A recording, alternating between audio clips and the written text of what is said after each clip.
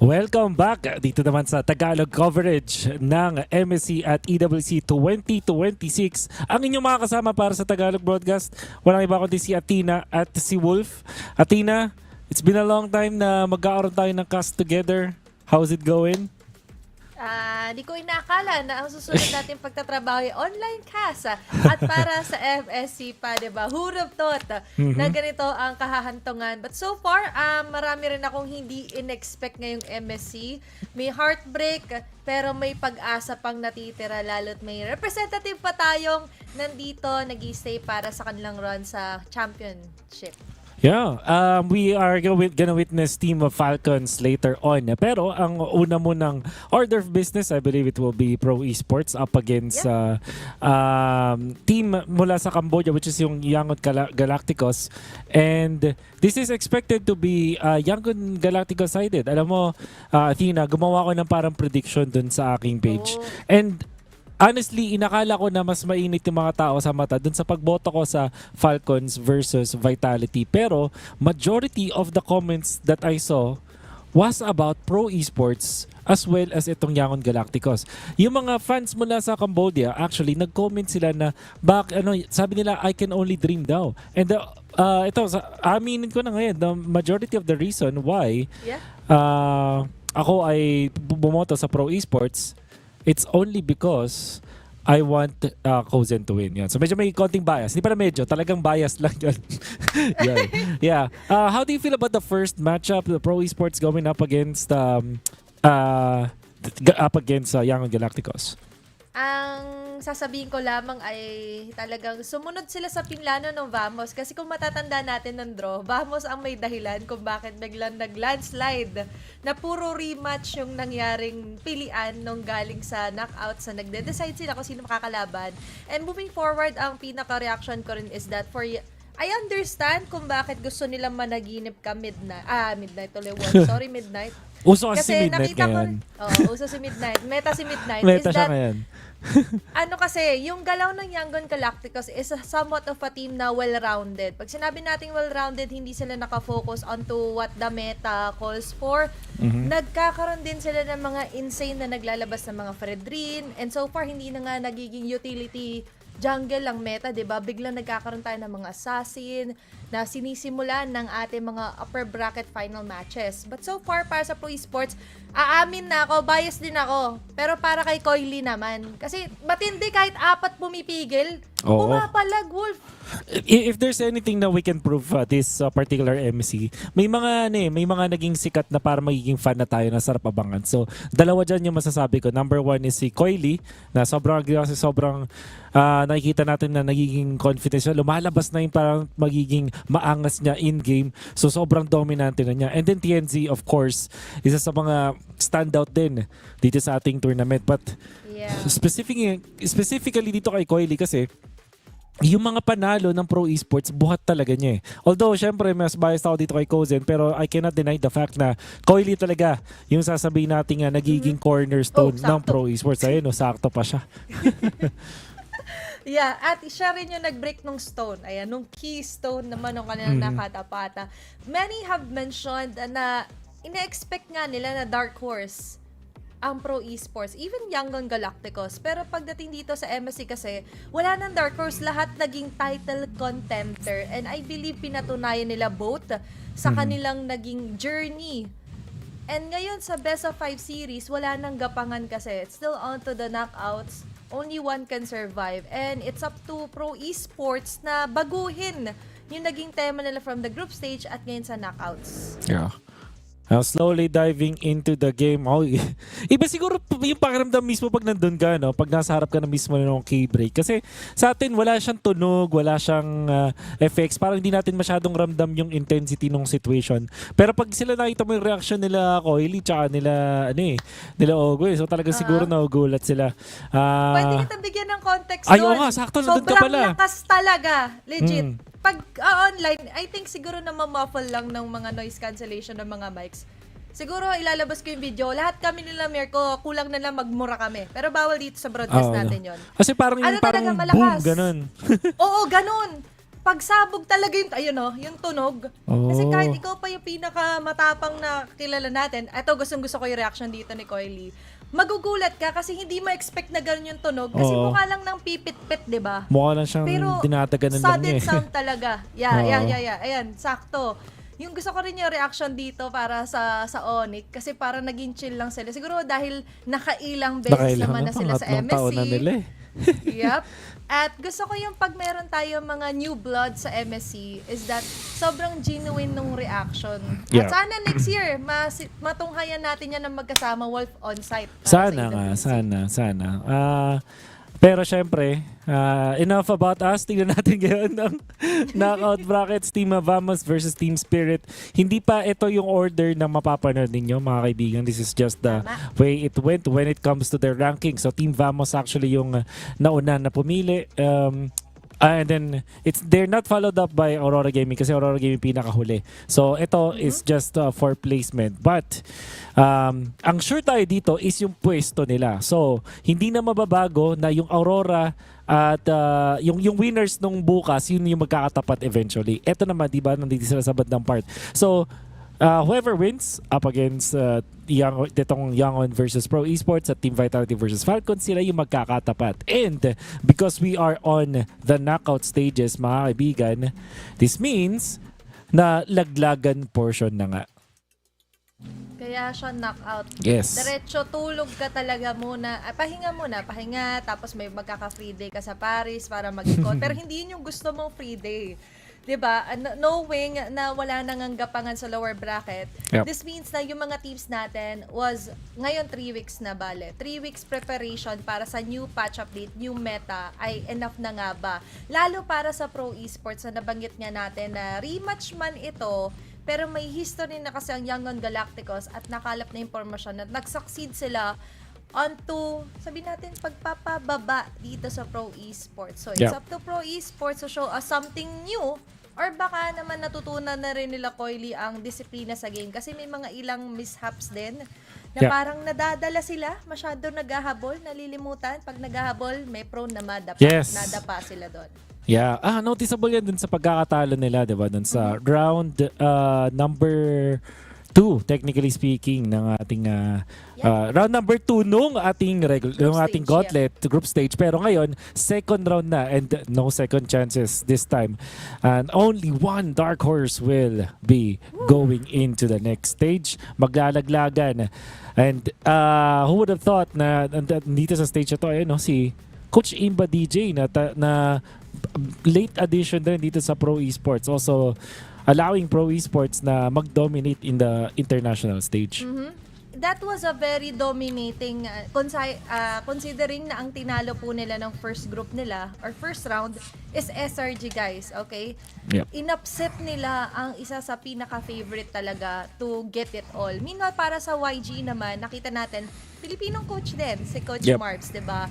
And marami rin ang napatahimik mga doubters dahil for YG, they were actually one of the most dominating game of all kasi Yeah. they managed to get 51 total kills yata yun. Oo, inisa-isa kong bilangan kanina.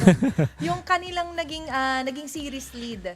And to say na opening campaign pa lang nila against GK set the standard high para dito sa Yangon Galacticos. Kaya Yeah. gusto nila managinip ka kasi grabe, parang nag-nightmare yung nakalaban nila doon for the group stage. Yeah. This is an exciting matchup kasi for Yangon Galacticos, alam natin na matagal na yung hinahanap na surge bigla dito sa region na to. Although every single MPL Filipino team or Indonesian team will say na the threat talaga tong Cambodia as a region. If you include even yung Myanmar, yung mga regions outside of Indonesia, Malaysia, and Philippines, lagi na may mention na parang kailan ba talaga yung panahon nila muli? Kasi parang it has been a very long time since we've seen a region outside of Indonesia, Malaysia, Philippines na nandun sa top. This also, Yangon Galacticos, they're from the region that can also that have proven din na nanalo na sila sa mga MPL PH teams even in important international tournaments. So ngayon nandito lang sa precipice muli na patunayan kung gaano sila kalakas at patunayan kung bakit madaming hindi approve sa predictions ko na mananalo ang pro esports dito. And this is the time. And that's the thing, Athena. I do agree with them. I think that Young Galacticos is a big threat internationally. Pero kung stats kasi, I think threat din ng Cambodian reps. Ayan, para patas tayo. Kung kanina parang on a single or double game series, 51 kills ang nag-garner ng YG. So far, ang Cambodia, nung binilang ko naman, ayan, hilig ko magbilang, hindi ko mapapanindigan. Alam ko, they've garnered around 130 kills naman in 7 games. That is the most among any team. Pumangalawa lang yung SRG nung 99 kills. So far, masasabi natin na more on killing machine na tinatag itong Cambodian representatives. They have the guts, they have the stats to back it up. So why not, di ba? Kung bakit nga ba ganun yung nagiging prediction. Magandang debate to actually on how will they somehow compromise na hindi puro kills but also focus din sa macro Milosh, side. what the heck do you think you're doing? Ito yung hindi mapaparelax. What? Panoorin muna natin sila Rose sa stage. We have to open and start a show, duh. No, just a second. What? Do you think beauty is just born like this? Do you think I wake up pretty? I need time. This stuff takes effort. You're wanna talk. I'm not gonna open the show myself, mister. Okay, well, sorry. Let's just, whatever. We have to go. We have to go. Chop, chop, guys. And finally, after my co-host took forever to get ready, we are finally here and ready to kickstart the first day of the knockout stages here at MSC at EWC 2026. What a fun time it's been through group stage last week, but now we kick it all into high gear. Crazy to think that only a few days ago we started with 16 of the best teams in the world in MLBB here at MSC at EWC 2026. As you know, we're down to only 8. But those are the best of the best, the cream of the crop that rose to the top. Speaking of which, she's right by my side. We have a lot to get into because things really head up. Best of 3s, they're gone. All BO5s until our best of 7 final this Saturday. You are right, Milosh, because starting today, it's going to be best of 5s. And today we have 2 best of 5s. Of course, the team that wins will continue their journey to the semi-final, being one step closer to the trophy. And the one that loses, well, that's it. That's it for EWC 2026. No second chances from this moment on. We got a ton of rematches and a ton of regional rivalries to get through. So let's get our teams on the stage. Our first squad, please welcome Yagon Galacticos! The top seed from Group B, MSL Myanmar champions. They've remained undefeated at 4-0 so far, and they've chosen their path to finals here at MSC 26. From quick finishes to long 30-minute bouts, they can hang with the best. But how far will their journey last in Paris? Ooh, this is gonna be a battle of the dark horses. But of course, the team that will be facing them will be Pro Esports from Cambodia. This team came in strong by dropping the 2024 champions down to the lower bracket. But after they themselves got dropped, they're here to ensure that history doesn't repeat itself and they get the revenge they are looking for up against Yangon Galacticos. The story could not be any better. The two faced off in the group stage, and who did YG pick to play against them here?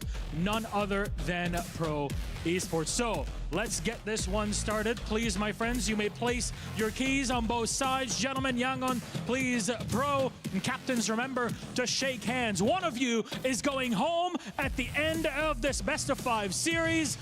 Fist bumps all around. Excitement no matter what. Our matchups begin. Kay Hirara yun, Hirara yung mababan. So, sa gantong naban yung Ling at Hirara, pinag-aagawan typically ang Nolan. However, I doubt na i-first pick to ng side ng YG. So, Freya muna ang unahin nila. Maganda na pareha silang in-acknowledge muna yung strengths nga ng mga junglers ngayon. Especially in the hands of hand din dito para sa YG. Pero para sa Pro Esports, I think ito yung best chance nila to capitalize na open pa yung mga Beleric. Ayan, meron pang love team na, ayan, si Coilet Cozen nga na sinusuportan. I believe kahit pang red 3 nang i-pick tong si Coily eh. Tapos sa XP din mag-focus na lagi nagsasorry si Felix. Yeah.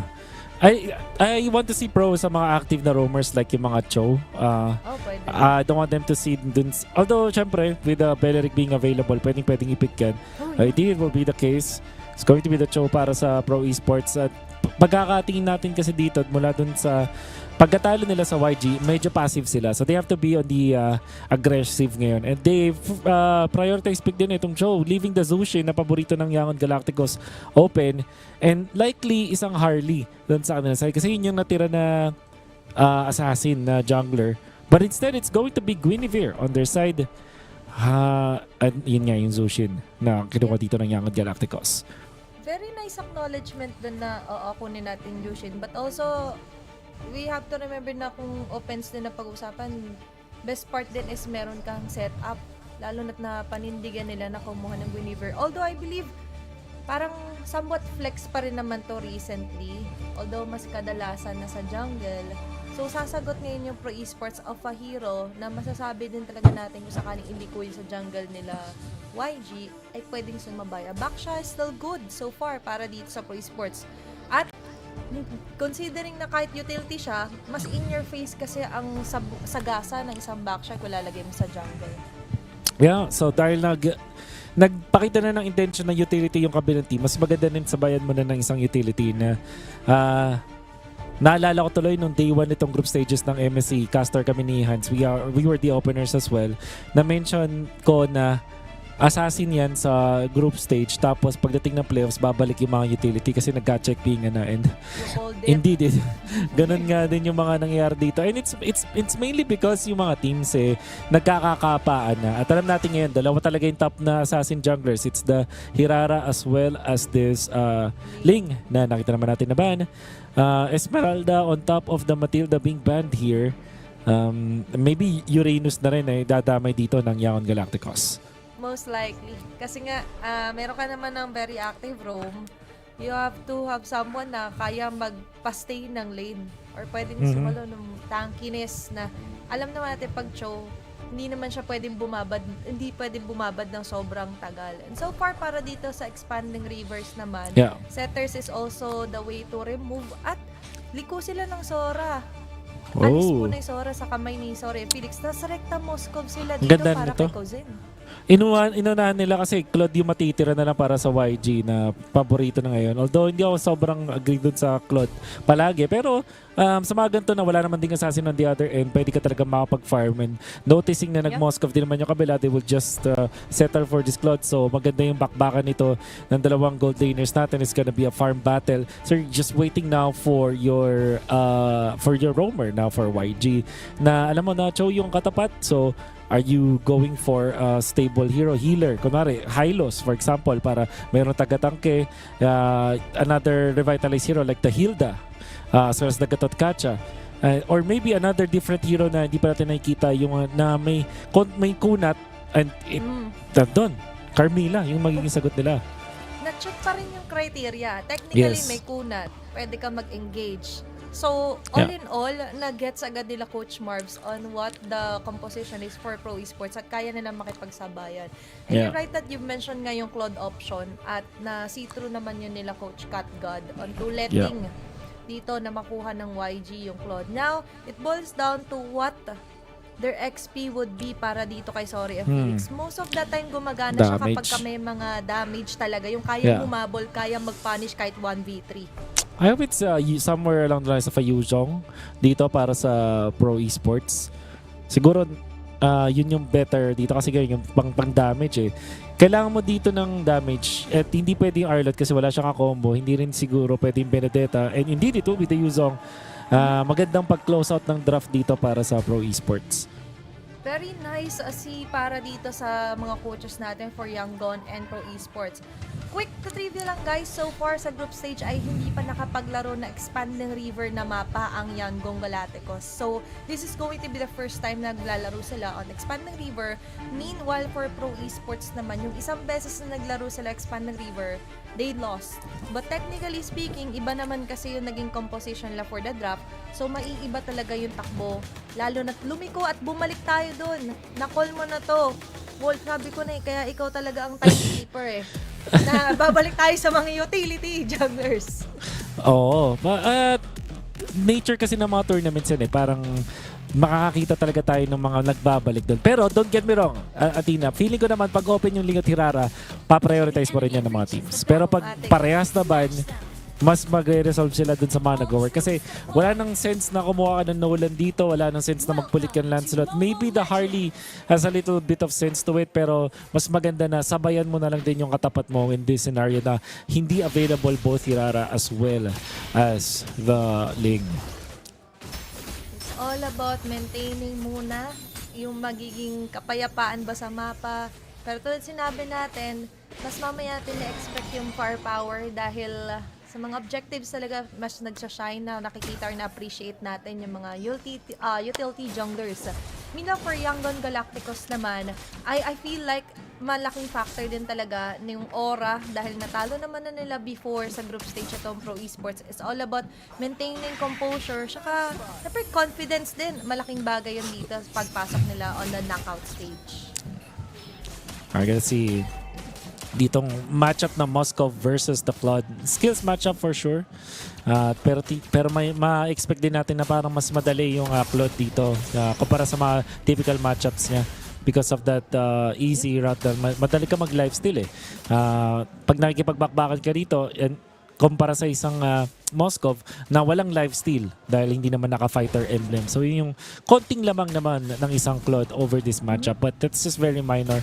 Lagi pa rin palitan niya na kung sino yung makapag-control ng Gold Crab. Lalo na mamaya, di ba, kapag ka may napabayaan, when they rotate towards the neutral objective. Pero bandang baba naman tututukan din natin. It's Ying over the Yuzhong. And together with the rest of the gang, rotating towards the crab coin. Lalaban na maaga. Petrify as well for Sorry Felix. First blood para sa Pro Esports. Agresibong galaw. Tulad sinabi mo, kailangan talaga hindi sila maging passive. Yeah. It's looking good now para dito sa side ng Pro Esports with this back siya. Especially getting that kill. May assist na rin. Ito mula sa trio mid ng side ng Pro. At diretso nila paakyat. PvP though will be punished little bit. Magbibigyan ng konting opening. Samantala dito naman sa baba, the Freya. Ito naman, typical Freya shenanigans sa ngayon up against the Yuzhong. Hindi naman siya makikipagtapatan talaga. Yeah. It's all about pang-interrupt lang dun sa linya. Pero ngayon interrupted din yung process. Para kay Lapi and Han will get the kill. Ngayon, nararamdaman natin yung pag-try mag-snowball para sa Yangon Galacticos. Kasi paunahan lang din naman. Kung wala pang sipa, might as well take down. At wala pa rin kasing ultimate dito yung show para sa Pro Esports. That's right. And generally, what this means para sa side ng Pro Esports is may Moscow maluluwag kahit pa paano yung kanyang lane. Lalo na kasi nakatambay na yung dalawang members ito ng Pro Esports. You can see this movement mula dun sa Chode kay PPP. Malapit na siya lagi kay Cousin for the past few minutes. Nandun siya sa maitaas. At ito na, Coily. Tingnan natin kung gano'n nga ba ka-aggressive to. Okay. Kumombo na dito si Han. Although it's a bit aggressive, kaso hindi pa aabot ngayon. Yung iba sana bibigyan ng damage for Pro Esports. And I feel like naramdaman nila, yes, you're reacting na malapit ka kay Cousin. Kaso, left vulnerable naman lagi dito sila sa mid lane. Gonna be punching real hard dito sa may bottom lane. Ito yung maganda sa isang Guinevere kapag tama yung mga rotation mo at kung meron kang strong side lanes, ang dali din talagang mang-pressure para dito sa Yangon Galacticos, which now begs the question, paano kikilos ang Pro Esports sa next turtle natin? Mukhang magsiswitch lanes na lang yung dalawang gilid ng Pro Esports, whereas etong si Ying nakapag-farm naman siya, mabilis at makakatulong na siya dito sa laban. Probably a stronger team fight para sa Yangon Galacticos.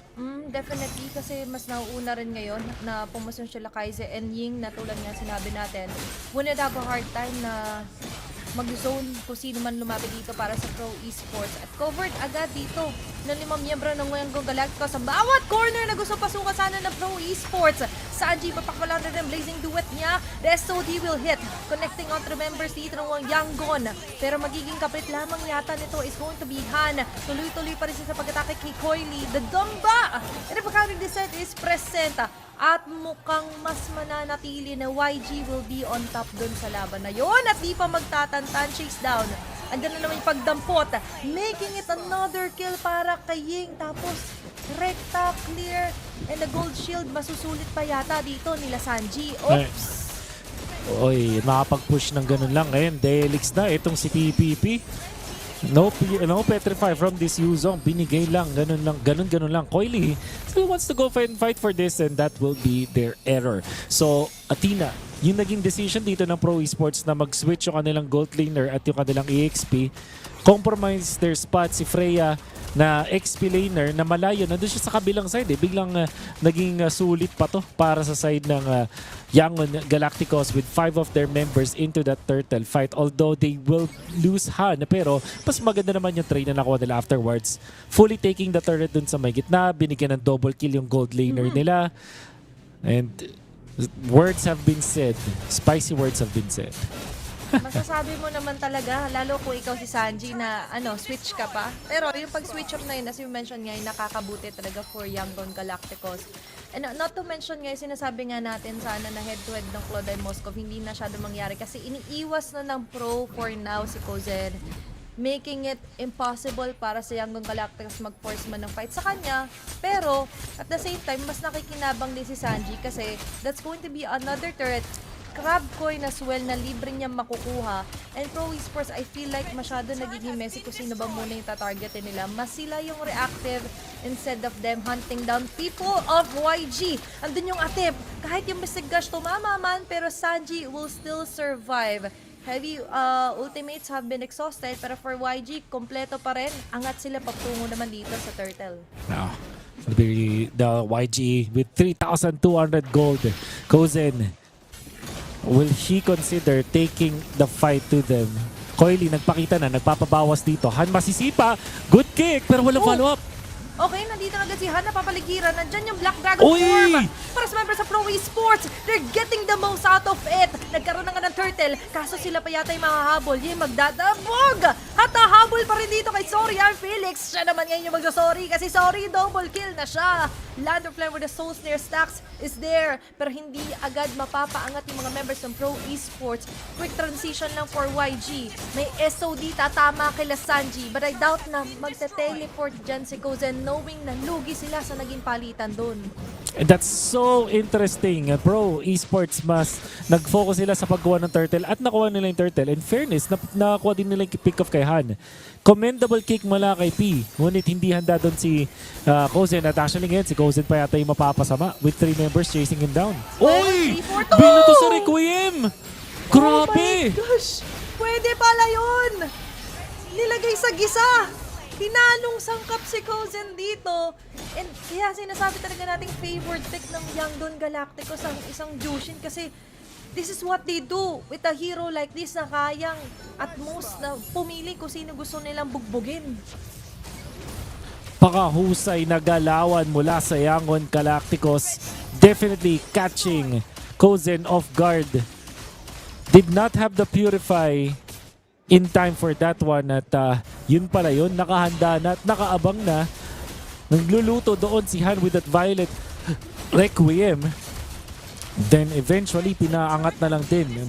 Alam naman natin, ko-compound yung mga damage output doon and they were able to take out etong si Kozen ng ganun lang kadali. Nagdagdag sa blender. Sabi kulang pa ba ng tamis? Sweet kill para dito sa Yangon Galacticos. And with that, para sa Pro Esports, I feel like hindi na ngayon napapakinabangan yung maganda nga yung angulo na nakukuha ni P with his kick. Kaso hindi na nga nila suddenly ma-burst down. Hindi ko mo-connect yung linear damage from the Mystic Crush dito para sa mid laner nila. Tapos hindi rin sila basta makalapit dahil sa pang-box out na meron dito for Yangon Galacticos. And that's where we're attempting na makakita ng ganong play ay hindi nagiging posible. I-interrupt agad dito ni Ying yung whole process para sa Pro Esports. Nakuha na ni Han yung Lord. Siya naman yung atras dito. Hindi, aabante pa. Nakapasok para blazing to with easy Sanji. Lahat na paliguan ng mga bala. Kozen will fall down, making it a double kill.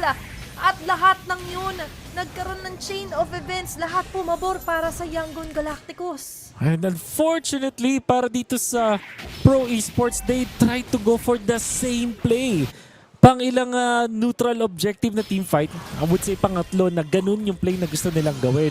The first one failed, the second one almost was a success. The third one was a disaster kasi nasama pa dun si Kozen. Tinry nila yung same setup, same plays. And what happened is YG, handang-handa doon, napigilan si Pina, sumipa at nahanap nila doon yung magandang flicker in. Actually, wala. Go in lang yun, wala doon sa Claude. Okay, andun yung attempt naman Oh, para what sa up? Pro Esports. -1 agad. Kaso nga lang ready agad to rumble sila. Jing tumalon agad dito kay Coily na hindi na yata makakauwi pa. Kaize on the front. Zoning of the rest of the gang para dito sa Pro Esports. And acknowledging na okay lang. Atras lang ng konti. Kuha muna tayo ng Torre. Black Dragon Form here para kay Sorry, I'm Felix. Pero hindi siya masyado pinapansin. Kuha mo na ng turret. Siya ka ngayon magsasucceed ang YG sa pagkuha rin ng kill. It's going to be another man down for the side of Pro Esports. Rekta basag. Grabe yung disiplina. And as well as impurity sa sineset dito ng YG. Mukhang hindi pa sila magtatantan. All the waves has been pushed. Tatanan na naman seeing with the Bacardi descent. Si Pinga yung mapapilitan na mag-back away. Nagja-juggle yung mga members of Pro Esports. And the Mystic Gush is also there to ensure a kill. Kaso papasok si Sanji with a blazing duet. And it's YG ensuring that kill. And also securing the first game win. Laban sa Pro Esports. A dominant victory mula sa Yangon Galacticos. Yung pinakaunang kill na punta yan sa pabor ng Pro Esports. You can see how strong they are in the early stages of the game. But Yangon, nakahanap sila ng magandang team fight after the first turtle. And then eventually yung switch na na-counter out nila yung play ng Pro Esports. Tinake advantage yung pressure na nakuha mula dito kay Ying as the Freya dun sa may bottom lane to force that switch. At biglang mula doon, hindi na nagkaroon ng magandang team fight ang side ng Pro Esports. You can see at 4 minutes, ito yung sinasabi natin na switch. Mas maganda yung laban para dito sa Yangon Galacticos because it was a 5v4 before Kozen was there. And then Coily being taken out. Of course, makakuha na kill kay Han pero hindi naging sapat yun. And the thing with Pro Esports is they're gonna try it once again. Ito na yung third turtle natin, the same play. Eventually, mamamatay nila si Han pero si Sa, the Gord, hindi man lang siya nakakilos dito. Now, zone natin itong si Coily, eventually taken out by Ying. At makakuha ng positive trade. Turtle and a kill para sa 2 kills naman. And then, itatry ulit. Ito yung third time. Parang parehas na setup muli. Mula dito sa side ng Pro Esports. And sabi nga nila, pag paulit-ulit mong ginagawa at hindi naman gumagana, then it's called madness. And yan yung pinakita sa atin dito ng Pro Esports. And because of that, Yangon Galacticos took over. Etong Zushin and Guinevere nila really catching Pro Esports off guard. Yeah, ligohanin nan talaga. At tama ka doon on the madness part. Kasi once was enough na I feel like dun sa pag-angulo ng pagtatry mag-contest doon ng Pro Esports. But twice, I think medyo question mark na yon. Yeah. Kasi naging sobrang same nung approach. Masyado na sang spoiler for the part ng Yangon Galacticos that they know where and when to expect na papasok sila Kozen. Plus, nakita nga natin yung mastery nila with the Freya on what that is why kapag hindi tayo lumiliko onto jungler assassins is that nauuna talaga sa prioritization yung Freya so far na pwede mo kasing ilagay lang onto the XP tapos siya nang bahala. You have the damage, you have the kits to zone them out, mamatay man siya but at least you've managed to disrupt yung formation sana dito para sa Pro Esports. Na-point out mo rin si Saa na I feel like laging nasa awkward position. And for a Gord to work, kailangan present. Kailangan tumatama yung laser mo, tumatama yung Mystic Gush mo. But that wasn't the case. All throughout the game, I feel like naging patay na baraha talaga yung Gord para sa Pro Esports. Yeah, tingin ko naman hindi na natin kailangang i-prove yun kasi it was evident all throughout that game, Athena. You're right in a way na yung second pick na Gord na to ay talagang hindi nag-work. Kung meron man sipa into the Mystic Gush yung hinahanap natin but it did not appear as often as we wanted to. And because of that, hindi nga tayo makakita dito ng panalo mula sa Pro Esports. However, Game 1 pa lang naman yan ng ating best of 5 series. There's still plenty of more action naman. Maraming ML pa pwedeng laruin dito at siguro mapapaisip na ang pro esports. Kailangan natin mag-relax. I think yung draft nila is workable, honestly. Except that yung Gord masyadong maaga. And siguro ngayon, with all of the utility junglers na pinipili ng pro esports, baka oras na para isipin uli kung kailangan bang ibigay etong Zushin.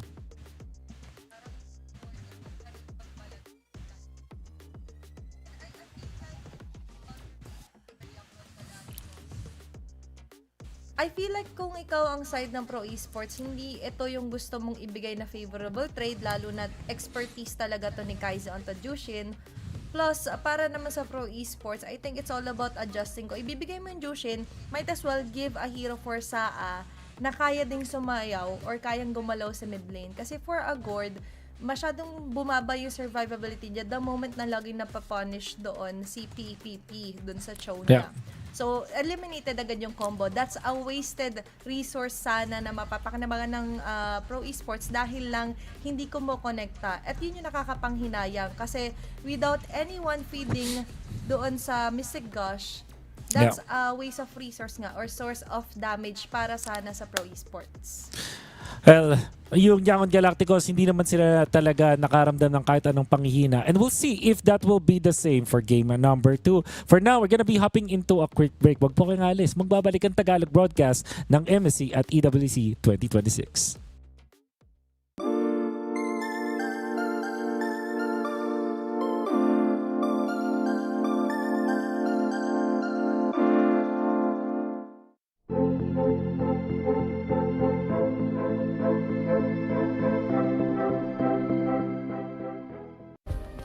Play is in our DNA.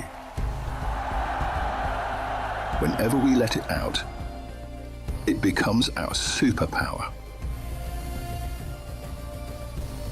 Now imagine an entire city being built to supercharge it.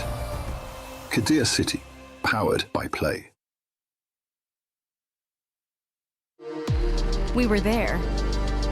For every click, every clutch, every respawn. We were there for the years of grind. And we're here. Now.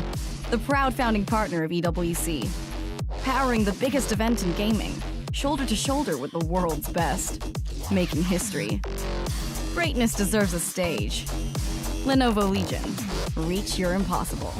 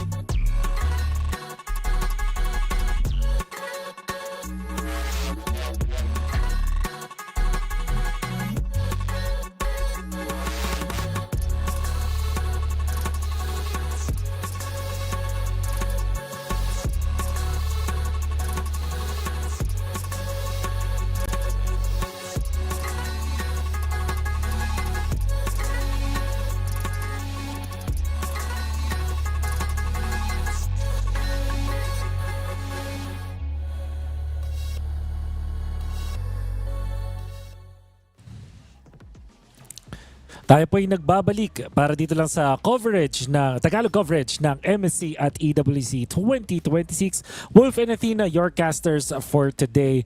At nakita natin ang Game 1 going in favor of Pro Esports in a very masterful way.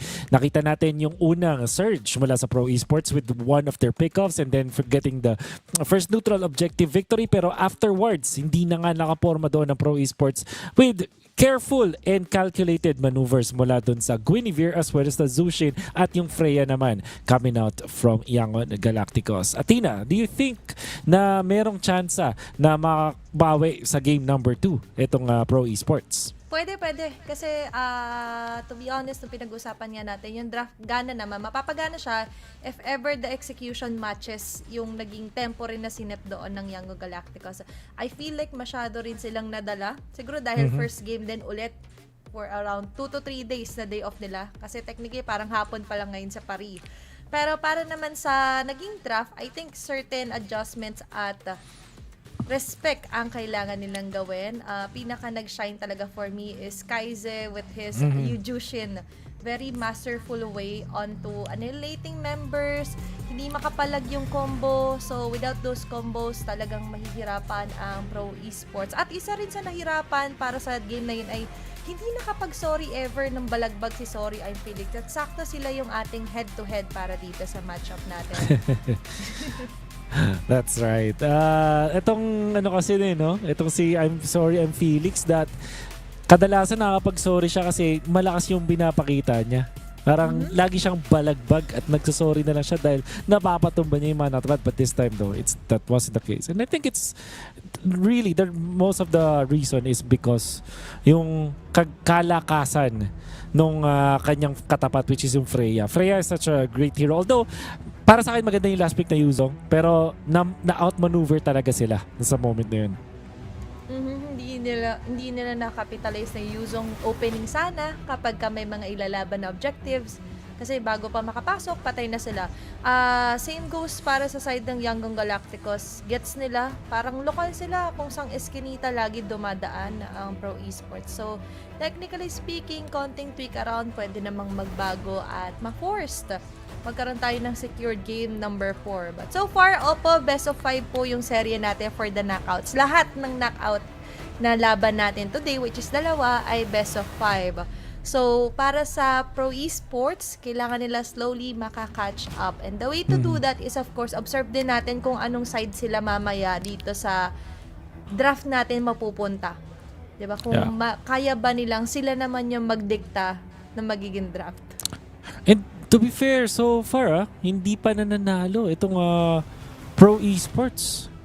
Dun sa kanilang katapat ngayon, which is yung Yangon Galacticos, literally, hindi pa sila nanalo ng isang anong adjustment pa, util versus util, parang ganun din yung nagiging resulta. So, grabe naman to. Ano to, parang may live stream tumutulong. Hindi ko sure kung sino kailangan namin i-shoutout doon, pero shoutout sa tropa niyang nakapikit. At may ano pa, Banda Dark Triad. O ba, may paganon pa yung mga may ganon on-site analyst audience natin. Kala ko may online analyst lang tayo, may on-site din.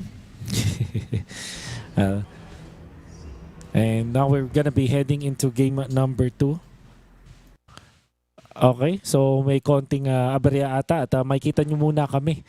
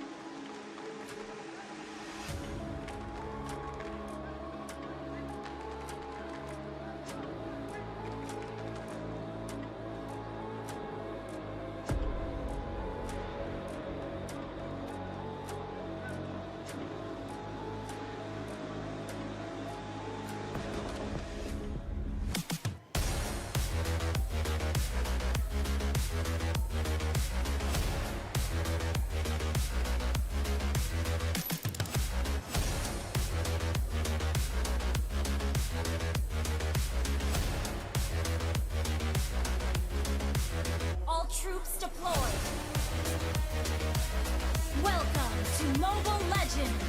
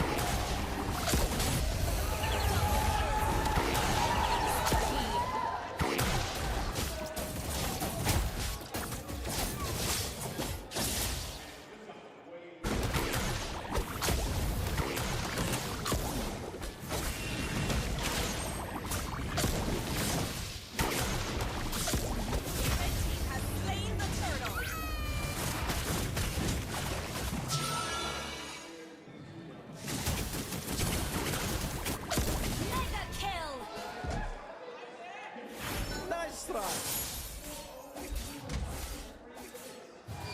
All right. I believe we are back in action now. Gana. Yan. Okay. So nagbabalik na tayo at in just a span of 2 minutes and 50, yangon na ang lamang na lamang at sobrang laki pa ng lamang nila. Okay, medyo recap lang tayo. Ayan, marami kami sinabi doon pero hindi nyo lang kami narinig. Ngayon pala ang buhay pag di tayo nagsasalita, Wolf. Silent treatment. Pero hindi naging silent yung treatment dito ng Young Galacticos. Si Pro! Dahil makakapitalize talaga nila dito. Bonus welcome. And as well as Blink with the glue. Ang dami ngayong pang-hatch, pang-isolate ng members ng Young Galacticos. Even with the Selena, ang tanging magagawa nila dito is to wait actually for the perfect timing laban sa YG kung ganito ang nagiging sitwasyon. Ang hirap doon, no? Kasi yung titingnan mo, yung lineup nila is dependent on the early game. Meron kang Eudora Barats, Eudora Glue, Tatsuyu pa. Sabihin na natin itong Claude eventually makakapag-farm to. Pero matagal pa yun eh. At itong sa Pro Esports, ang hirap nang i-contain yan.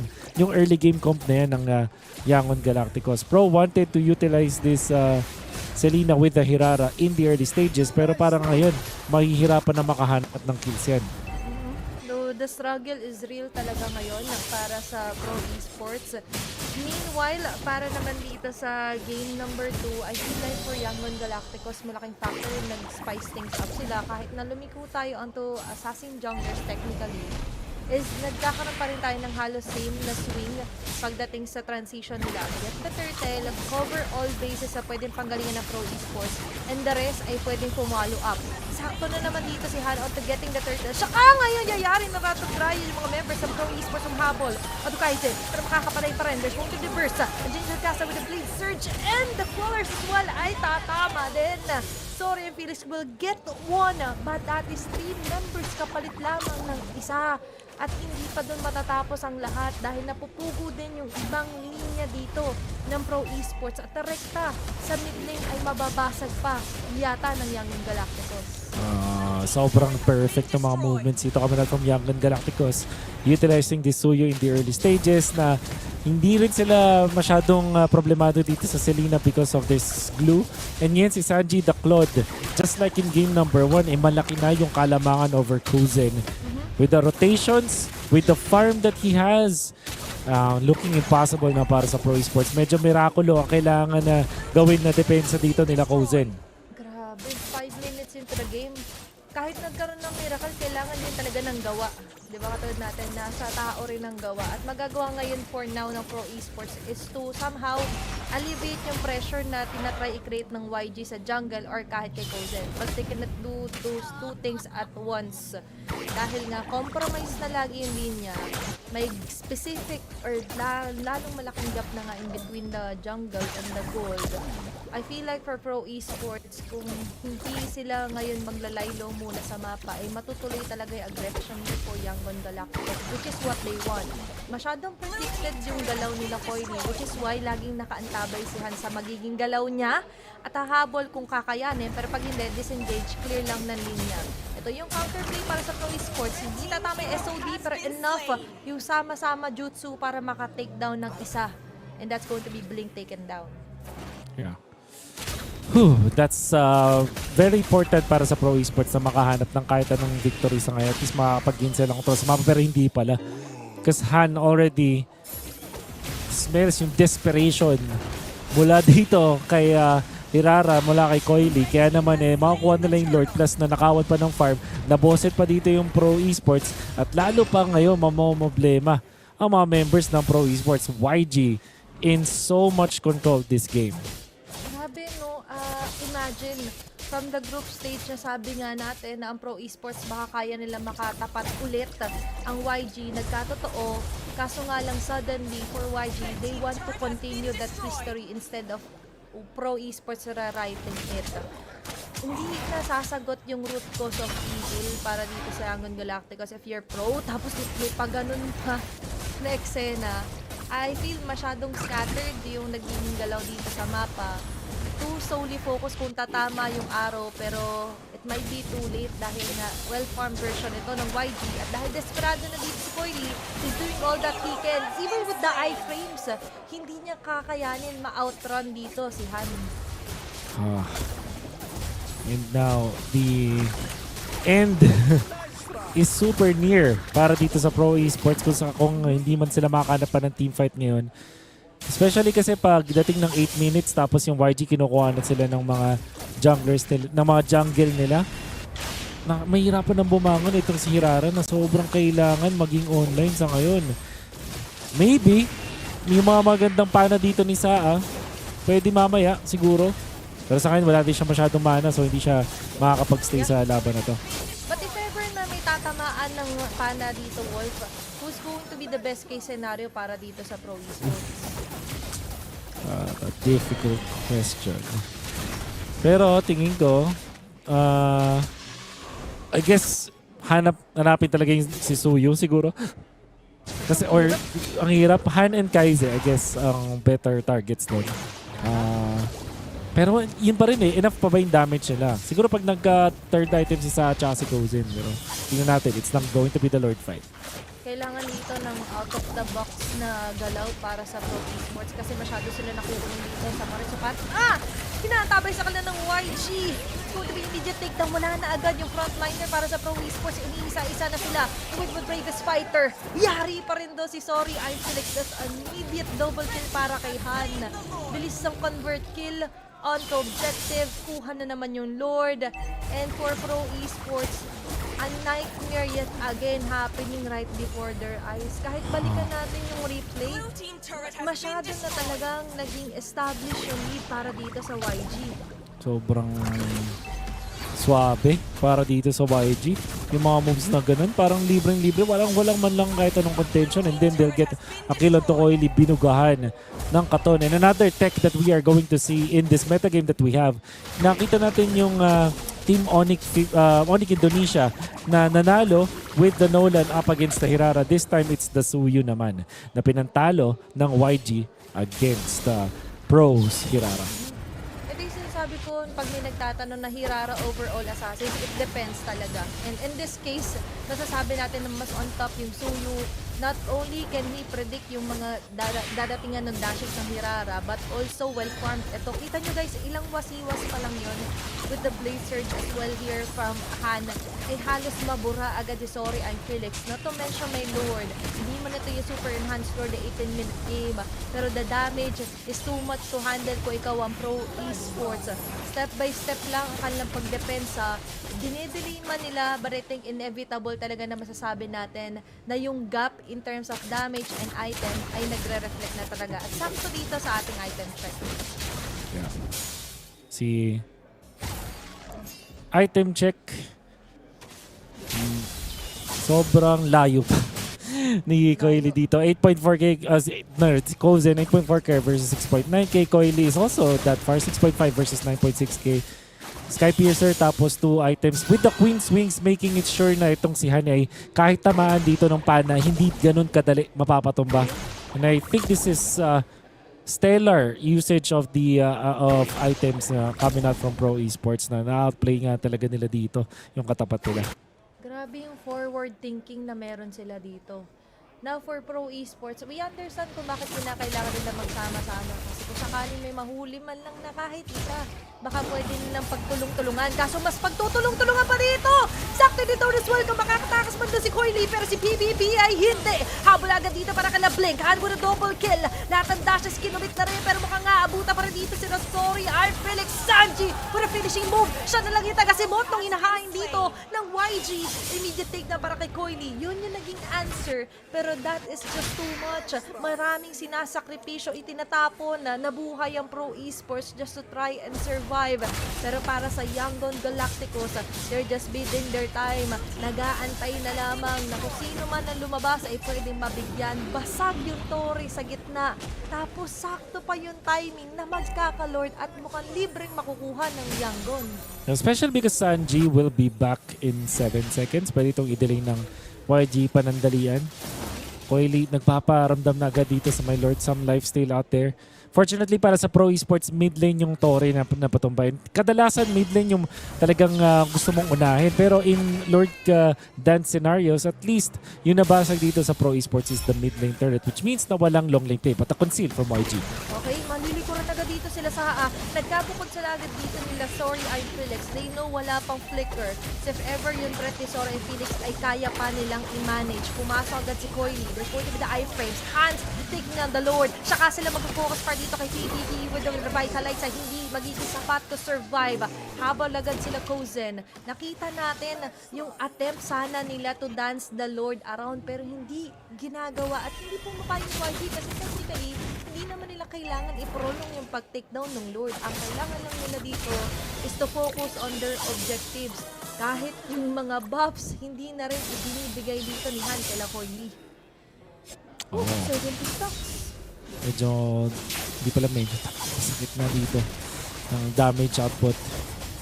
You can see, that's the Barrett's play. Grabe! Okay, jumping in agad dito ang YG. Simot na naman dito sila Story ay Felix. Nandun nga lang sa pinaka-core ni Sanji pero habang busy silang lahat, tinitake down niya pa rin kahit yung Tori sa taas. Di simot lahat ng Yangon Galacticos, lahat na madadaanan nila, sinasagasaan nila, lahat na bumaga, gigibain talaga. Kaizi trying to run away, makakasurvive. Pero hindi makakasurvive is going to be the pace. And another game win para sa Yangon Galacticos. And a match point para dito sa best of 5 ng knockouts. And a very quick one at that na na-cap off ng isang napakagandang play coming out from the Barats with the flicker play. Kumakasamula dun sa may smart bush, dun sa may taas. Hindi mo nga naman i-expect na gano'n napit at si Coily pa talaga nahanap dun. Big -1 but that's just the icing on the cake. Ang tanging dahilan naman talaga kung bakit ganito ang kalamangan ng Yangon Galacticos is because of their early game. Lalong-lalo na makikita natin yung simula na nakakuha agad ng kill and a double in fact para kay Kaize, only having to commit the flicker for that one. This allowed Yangon Galacticos to have such a great command of the early stages. Natupad naman yung hiling natin din kanina na bigyan mo ng pampalag ng early si Saa. Pero hindi nila napakinabangan yung Selena so far talaga dito sa naging laban nila, Wolf. Nawala man tayo ng panandalian, pero yung panandalian ay para bang naging sobrang habang laban para sa Pro Esports. You mentioned yung early stages talagang naging dominante ang side ng Young Gun Galacticos, and they have what it takes. You have the follow-up here by hand with the Suyu. Covered nila lahat ng pwede maging entry point. Willing silang i-commit yung Daytona's Welcome as long as they can remove isang variable na pwede sana makapagpabaliktad ng storya.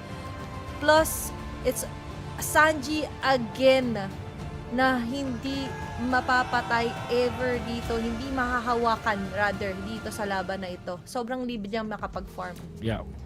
Sobrang dominant na nakikita natin mula dito sa Young Galacticos. Is really picking up where they left off in the group stages of MSC at EWC. And specifically this one, hindi talaga nakahinga. Kahit itong si Coily, kinukuhaan ng mga jungle camps in the middle of the Lord Dance. Tapos bigla pa siya na pick off dun sa dulo. Hindi pinalaro itong si Coily at hindi pinasaya ang mga Coily Natics. Pro Esports are just really lost. Para talagang natutulala sila dito sa kung gaano katindi ang ipinapakita ng Pro Esports. I think may Nangyangod. understanding naman sila talaga. Yeah, pero heartbreaking na para bang yung execution ngayon is different with what we've seen nung nasa bingit ng elimination din yung Pro Esports. At sumatotal, parang hindi ito yung hungrier version nga. I see some comments din na saying na parang hindi ito yung pathway to success nila na lagi sila nakikipagsagupaan sa laro ng Young Galacticos. They have to play the game that they're good at. Kaso nga lang nangyayari, sila yung lumalaro sa ginagawa ng Young Galacticos sa kanila. Yeah, and we all know na hindi yan yung tamang paraan in this kind of tournaments na best of 5 laglagan na masa match point na nga. In fact, itong side ng Young Galacticos, and kailangan na talaga ng rude awakening ngayon ng mga members ng Pro Esports. Ano pa ba yung kaya nilang gawin up against their opposition sa ngayon? Kailangan ba nilang magkaroon ng kakaibang mga hero na choices, or should this be a change when it comes to their tempo? Mukhang madami silang kailangan isolve dito na in a very small amount of time, dahil wala na nandito na tayo sa point na sobrang lakas na, sobrang momentum na yung katapat nila. But so far, baka naman sa game number 3 magkaroon tayo ng sudden surge of renewal para sa Pro Esports, dahil the journey ay gusto mo eventually ay matuloy nga to the semifinals and eventually maging strong contender for the title. Pero para malaman natin lahat ng yan, magtutungo muna tayo ang very short break. Huwag kayong aalis, magbabalik ang MSC at EWC 2026. Play is in our DNA. Whenever we let it out, it becomes our superpower. Now imagine an entire city being built to supercharge it. Kadir City, powered by play.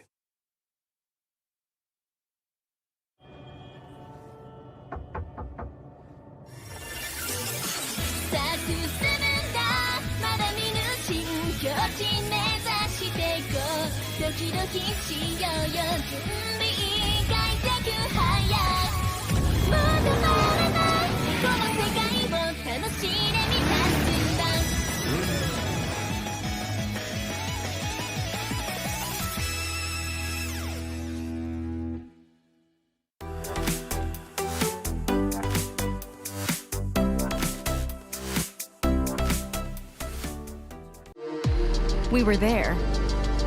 For every click, every clutch, every respawn. We were there for the years of grind. And we're here. Now. The proud founding partner of EWC. Powering the biggest event in gaming. Shoulder to shoulder with the world's best. Making history. Greatness deserves a stage. Lenovo Legion. Reach your impossible.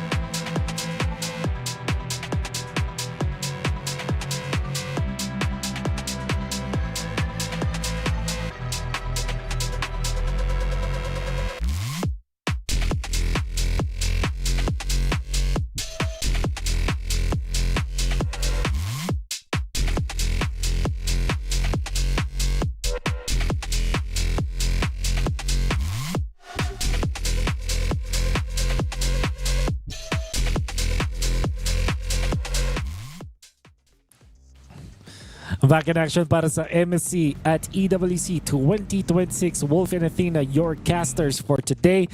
At papunta tayo sa ikatlong laban ng unang serye ng ating tournament. For now, it's going to be Pro Esports going up against Young Galacticos. But so far, hindi pa nakakaporma ang Pro Esports mula sa Cambodia. Nangunguna ngayon ang Young Galacticos. At sobrang lakas nung nakikita natin mula sa kanila. And just to reiterate din, ang bilis ng first and second game. Tapos, pang-apat na dire-diretsong panalo na to ng Young Galacticos over Pro Esports. Heartbreaking day ito para sa Pro Esports kasi I could only imagine kung ano yung naprepara nila. Binago naman nila totally yung gusto nila maging takbo sana for game number 2. But all of a sudden, it's Young Galacticos again setting the trap. Napakagat na naman. May inaantok pa daw. Too easy daw for YG. Kung ako ang Pro Esports, maglalagay din ako ng mga placard at sabihin, baka kayo inaantok kasi hanggang dyan na lang yung kaya nyong ipuyat. De joke lang. Hindi. Walang ganon. Anyway Walang guys, ito ganon. yung mga redeem code. Nakakakuha ako ng diamonds dyan. Ayan, kung hindi nyo po alam. 2champ26. Ayan. Yan. Ta-type ko habang mag-explain sa inyo si Wolf. Yeah. Don't ban Hero, just ban Ying. Ying has been phenomenal throughout this tournament at most specifically yung past 2 games natin nakikita sa ngayon. So, hindi naman ako magulat kung bakit nasabi yan ng ating mga fans. Sobrang lakas ni Ying at nagiging cornerstone ngayon ng Young Galacticos up against Pro Esports. Freya, game number 1. Phenomenal performance. Ganda ng mga decision making na parang if you're playing the Freya, parang ay, yung dali ng game. OP hero, tapos galing kang XP. Parang kahit sino naman, kaya mong talunin. Madali talaga mag-dive sa kalaban. But we are looking at this we're looking at this performance coming out from Ying na nababasa niya yung mapa at mas magandang decisions na nagagawa niya for his team. Definitely. Tapos na parang sobrang nag-fit sa kanya yung laging on the front.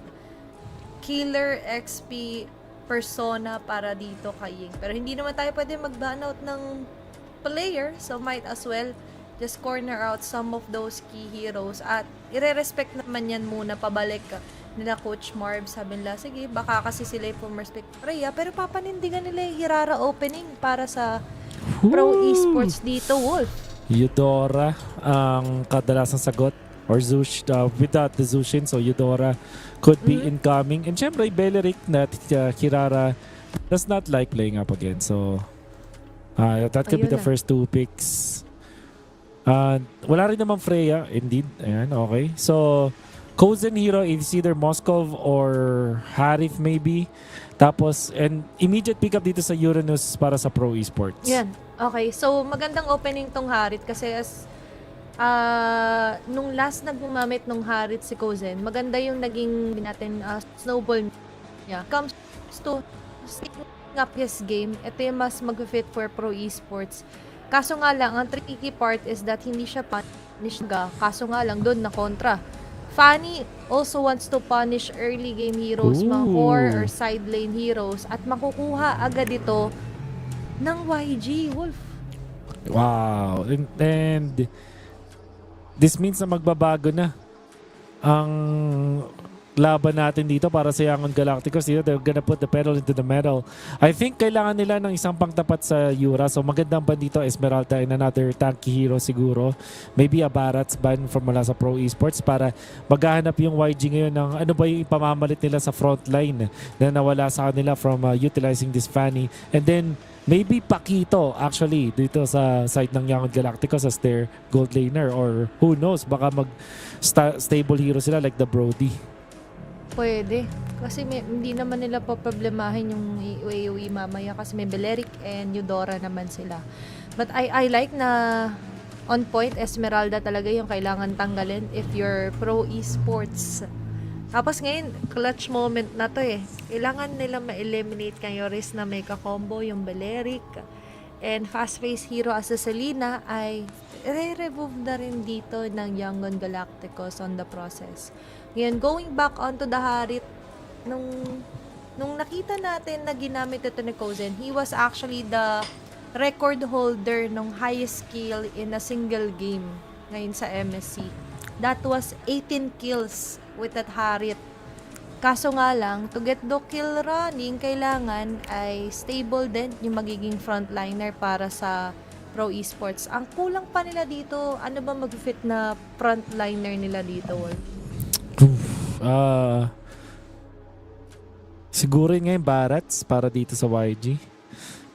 Para naman dito sa Pro, may Yura na sila. So, siguro yung roam nila is medyo may catch. Baka nga ito yung magkufra-kufra pa pag sa Fanny. But we'll see. Sa ngayon, ang expected natin dito para sa YG is strong gold laner. It's going to be Melissa. Syempre, good up against sa Hirara. Not sure up against the Harit. Pero when it comes to laning stage, yun. Check na check naman yan kontra sa isang Harit.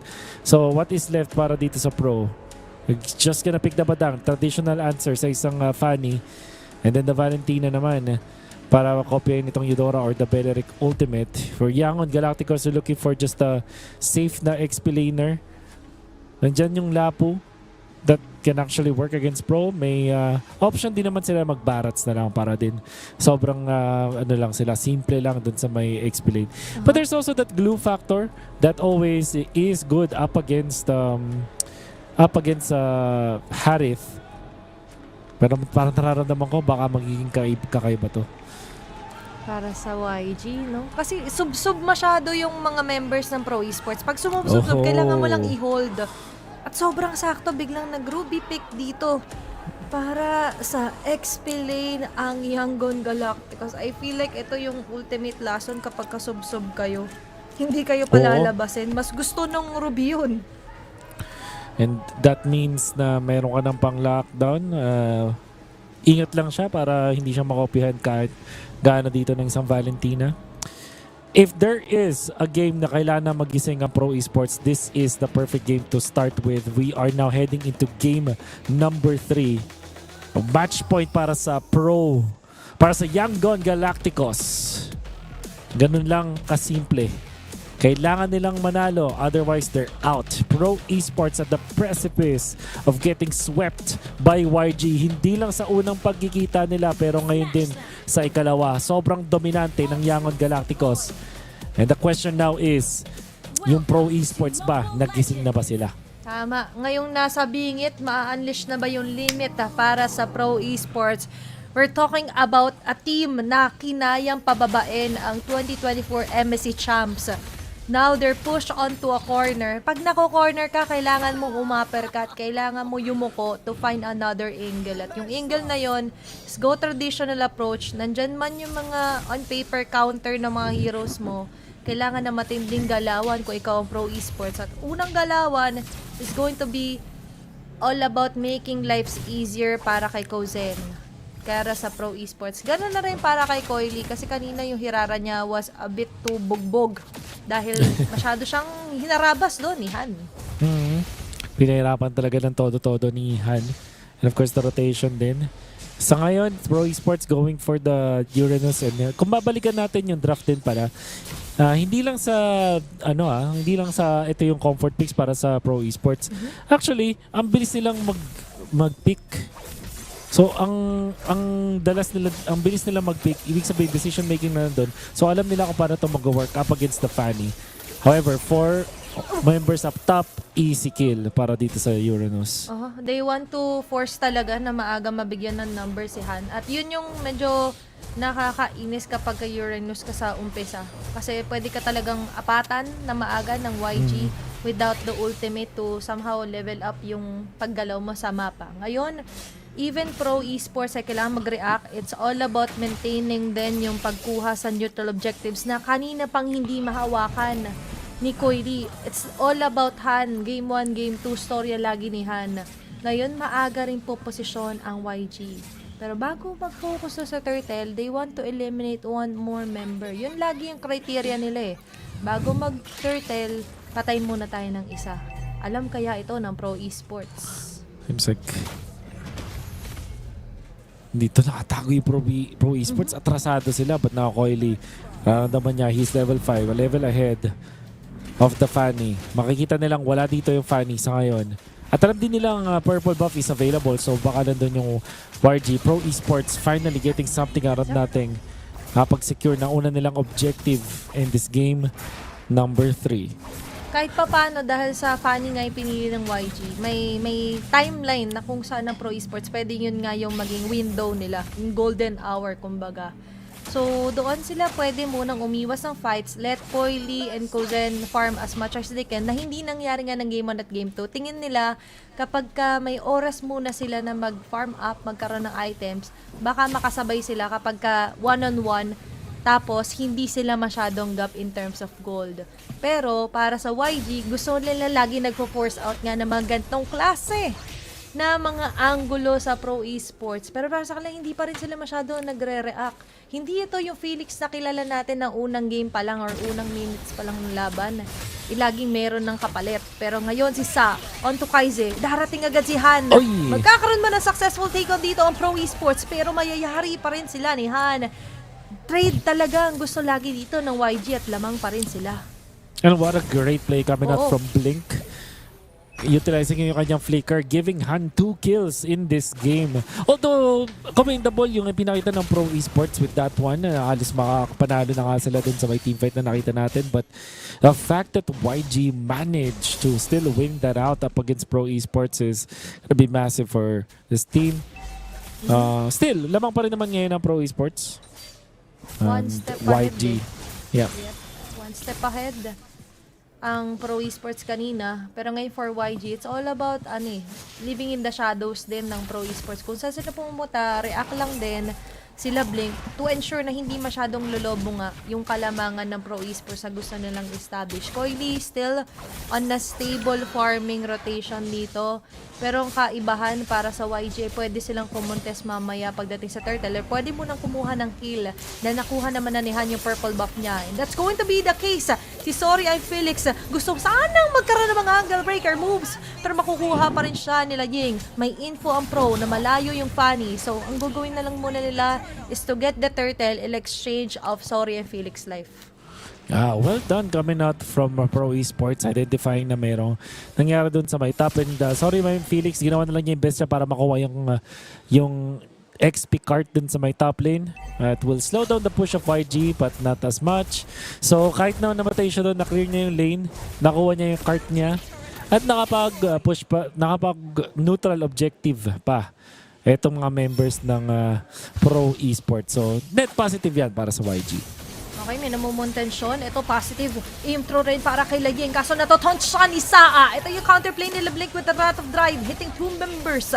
Making it a double kill na naman para kay Han. It's Blink again finding the right angles dito sa Pro Esports. Yung kaninang 100 sa kalamangan, it's down again at na-eliminate na totally ng YG. Can see this one. Again, Bellaric yung ulit nakadami ng kill Senate. Siyempre yung galawan dito ni Han. Kakaiba. Parang gusto niya nung sumama na rin sa conversation sa kung sino ba yung matindi talagang assassin jungler. So far, the performance we're seeing from Han actually netting YG about 500 gold na naibalik nila yung lamang at least down to just 300 right now, which is technically non-existent. So, eto na ang tunay na bakbakan. Sino nga ba makuha ng next na objective natin? 28 seconds. Good play, though. Na-force nila. Okay, na-force nila agad. Kaso si P, pahang-una matatanggal. Capable talaga yung YG to single-handedly pick off kung sino gusto nilang kunin dito. And that's before another objective take. At bagong lahat, ito na naman si Kozen na ang kanilang magiging target. Pero makakatakas pa rin. Zaman Force patras, at least naka-survive muna for now ang Pro Esports. Yeah. YG though, poising themselves around this neutral objective. Turtle yung next na gusto nilang kunin. Mamamataan ni Sorry and Felix. Pero tingnan mo yung movements coming out from Kozen. Paakyat na, hindi na siya lalaban dito. Oo, ibibigay niya na muna talaga to sa mga kakampi niya. All about delaying. Kaso ngayon sila pa yung madedelay. Si Han muntik na maka-takedown na mapipilitang umatras. Nangangaray na sila ng paunti-unti dito kay Lakoili, and as well as yung panggugulo ni Sorry and Felix ngayon ay tumatatak na rin. YG, hindi na nila kayang i-replicate yung single-handedly silang may hawak lang lagi ng neutral objective. Bumabangon na ang pro esports. Wow. Ang nagugustuhan ko dito sa nakikita ko coming out from YG, lalo kay Han, nagpo-force siya ng mga ults dito coming out from from sabi natin kay P o dito kay Coily. Nagtutot muna siya eh. Parang, hindi naman tot, parang nangaamba kahit pa paano ng konti. Kaya naman din napapapwersa ng mga skills dito yung pro esports. But we'll see. Kalamang na this time naman, this is the game that we can say na at 8 minutes even pa rin. At nakakapalag pa rin naman ang pro esports. They're down 2-6 pero when it comes to the gold, konting lamang lang yan mula sa YG. Kaya nga kanina gusto talaga nila yung pahalaga na meron din silang damage. Gusto nila pautakan. Kaso nauutakan din talaga sila dito nila Blink. Tulad sinabi natin, Sorry and Felix hindi masyado makakapalag. Dahil 5 miyembro agad na magro-rotate sa kanya and YG. Hindi sila hesitant na mag-all-in kapag may nakikita sila. Kaso kapalit ito is going to be Sanji. Great maneuver para sa pro esports. Crucial din yung nakuha nilang kill doon. Yeah, a wonderful kill para dito sa pro esports for sure. Taking out Sanji, the gold laner of YG, 24 seconds bago magkaroon ng next objective natin. Although magre-respond naman niya itong si Sanji. Pero yung fact na hindi siya nakapag-set up ng split push, it's gonna be bad para sa side ng YG. Pro esports are also looking for anything in this mid lane. Seems like wala magpapatin kasi kahit yung EXP, Sorry and Felix did not even go to that route. Hindi talaga. Ngayon kinokontrol nila yung side lane. As you mentioned nga, hindi masyado na pakinabangan ng YG yung lane na mas malayo sa Lord para may mag-react. Although may mag-react ng side si Sorry and Felix, at least kompleto pa rin yung forces ng pro esports kung sakali din na i-commit na dito nila Blink na kumuha ng Lord. It's Han that they know na mas itatalaga ngayon ng YG na mag-push lang na push ng wave to see a reaction out of pro esports. Tapos farm lang muna kay Lakoili. Hindi yung Lord yung pakay sa ngayon ng pro esports. It's all about maintaining muna yung stance nila dito sa game number 3. Uy, that's the combo. Hatak, pero may kontra dito. Camera from no available kasi Zaman Force nandito sa gitna ng Beleric Ultimate. YG has reserved so well. Ang ganda naman nun, hatak ni Ying. Sabay, nandun agad si Han for the damage output. And YG all of a sudden controls the Lord now. Napasama pa doon dahil si Cousin ang natanggal. Gusto bang isugal ito ng pro esports para mukhang hindi yata ibibigay ng YG yung window na yun. It's going to be a Lord takedown. Dalawang crucial piece pa ng pro esports yung namataan nila. Ito yung lagi natin sinasabi, Ying on top, onto spotting. Crucial members ng pro esports. 3-9, ngayon natin mas nakikita ngayon na nagsaside na yung pabor para sa YG just because of those waiting game at finally getting the right targeting onto pro esports. May Lord sa baba. Sasalubungin ito ng pro esports. Pero sa pagsalubong nila yung ibang wave din ay mukhang yun ang ipupush ng YG. Tough break dito para sa pro esports.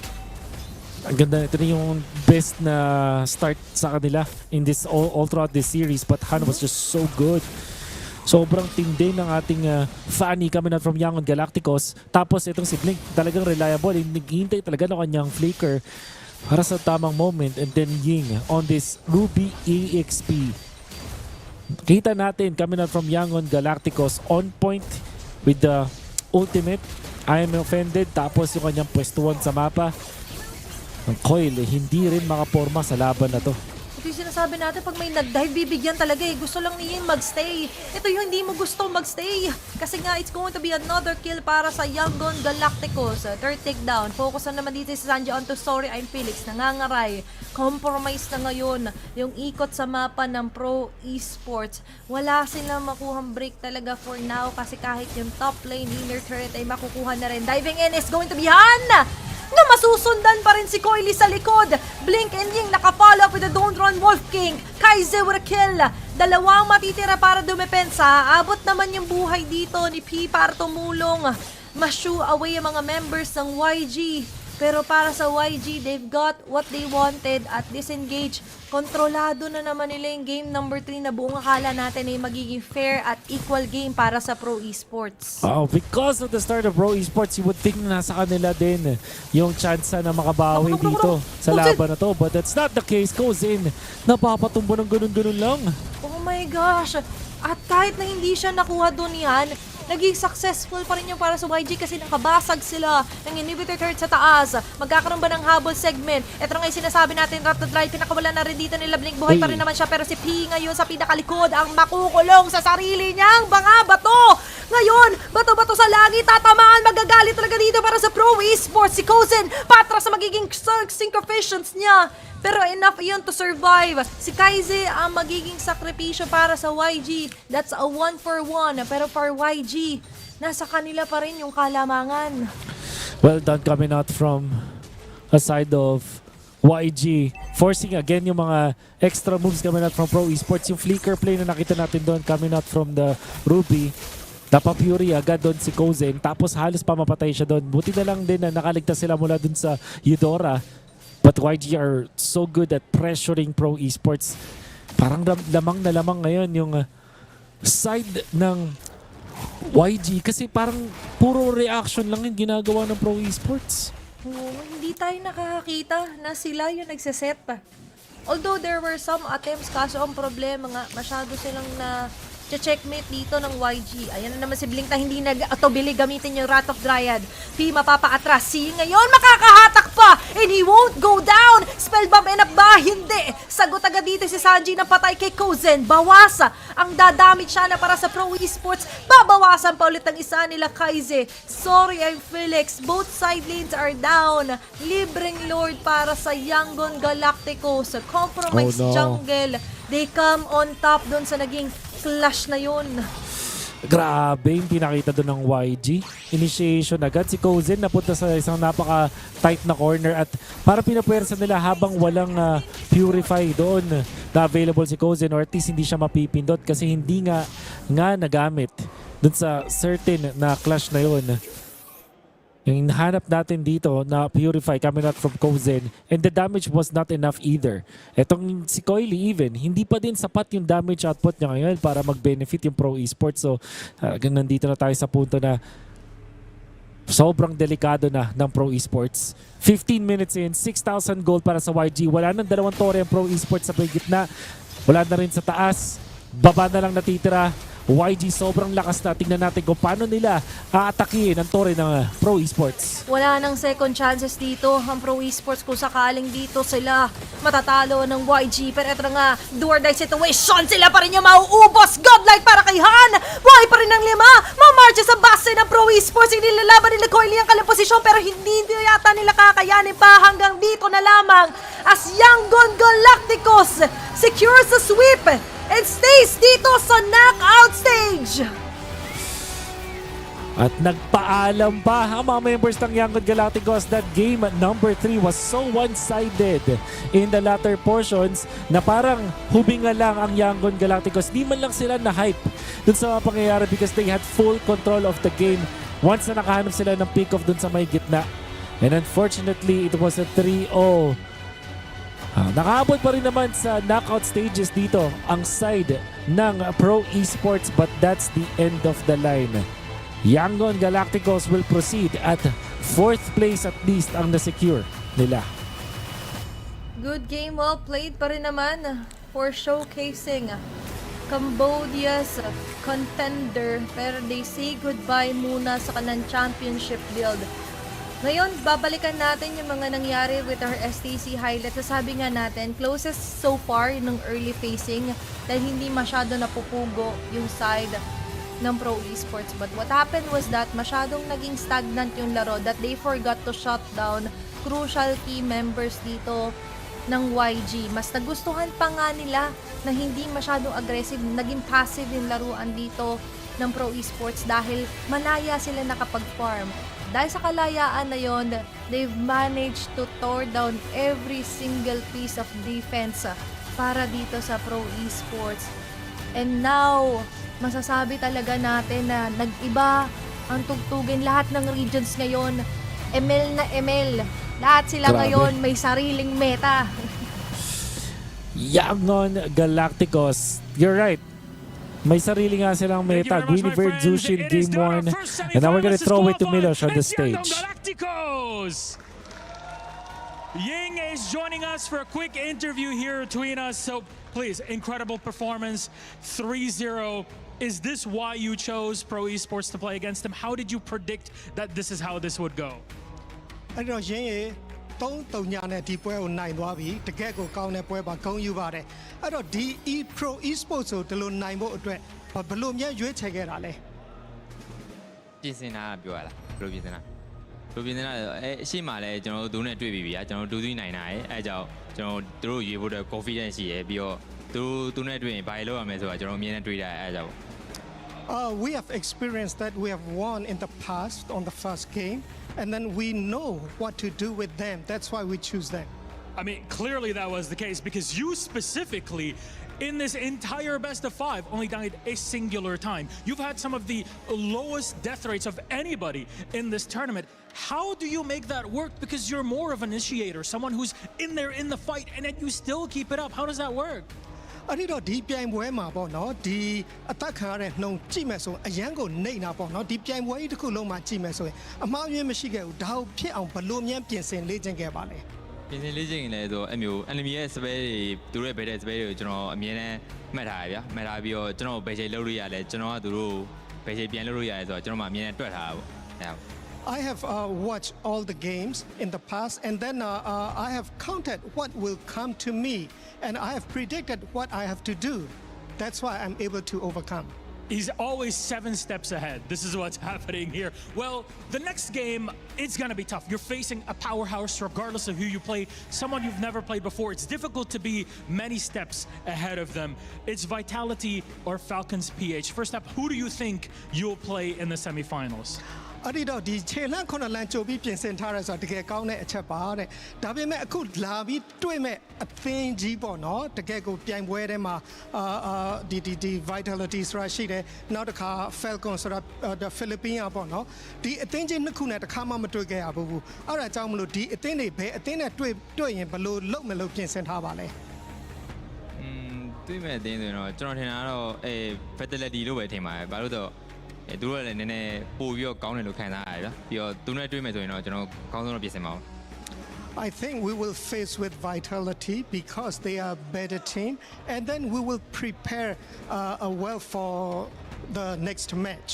How do you prepare against a team like that, especially one you have not faced before? Yes, there's a lot of VODs and everything on them, but what's the mindset you go into prep and practice for this?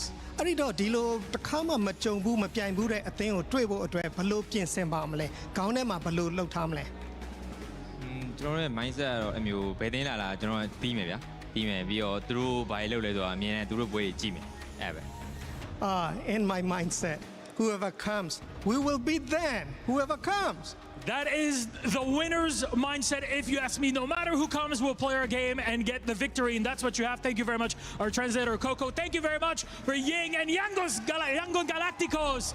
My friends, come on over. You get to crush a key now. Come on, let's go. All together to the back. There you go. Let's pull up the smoke. Momo, let's get that door open. We're going to get our first quarterfinal key crushed. Go ahead, gentlemen. You made history, you've crushed so far, and that's one more to add to the pile. You've already eliminated 8, and we're gonna add number 9 to it. Close up, yes, I know, it gets a bit scary, but it's scarier when you lose. There's the snap, there's the hopes and dreams, and that's Pro Esports out of the running. Yangon Galacticos continue their tear, undefeated so far, not a single game that they have lost. We'll break all of that down with a beautiful panel.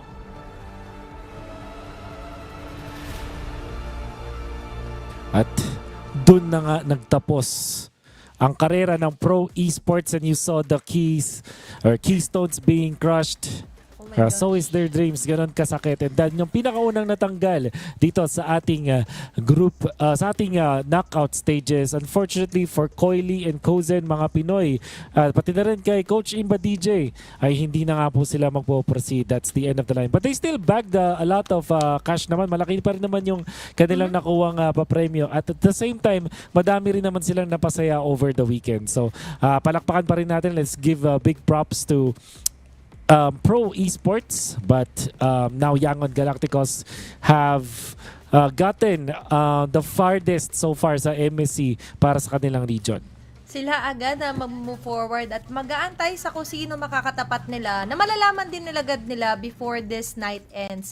Yeah. Pero tulad nga sinabi natin, this is the reality of MSC talaga. Bukod sa Yes. end of the journey na your key has been crushed, ang hirap kasi next year pa yung bawi mo. Like, Yun na nga next eh. year pa yung magiging bawi mo. But we are so proud sa ating mga imports na Filipino. But congrats din para sa Yangon Galacticos kay Coach Marvs. Kasi sabi niya Ayan. nga sa kanyang mga post sa social media, marami yan nag-doubt, maraming kumusyon. And he lets the draft do the talking. Oh, may ganun. Pero in English ko May lang, ganun? Tagalog talaga yun. Tagalog talaga. Anyway, nakita naman natin, up next is what's up next para dito. At nag-iba na talaga yung takbo ng MSC. Hindi na lang isang region, dalawang region ng malakas. Lahat talaga ngayon, malalakas na Wolf. Yeah. Evident yan sa ipinakita ng Pro Esports as well as Yangon Galacticos, then eventually Aurora Gaming. Later on though, it's gonna be different. It's an El Clasico. Going to be Indonesia's champions going up against Philippines as second placers. Ganun katindi at talagang nakakabaliw na ang mga pangyayari. So, I think, I don't know, Athena, kung magbe-break ba muna saglit or diretso na ba tayo dito? Baka magbe-break. Pero papakita muna hindi natin pa. yung ngayon. Yung legit nga Yung po legit kung bakit muna. natin sinasabi, Team Vitality, Team Falcons PH. Balikan natin yung sinabi ni Ying.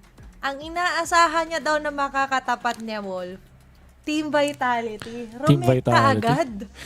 Walang nagtitiwala ngayon. Pero, I mean, hindi ko naman din masisi itong si Ying. So, number one, nakapag-scrim siya mga yan doon. Tapos nakapag-training sila before dito sa may Southeast Asian region natin. So, baka napansin na nila na itong Vitality yung mas matindi sa metagame natin ngayon. At malakas naman talaga ang Team Vitality. Pero, the fact na yung Falcons ay nandito sa playoffs tapos natalo yung Falcons nung unang beses up against sa Vitality. So, tingnan natin kung magkakaroon ng pagkakaiba ngayon. I have a feeling na iba yung magiging timpla para sa Falcons. But we'll see.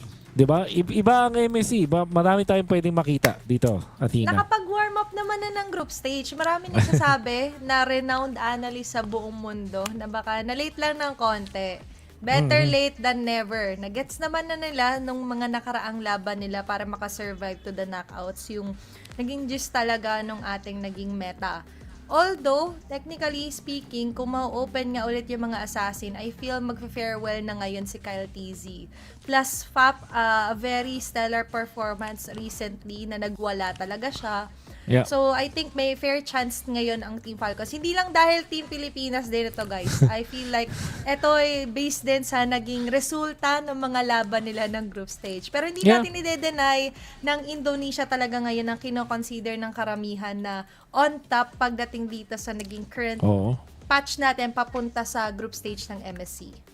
Hindi mo rin talaga masisisi ang mga opinion ng mga tao kasi ang ganda pa rin naman talaga ng mga nakita natin performance from other teams, whereas itong Team Falcons nga nung group stage doon sa kanilang unang pagkakatalo medyo disappointing, but a lot of things have happened. Ilang araw na bago nung huling nangyari yun, iba na yung araw ngayon. We'll see if some things will be different. For now, pupunta muna tayo sa maikiling break. When we come back, it's series number 2, Falcons Philippines going up against Bigatron by Vitality after this break.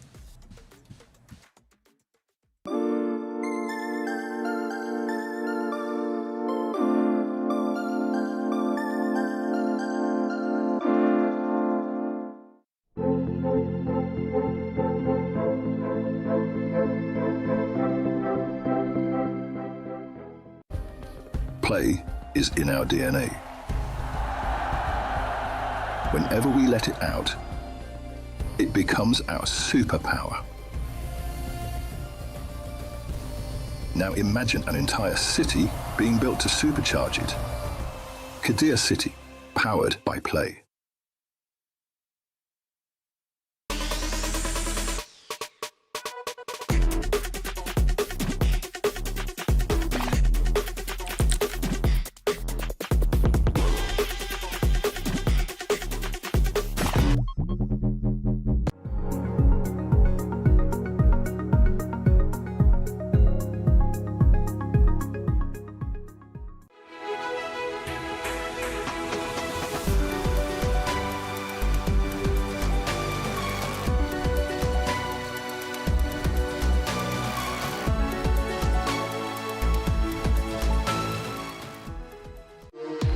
We were there.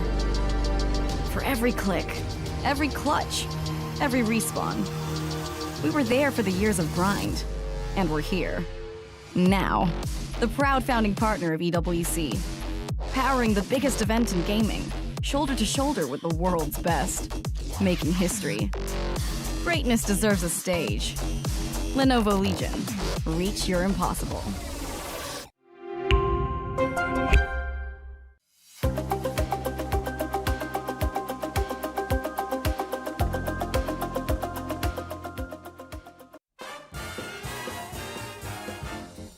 Kelra? This is Kelra? I swear I cannot see it. I think it's a girl. If the background either Cambodia or Malay. It's true? No. Bibian? I think it's Livy. Correct. Yes!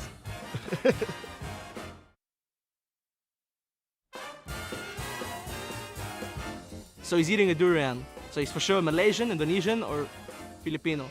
Is it Kyle? Yeah, I already know. When I had a look, it looked similar to Niall? mine. This one, I already know. Oh, it's Stormy. Stormy. Oh my god. That was easy. Nice.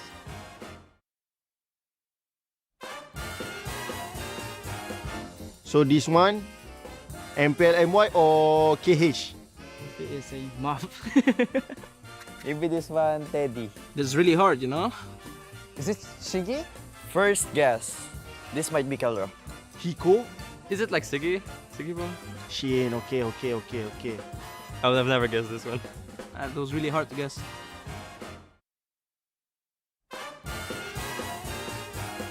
Okay, this last one is so hard. Looks Turkish to me. Is it Siggy? It's a man, right? It's not Russian, the costume, I would have known. It's not European, I also would have known. Must be Asian. Is like the Blink? No? Yes. Blink. Oh, there we go. The esport changed you, bro. Esport changed you a lot. Bling from Yangon. Oh, A charming kid, bro, turns to, oh my god. It's over. It's over. It's over.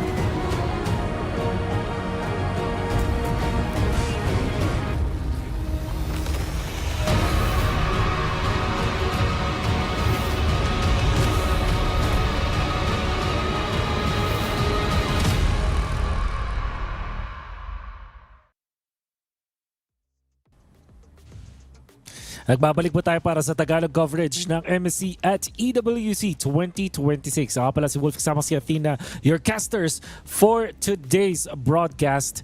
We have already finished our first series at napunta to sa pabor ng ng Yangon Galacticos, defeating Pro Esports 3-0 in 3 one-sided matches. Now, we're gonna be heading sa pinaka-inaabangan ng lahat ng mga Pilipino sa ngayon. Our last hope. Our only hope. Katulad nga ng sinabi ng mga nasa Tagalog MPL, sa MPL Philippines pala.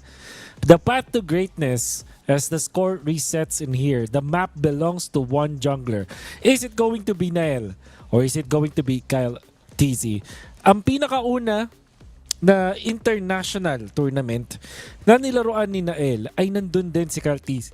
It was M5 World Championship. Unfortunately, hindi nila nakatapat literal itong lineup na to because of whatever happened to Nael. But now, we're back. Sila nanalo sa unang bakbakan at tingnan natin kung sila uli ang mananalo sa susunod. Nabanggit mo naman na yung mga international na tournaments sa kanilang pinagtapatan. Pero kung region to region, sa lahat ng iterations ng MSC simula 2017 hanggang ngayon 2026, pati ng M-Series ng M1 hanggang M7, Philippines and Indonesia, nagkatapat sila ng 152 games. Opo, 152. At 92 sa 152 na yon, Pilipinas ang nanalo, Wolf. So that's more than yan? a lot. Yeah.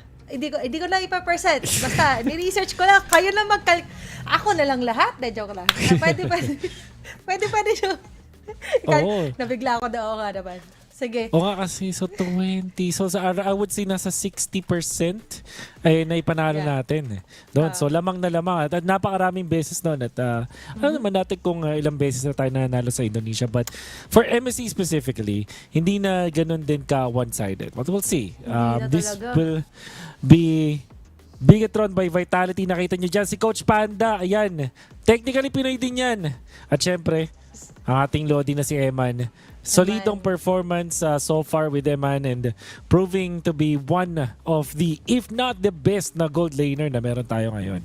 At si Eman ang may rason kung bakit nagkaroon ng rematch vendetta ang Team Falcons dito sa Vitality. And it always boils down again to another or might be the last best of 5 sa isa sa dalawang team na to na makakatapat nga ng Yangon Galacticos.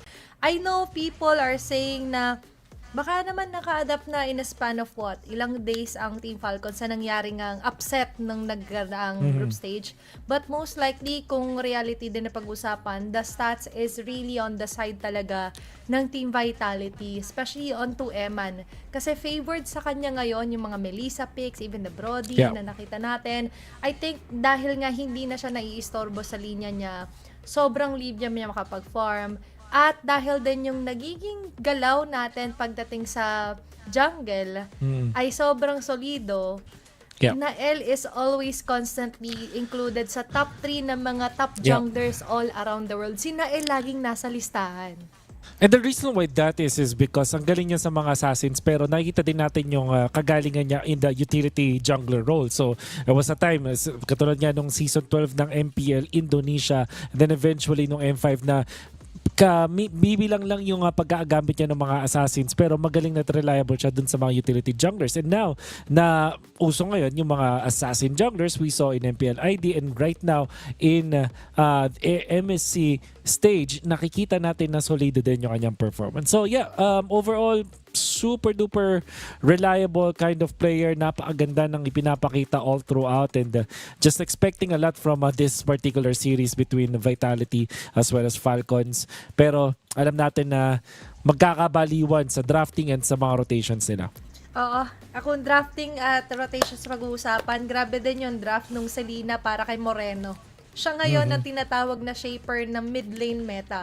Kasi imagine mo, yung first appearance sa Selena, it was from the maestro himself. Hindi naman to tatawagin na maestro nung wala lang. Yes. And in lieu of that, kaya niya rin mag-adapt onto a hero na naging part na rin ng Class S meta natin, which is the Eudora. And so far, si Moreno rin ngayon ang may 50% first blood rate of all the first minute into the game during their trio mid rotation for Team Vitality. So it just says talaga na ang ganda na nakikreate ni space ni La Moreno to ensure na ang gagawin talaga ng dalawang core nila is mag-farm lang at sumama kapag ready na sila. And what that entails is maganda yung magiging resulta dito para sa Bigatron by Vitality. Ang tagal na naglalaro ni Moreno, nasa kanya na yung experience, so hindi na siya kakabahan or anything at dito sa mga gantong klaseng mga tournaments at for sure magiging reliable siya na leader for the team. At idagdag ba natin yung biglang sudden prime ulit ni Moreno ngayon na sobrang ganda ng kanyang performance. Nung sinabi mo na siya yung shaper of the meta, and I think the reason why that is experience na meron siya, tapos meron siya nung confidence ba. So parang kahit ano yung hero na ipagamit sa kanya, naiintindihan niya agad sa utak niya kung paano siya papaganahin. And with that kind of player dito sa side ng Bigetron Vitality, yung mga bago nilang players na up and coming and rising na ngayon, biglang nadadala din sa kung ano yung ipinapakita niya. Kaya naman, ang ganda talaga nung nangyayari. Yep. At bukod pa doon, syempre, may mga ilan tayong mga kailangan pang tutukan onto the XP lanes, of course, yung magiging battle ni Flap onto what he can provide and what he can do to defend their throne. Yeah. Ito si Flap, masasabi ko, ito yung player na talagang, hindi naman sasabihin nating 50-50 or anything. Pero minsan, kadalasan, either siya yung nagiging dahilan kung bakit sila yung nananalo ng sobrang lupit, or minsan siya rin naman yung nagiging dahilan sa pagkatalo, di ba? Parang ganun yung nakikita natin mula kay Flap. Pero sa mga ganitong international tournaments, I think nagbabago itong si Flap. Pero mga games, sasabihin natin, may mga days na hindi pag ganun ka-on itong si Flap. Pero pag nag-on na siya, talagang monstrous yung kanyang performance. And in the international stage na komportable naman dito si Flap, I think na madali nang i-on yung nakakatakot na Flap, talagang raging na Flap, rampaging Flap na makikita natin dito sa ating series. And it's all about enabling din talaga yung mga iba pa kalakip na linya katulad ni Super Marco na pinasilip sa atin. Salamat sa pagpapasilip. Literal, silip lang. Oh. Diba na alam Sneak naman peek lang. Sneak peek na kakausapin pala siya. Alam naman natin ang kakatapat niya ngayon is hindi naman sobrang unfamiliar sa kanya. Ilang beses naman na sila nagkatapat on the MPLPH stage, which is Eman. Pero I feel like ngayon, medyo vice versa yung hero na showcase nila during MSC. Diba? Si Eman more on Melissa yung tumatak. And para naman dito kay Super Makmak, it's all about the Brody. Even the Claude na nakita natin na unti-unti ay nagpapakitang gilas na ulit. Pero pumunta muna tayo on to our main stage para i-welcome ang ating new set of team na maglalaban for the knockouts. Incredible. I mean, I knew they were good, but 3-0 in the way that they did, remaining undefeated, Rose, that's crazy. Yes, definitely. Yangon Galacticus is now officially a team to watch out for. But let's talk about this match. This second match, a rivalry that dates way back a few years in the MLBB ecosystem. And today, there is a possibility that we could continue this tournament without a Filipino representative. Both teams have faced off in the group stage, and what have they done? They've chosen to play one another once again here in the knockout stage. Last time, a close win for Vitality. We'll see if they can replicate it again, or will Falcons Philippines fight back? Speaking of which, let's bring up our teams as the drums begin to roar. Please join me in welcoming Team Vitality! The hometown heroes. They have dominated the group stage and have made it to knockouts. At first place in Group A, they demanded one thing, a rematch, epic proportions. The Beehive stirs. It's time to get your sting and black out. Ooh, this is gonna be fun. And of course, the rivals for this match, all the way from the Philippines, and it's Team Falcons Philippines! The last hope of the Filipinos. They have shown that experience and mental fortitude is what they are known for. But is that enough to continue the dream? Can Team Falcons Philippines come out on top in this rematch? Can the Hope Bringer continue their journey? I love how our crowd is split 50-50 between them. If anything, it means we're going to get a hype matchup. This is going to be one hell of a series. So with that, boys, you may place your keys, take your seats, and of course, captains, don't forget to meet in the middle. The crowd right now looks like it's about to be a grand finals match. I am loving it. The handshake is in! Only one will continue Will's journey. Will it be Team Falcons Philippines, the hope bringer of the Filipinos? Or is there a possibility that we will be seeing an ID somewhere in the near future? Let's throw it over to the desk to kickstart this match.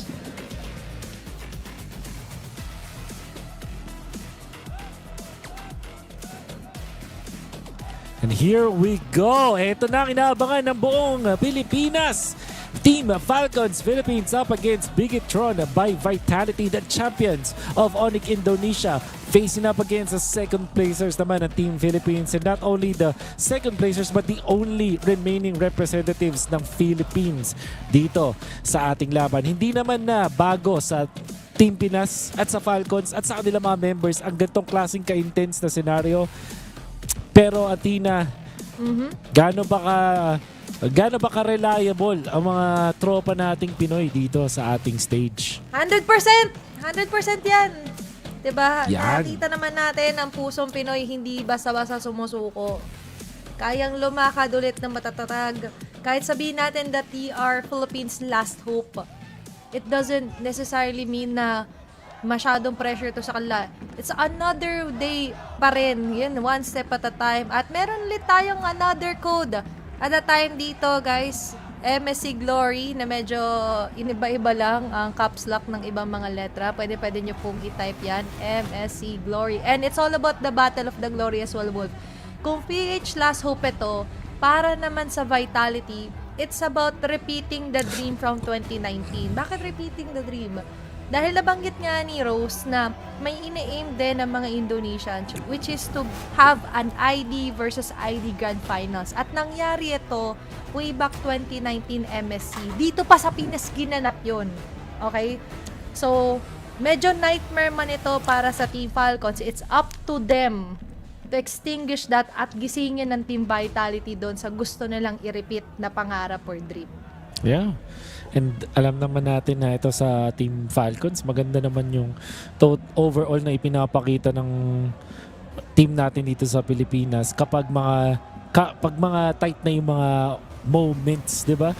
Of course, the first time that they went up against Team Vitality, it was a 0-2. Pero naalala ko, Game 1 almost went in their favor. So, di ko naman masabi na ito ay talagang BTR by Vitality sided.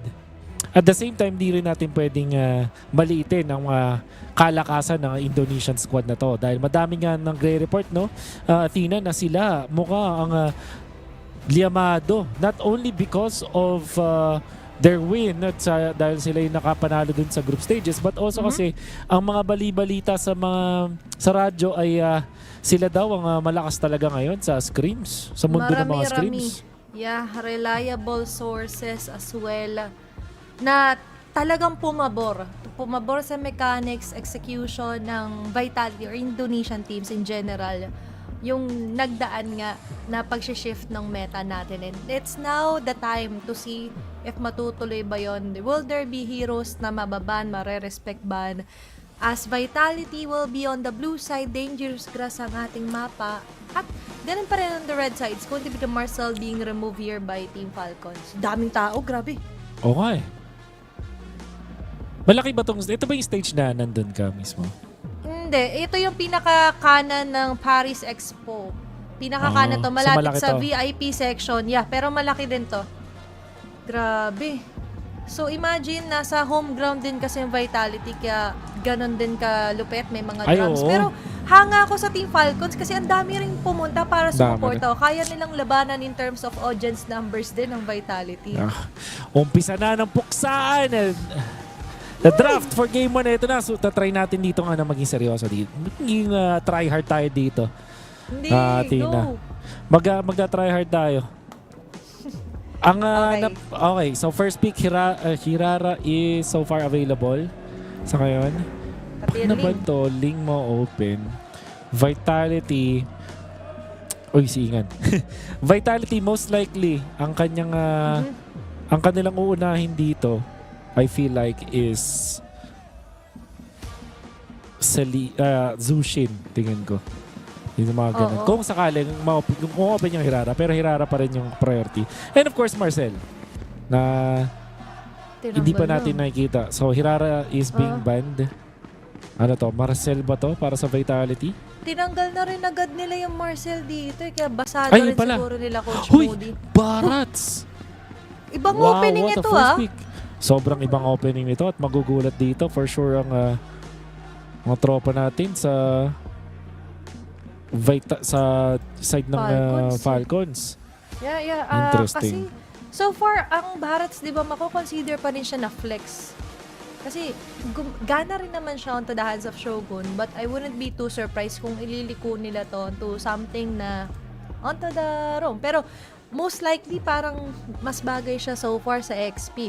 Ngayon, kung ikaw ang Falcons, anong gusto mong i-deny at the same time prioritize? Nasa first two naman sila ng red. Yung Moreno, so mga Selena, Zushin, and then grabe, syempre crack. Beleric na hindi pa kasi open, hindi na kailangan may bigay pa.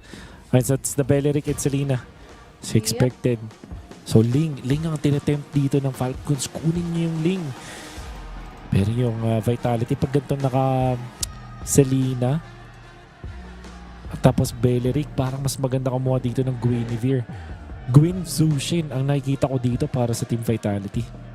Yeah, kung nakita nila yung patibong na sinaset sa kanila nila Coach Bren, di ba? Yung idea to go on the safer route, hindi ka basta mapupugo, plus hindi super huge threat kung tamaan ka ng pana. So, nakita naman na natin yung combo na yun for our first match, di ba? Yung Jushin, Guinevere na kinrate ng Yangon Galacticos. At it was spectacular. Kung sakaling gawin ng Vitality, swak pa rin kasi may Barats naman na sila. Hindi sila mamamblema sa magiging strong side nila. Pero kung iba yung ruta, Uy, iba katulad talaga. niyan, sobrang wild naman nung drop natin, Wolf. Pero I like this so much kasi may pang-protekta ka na dun sa Selena. Meron kang dalawang frontliners. At Melissa, magda-thrive siya sa ganitong sitwasyon kasi wala kayong parang Nook Mage, yung mga Eve, mga Farsa. Tapos hindi ka naman makakapag-assassin. So this is actually a really, really, really good pick mula sa Vitality. Sobrang commendable ng pathing na to, ng linya na to ng drafting mula sa kanila. Anong sagot ngayon ng Falcons? Kukuha ba sila ng assassin or kukuha ba sila ng super long range pang tapat sa Melissa ni Eman? Pang bypass? Yung mga tipong mga Brody Clint, mga ganun, or Bruno? Baka nga oras Brody. na para... Oh, yung Clint pwede yun eh. Ayun. So yung idea ng Clint kasi sobrang layo ng range mo. Mananalo ka nga dun sa lane. So now we understand na mas prioritize sila na hindi masyado kumagat na mag-focus sa assassin kasi nga they have the opportunity to counter at the Melissa as fast as possible dito sa draft. Very nice forward thinking ito para sa Team Falcons PH. Ngayon, dito na masaset na mag-uubusan na ba sila ng assassin dito onto the jungle wolf or baka iliko nila onto something new ulit dito sa draft na to? Maybe just focus on junglers na manggugulo dun sa squishy nila na Selena tsaka itong Clint. O kaya yung mga kakaibang mid ni Moreno. Siguro, yung pwede nilang i-limit. Katulad niyan ni Rafaela. Kakaibang mid. Huwag nang ibigay. Hirap nga naman ito pag Clint kasi gusto mo mang burst tapos merong Minotaur plus Rafaela. Yep. Ando na naman yung ultimate na hindi mo gusto. Tapos may Resu. Although the Resu, I think a bonus attribute na lang yun. Yung movement speed din nakakainis kasi para dito sa Rafaela. Pero meanwhile, ayun, it's all about the Harley na sabi mo kina-consider mo na it plays a vital role when it comes to very efficient junglers at tatanggalin din niya agad na Team Vitality. Okay. Ganda, grabe itong mga palitan natin. Nakakabaliw. Nagkakabaliwan. Hanggang sa ngayon na tutuwa pa rin ako dito sa nakikita kong galawan mula or yung movements mula dito sa Vitality. They banda Harley themselves. Ito yung pang-anti pang-sagot din sana dito sa mga gustong gawin na sa kanilang Melissa. I mean, sa gustong gawin ng Vitality which is to make sure that Melissa will have a good time. Ano kaya to? Alam mo yung mga random minsan mapapaisip ka ano yung mga flop heroes na panggulo dito. Minsan nag-i-Edith, mga ganun. Pero maganda yung Edith sa Melissa pero sa dalawang heroes ng Vitality, hindi. So, ano yung mga magiging sagot yan? Yan yung mga magagandang mga dito, paalitan ng dalawang teams natin. Kasi parang hindi na recommended na mag-Yura dito basta si Flap. Knowing na mahirap na ngayon magiging buhay niya. Tapos may problema pa silang Melissa. You wouldn't want to give that to Vitality. So, tama ka nga dito when it comes to acknowledging that the junglers nga, yun yung inatake naman ngayon purely ng Vitality. Also, locking out na Nolan. Yung Nolan na marami rin nag-highlight na nag-fit best dito sa ating most complete junglers na tag, which is na and Kyle. Ngayon, dumating na tayo sa point na hindi naman sila totally na close off na mga meta junglers. But specifically, I think na ito siguro yung time talaga na kumuha muna ng hero para sa side, which is yung Lapu. Lapu para kay Flap. Sakto. Ito nga naman yung walang pakialam dun sa go away. So Valentina, Eve ang nakita ko dito, or Lilia. Wait, Gord? No. Valentina ang best para sa side ng Vitality. And the reason why that is di siya magugulo sa isang Selena at may Beleric. May nakaw sila dun sa Beleric Ultimate. But what is your jungle? Meron kang option dito na mag-Guinevere kung ikaw yung Vitality. I don't think required sila. Maybe maganda pa rin ba yung Pakito jungle para sa Vitality? Gwyn Pakito ang nakikita ko dito. Ayan. So, ginamit na nila to before and that's indeed going to be the Pakito. Pang-dive din dito sa Clint. But Falcons in a tough spot. Ling is bad. Gwyn pwede pa rin. Sila yung mag-Guinevere? Kinda tricky knowing na yun nga may pakita naman na. Pero at least kaya niyang bumaypass when needed to have access, 'di ba? Kung sakali sa objectives. Pero I believe na ito yung na-answer dito eh. Options. Or yung Joy ba? Maganda ba Joy or Nolan? Nolan is bad. Pero no, Joy is bad din yung kasi may Nolan Valentina eh. pala. Ano yan? Sorry? Binan na rin nila agad yung Nolan. So, Joy na lang yung remaining option Joy na, para wala dito pala kay Nolan. Kyle. Ling is really bad dun sa scenario to. So, Joy yung natira. So, you could also be there. What I don't like lang about this Joy is may Valentina na ayaw din katapat ng isang Joy. So, we'll see. I think, honestly, game 1, ibibigay ko yung drafting pattern as well as yung kagandaan na nakikita ko dito sa side ng Vitality. Yung draft pattern nila, yung pagkakasunod ng picks nila, tapos yung mismong nabuo nila, ang ganda. Yeah, I think +1 ako dyan. Kasi na-ride nila yung momentum from the minute 1 na iniba nila totally yung maniobra nila when they're on the blue side versus onto the games that we've casted. And interesting for me yung naging take nga nila na mas Falcons yung pinredict nila at na-corner nila sa draft na yun. Grabe. At bukod pa doon, syempre, malalaman natin kung ma-execute nila na maayos ang gantong klase na pagbaliw sa atin sa draft as we move on ahead dito sa Game 1 ng ating second knockout stage dito sa MSC at EWC. It's Team Vitality and Team Falcons PH. It's all about repeating the team for Vitality and the last hope for Philippines naman para sa Falcons. Nabanggit nga dito ni Wolf na si Kyle will much have a little hard time lalo na't Valentina nga yung mas pinili dito na mid lane ni Moreno. So you have the capability to dash. You have the capability to try and control and supercharge your way dito mag-clear agad ng mid. Plus, hindi siya ma-awkwardan at hindi siya masyado makukulit ng gusto dito ni Haji. So, mas nag-farewell talaga dito sa Vitality. Yung gantong klase ng lipat nila, lipat scenario ng mga heroes na very efficient para sa playstyle ng mga players nila.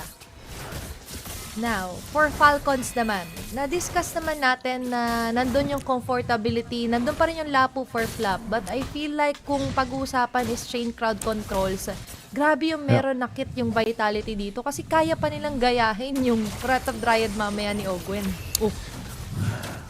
Ang tingin ko dito yung Falcons, mahirapan sa early game pero pag nalagpasan nila yan, it's gonna be good. However, may chance kasi. Meron kayong pana palagi dito kay Haji na pwedeng tumawa out of nowhere. Tapos, ito si Super Marco, Masterful with the Clint. Pwede talaga manalo sa Melissa. Etong gantong klase ng mga heroes para sa dalawang teams natin, hindi siya basta-basta natin makikita eh. Ang ganda din kasi talaga ng matchup na to. Ayun na nga. Uy! Flake out. But that forced the flicker. Okay, ngayon alam ng Team Falcons na uuwi talaga definitely doon si Eman. Meanwhile, tatargetin nila is going to be first turtle. Flap na yun on hot first blood. Kukuha pa yata ng palangwa. Is Shogun being taunted here by the members of Team Falcon na mapipilitan matras si Moreno! May ginayang Bravest Fighter! Papa Napatay niya mismo doon. Yung iba mga members ng Team Falcon na nagpapasiklab, sumabay agad si Nael, getting a trade-off out of that extended clash. At ito yung sinasabi natin ng Vitality, dinadaan din talaga nila sa tempo yung Falcons. Oh, that is so good coming up from Moreno. Only good thing that happened is Falcons nakakuha ng turtle. Which means Kyle will have a great time, pero grabe si Moreno. Kaya naman talaga maestro yung tawag sa kanya. The fact that he copied etong bravest fighter instead of anything else, tapos napag-deal pa siya ng damage doon. Ganito ka scary yung kanyang Valentina. So every time that you're facing up against Team Vitality, you look at ano yung pwedeng gamitin dito ni Moreno and Zushin, the Selena, and now this time Valentina, mga threat all the time when you're facing up against this particular player. Meanwhile, yung nagkaroon din tayo ng super sneak peek dun sa naging chase nila, Kyle. Pero before that, babalik muna tayo sa real time na habol dito ni Kyle onto Moreno. Moreno has a target on his back. Poprotektahan naman ni Eman. Follow para kay Super Marco na pumliker in pa. Haji with a double kill. Maasahan talaga yung mga pana niya. Nasabi mo nga magiging crucial onto spotting down crucial members dito sa Vitality. And there we have it. Another takedown para sa Team Falcons PH. Nagwawala kahit yung crowd dun sa Paris. Woo! Ganda na nakikita natin dito. All throughout para sa side ng Team Falcons for sure with that 5-1 and dahil yan kay Kyle. I think ang gandang tech nitong sa Joy. Tricky lang talaga yung sa Valentina, but if you are able to make it happen, it's gonna be good. And Haji, of course, super important in these team fights. Ito yung mga pana niya magiging crucial. Pero nakaagaw ng turtle doon si Nael. Pero ngayon, medyo maipit si Flap. Trying to find a way to exit, pero hindi siya papayagan doon. Nagnyundam ba para kalapin. Moreno as well. On to Kyle. Ensuring a double kill for Nael. Oh no, talaga nakakahabol doon ang Vitality. That is a big win para dito sa Vitality. Si Nael pa talaga na naka 3-1, tapos mapag outer third energy shield sila doon sa may taas. That is not definitely not a good sign dito para sa mga members ng Team Falcons. Oh no, that is such a big turnaround. Pero tingnan natin. Now, ang mga susunod na mga kabanata para sa Falcons is paano na nila gagamitin ito si Super Marco. 0-0 and 4 so far. Pero sa paparating na third turtle, dapat iniisip mo na kung paano magagamitin yung isang Clint. You have to keep those numbers rolling kung sakali para kay Super Marco kasi might be a little bit too late kung hindi na siya mapapakinabangan ngayon ng Team Falcons. Ngayon for Team Vitality, they have this better understanding talaga na kailangan lang talaga nila mag-initiate at kumuha nga with the Donuts welcome. At kasama ang palad is going to be Ogwen na i-commit man yung mga ultimates, but it's still a killing spree para kay Nael. Mag-chase down dito si Kyle, locking in on to Nael. Andun yung mga shields, pero tatamaan pa rin ang gusto dito kay Flap. It's going to be instant shutdown. Ito yung fight back na hinahanap para sa Team Falcons. Great plays coming out from Team Falcons. Especially mula dito kay Flap na sinasabi natin, kailangan maging on. Yun na nga ba, Haji? Yung para tumama kay Eman, yun yung game changer doon. Okay. Kung ikaw, Mirko, sinasabi mo na GOAT from Vitality, kami may Kida. Sabi niya, si Kida Machine. Si Kida Machine. Si Kida Machine ay na-activate na. And this is how you maximize the Selena as well. Vision, compromise ngayon yung pag-abante ng Vitality. Now the Turtle ay hinuhold lang nila Kyle. Andyan man yung mga jetpacks, andyan man yung mga sabihin natin presence sa Vitality. But for now, Lilo muna, hindi nila ilalaban yung Turtle. Much needed para dito sa Falcons. Now with 3,000 gold, tapos meron silang Clint and Joy na maganda naman ang buhay. This is looking to be a winnable na early game for them. At 6 minutes, ganito yung pagkakalamang nila. Vitality are not gonna have a good time. And this is mainly because of Haji the past few minutes. 3-0 and 3 para sa ating Selena. Flap playing a very dangerous role kung saan siya pupunta, but nice tech nonetheless na naisip ng coaching staff ng Falcons na ibalik. Maybe it's the lapu-lapu that can actually be good in this composition na meron ng Vitality. Kailangan talaga dito magpakabayani ni Flap So the way to do it is to give him a hero na sobrang komportable niya. Pero ngayon pinupush sila onto a waiting game ng Vitality habang sina Elan nasa taas. He wants to somehow relieve some pressure. Doon, split push muna yung magagawa for now ng Vitality. And pine-prevent nila na may mapitas muli sa kanila ang Team Falcons. Might be another surprise gang coming from Ogwen kung sakali. Pero yung panang inahantay, tumama na agad. Shogun ngayon, medyo mangangalahati ang buhay pero hindi aasin, hindi lalalim ang Team Falcons. Alam nila dito na pwede sila mag-control and quietly, hindi pa nila na-unleash dito yung kanilang Clint 0-0-7. Tamang ikot lang sila papunta doon kay Super Marco pero hindi pa talaga nila tinaturn nandito. Whereas itong si Melissa ni Eman, bukod sa natalo siya doon kay Clint doon sa may bottom lane, hindi na rin siya nakabangon afterwards. The Falcons are well equipped and well prepared up against Team Vitality, and this game 1 shows us kung ano yung pwedeng mangyari sa meta. Itong gantong mga klaseng draft, guys, sa gantong dalawang teams lang pwedeng lumabas. Kasi nga naman, tinatry nilang talunin yung mga power hero ng bawat isa. Kaya naman ngayon, it's all about the execution. Draft check na yan para sa Team Falcons PH. Na they're playing right to their comfort zone. Andito na yung pagkuha ng Lord. Bibitawan ba ito ng Team Falcons? Pero mukhang hindi. It's going to be flap targeting Eman. Ngayon siya liliko! Even the Drat of Dayad. Mukha si Shogun na maiintay at makakadamba doon si Finn. Uy! Counterplay para sa Team Falcons PH. Pero mukhang sila pa yung magdedelikado. Pero before going down, si Kyle makakagatin ng isa. Flap going wild. It's Moreno falling down. Araw at pana! Itatama na naman! At mukhang mayayari pa yata dito si Finn. But not without Eman and Nael fighting for their lives. Super Marco activated. Ito na yung Super Makmak na na-activate at nagkaroon na ng kill finally para sa Team Falcons. And how about that in and out mula sa Falcons nung nakakuha sila ng Lord with great usage of the Wrath of the Dryad na nakita natin mula dito kay Ogwen mag-out. At sabay pagkain nila dito, ang ganda na sana ng gagawin na side ng Vitality. Nag-out muna sila with all of their flickers. Namatay doon. Etong si Kyle, Flap goes in, goes out again, and then mag-chase down sila dito pero mag-out instantly. Haji smelling blood. Dahil doon napasama ng pwesto si Nael at nakakuha pa sila ng bonus kills from that fight, and now Falcons are in a massive momentum swing in their favor. May Lord silang kasama at makakapag-push sila dito sa may bottom lane. Very nice cha-cha para sa Team Falcons PH. Yan naging cha-cha rap din ang mga follow-up dito ni Flap. Panatatama na naman kay Shogun. It's all about misplacing the position here para sa Team Vitality. Dadamba yung Lord pero matutunaw rin naman agad ng Vitality. Conceal play para kay Ogwen. Makmak ay nag-aantay lang kung sakaling may maaambutan dyan yung models. Pero mukhang si Shogun at Finn ang matutaunt doon na muntik ng mat-takedown. Team Falcons, disiplina siya showcase pero kung may tatama, definitely they'll take the risk. Pero for now, disengage, malinis na galaw muna para sa Team Falcons. Quiet lang, chill lang. Habang si Flap dito naghahanap ng mababagsakan. But yep, they're gonna be content with this.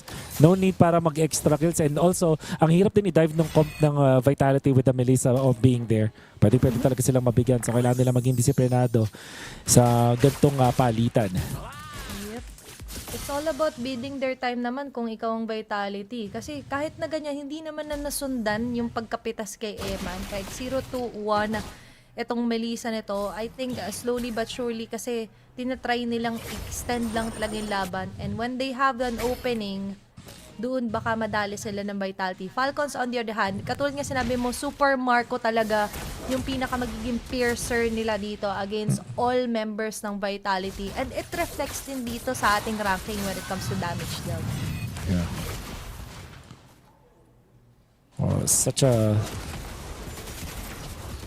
Such a great place to be in if you are the side of the Team Falcons. Lalo na meron kang isang click dito tapos meron kang Joy. You're 7.2 thousand gold pero hindi pa kailangan maging kampante. Ogwen, tanky enough para tumangki at maghanap ng mga members dito ng Vitality. Pero kailangan pa rin makuha ang Lord.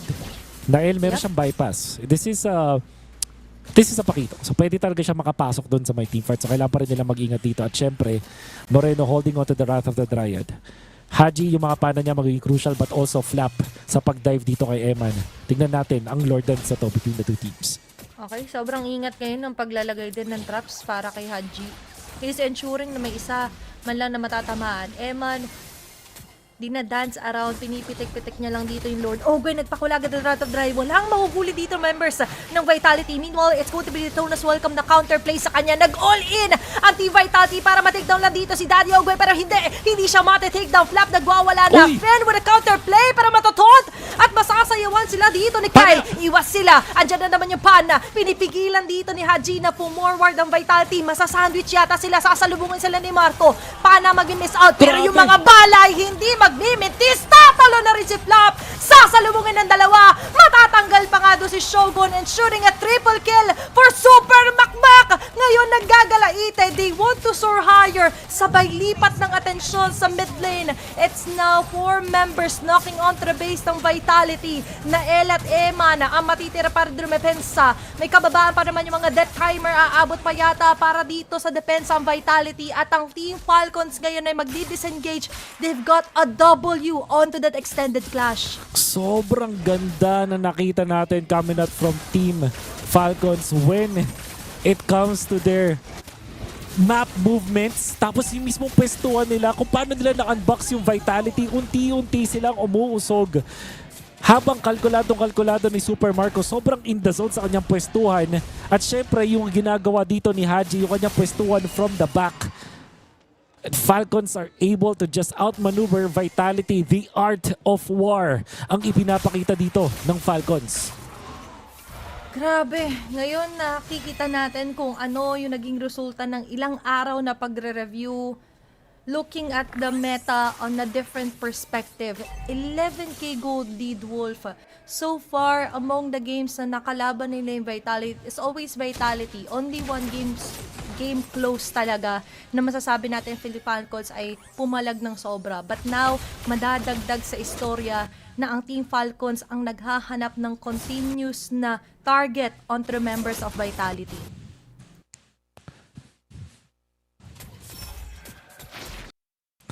And conceal play coming out from Falcons. Not entirely sure what this will net. Nandito na naman si Ogwen sa harap. Okay. Focus fire lang dito si Marco on to taking down objective or turret dito. Laban sa Team Vitality and Skyle eliminating Finn. And for Team Falcon speech, focus na sa goal. Ogwen coming in hot with the Wrath of Dryad. And this might be it as Team Falcons ensures the first game win laban sa Vitality.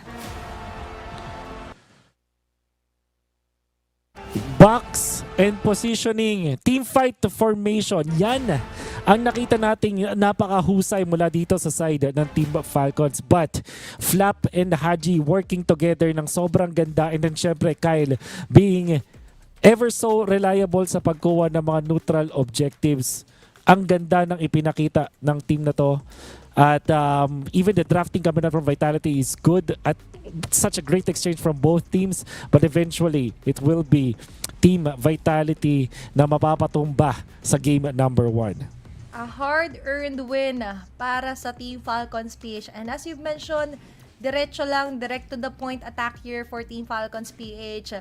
Keeping it clean as they go, 'di ba? Prevention talaga na mayroong masipat sa kanila, preventing na mapugo si Marco or madalawan as early as possible, and Ogwen with a masterful Wrath of Dryad time and again dito na laging nakakahuli, laging nakakapang-disrupt. So hindi nila naging problem talaga if ever na maabot doon yung core damage dealer sila, and that Joy last pick talaga sealed the deal para hindi masyadong mahirapan talaga in terms of objective farming si Kyle. Tingin ko yung last pick na Joy, na-checkan niya yung mga boxes for the other heroes except the Valentina, but it seems like preoccupied din dun si Moreno. Ang ganda naman na pinapakita ni Moreno, to be fair. No first clash natin. At pwedeng-pwede niya kopyahin yung Joy sa dulo. Pero hindi rin natin masyado na take note na madaming magandang kokopyahin sobra etong si Moreno na hindi na niya naggawa ng paraan na kopyahin yung sa Joy Ultimate. So, all in all, well played coming out from the side of the Team Falcons. All in all, ayan na ang masasabi natin talaga na pagbabago. Una nilang tagpo was a sweep nga. That was in favor of Vitality. But so far ngayon ay gusto talaga nilang i-reshape yung buong takbo para sa knockouts. Tignan natin kung ano ang magiging resulta sa mga susunod na kabanata, but Game 1 goes in favor of Team Falcons Philippines. Mamaya po ulit ang Game number 2. Wag mo kayo alis. Magbabalik ang MSC at EWC 2026 after this break. Play is in our DNA. Whenever we let it out, it becomes our superpower. Now imagine an entire city being built to supercharge it. Kadir City, powered by play.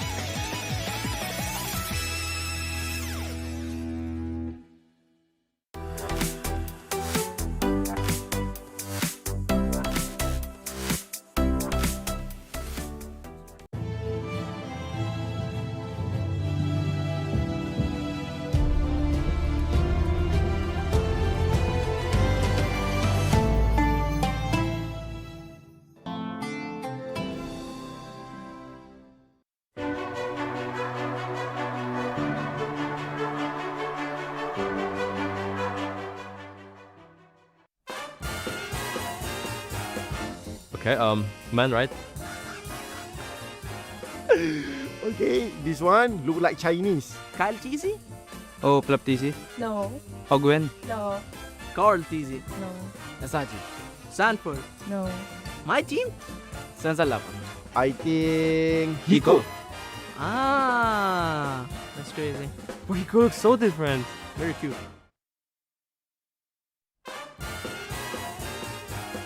Okay, it's on the beach. Not Malaysian, either Pinoy or Indonesian. If I see the picture, I think Cambodia player. Sanji. No. Sanford. No. Ogun. No. It's a male. No, it's a female. I forget. Keishi. Yes. I go for Keshi. Yeah, right. Because I get the clue. Yes. That's a girl, no? I think she's Turkish. Turkish? Uno ka na? I mean, it looks Russian because there's like where the strawberries are inside in the background, like the jar. Is it like Rosa or something? Is it Lyubon? I go for Kioi. Kioi. Yes. Let's go. It's so hard.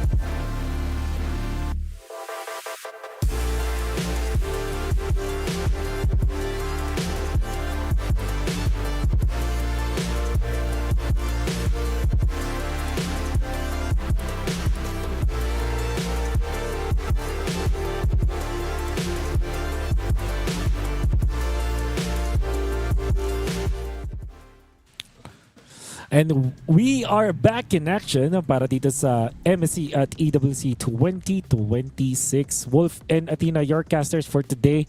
Nakita natin ang game number 1 of this best of 5 laglagan serye na pumabor sa side ng Falcons Philippines. Nagkaroon ng matindihang draft between two teams. Matindihan din yung early game. Pero sa dulo, ang nanaig ay ang Team Philippines. Athena, what to you was the secret? Bakit nanalo tayo sa unang laban? Si Kida talaga. Si Kida. Actually, malaking factor yon na hindi siya na outplay sa mid lane ni Maestro, di ba, ni Moreno. Plus, not to mention na malaking factor din na hindi na sila hirap sa draft.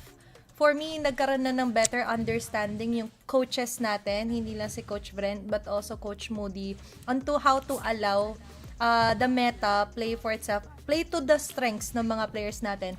Plus, not to mention, di ba, kanina yung una nating problem na kinaharap, what will be the remaining hero para kay Flap. So, they focus on the comfortability, plus, ano ba yung babagay na hindi siya sobrang maghihirap. Tapos, I like na na-highlight mo yung Joy. Hindi man ito yung pinaka-first option dahil binan ngayon Nolan, they've locked into the Joy. Hindi man to yung direct answer at mahirapan siya sa Valentina. But you have Haji to keep the Valentina busy. So, hindi siya threat. Overall, I think mas nag-bend together yung coaches and playstyle ng mga teams natin. Especially for Team Falcons. Yeah. And because of all the other things combined nagkaroon ng momentum. At nakakatakot ang mga momentum kapag binigay mo sa isang team katulad ng Falcons Philippines dahil talagang gagamitin nila to their advantage mentally speaking sa upcoming na duelo na to. So, I'm excited to see what else is there para sa ating dalawang teams and most importantly dun sa draft. Very exciting na draft na to kasi magkakaroon na ng adjustment. So, yung first pick na Barats, for example, ng Team Vitality, baka ibahin na nila. Baka magkaagawan ng Selena. In fact, baka kung first pick dito ang Team Vitality, there is a massive chance that they will prioritize this Selena. Oo, kasi yun nga yung naging steady pick ni Moreno, the maestro himself, so far nung group stage, diba? And although, pwede mo nga hindi ban makuha mo, lalo kung red side ka, malaking factor nga. Pero it all depends din, yun nga, before the draft, kung anong side ba muna ang Team Falcons, kung magkakaroon ba ng switch or they will stay on the red side. Now, another question in mind is that baka na nakita rin talaga nila na parang hindi yata tayo dapat nag-focus din onto Kyle alone. We forgot na key player din talaga dito si H-God kung tawagin ngayon sa comment section. Si Haji talaga para sa Team Falcons.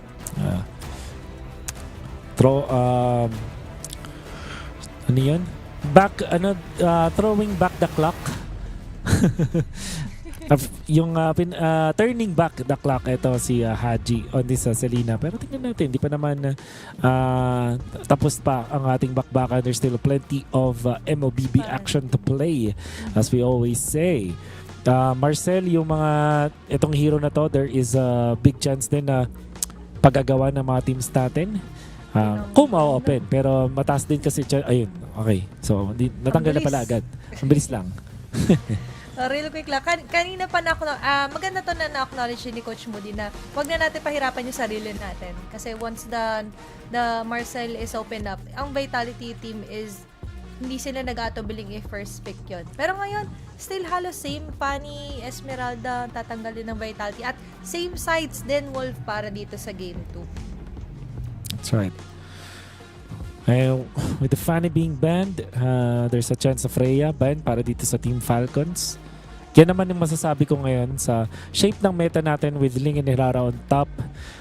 Biglang yung Freya ay hindi na pwedeng ibigay basta-basta. And the reason why that is because it has a great matchup to those heroes at maganda rin siyang kakampi dun sa mga heroes na yun. So, very unlikely na kapag ikaw ay red side, ibibigay mo yung Freya. Kaya, ayan, hindi na talaga i-let go. Very nice catch on their Wolf. Saka kanina pala nabisita ko, unang talo ng Melissa ni Eman dito sa Falcons yung nangyaring game number 1. Kasi sa dalawang laro, nung na-sweep nila yung Falcons, that was a back-to-back Melissa game by Eman. So I think doon maganda rin na note na for Falcons, na-realize nila kung ano yung kailangan nilang hero para mas mag-farewell. Kasi before, ang inilalaban nila sa Melissa ni Eman is the Claude or the Brody. So, nagkaroon sila ng better understanding. The Clint is the way to go din. Eto na, alam ko, feel ko na to. Selena first pick to. Kasi Hirara will be the third ban. Papunta na. Selena first pick para dito sa Vitality. And I wonder what the Falcons will answer that with.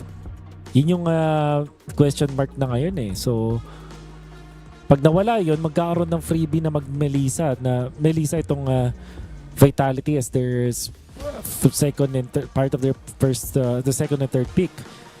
So, interesting ako kung open ba yung... Well, of course, lahat ng yung mangyari kung open yung Hirara. Kung ban yung Hirara. So, inopen yung Hirara. So, either Hirara or Selena as the first two. Tingin ko yung Falcons, parang dinedare nila yung Vitality. Pick nyo yung ibang hero, yung Hirara man yan, kukunin namin yung Selena. And Barats was the first pick for Vitality. May chance din naman na yun yung first pick din nila dito. So, Selena, Hirara, or Barats. Indeed, it will be the Barats. Alam mo, Athena, this favors Philippines kasi ang kunin natin dito is Selena ulit plus the Beleric.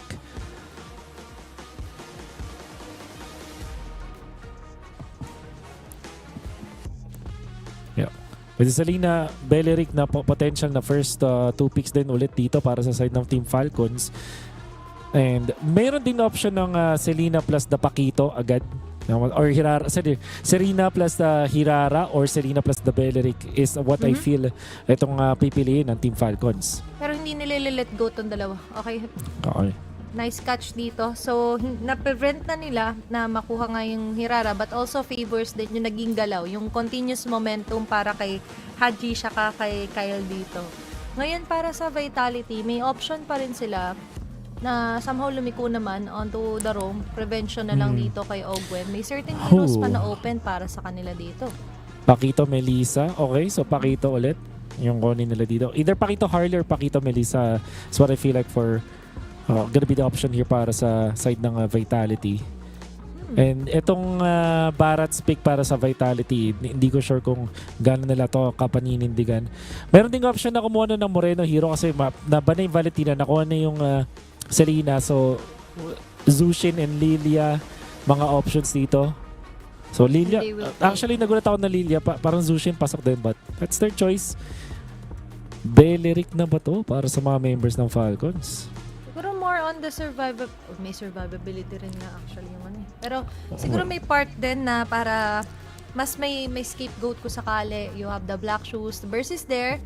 Kung late game ang pag-uusapan, check naman yung for the clear wave dito para sa Lilia nga ni Moreno. Ngayon para sa side naman ng Team Falcons, now they're on the side na pwede silang pumili na nga ng hero para kay Marco kung sakali. Oh, yung clip niya ulit. Run it back.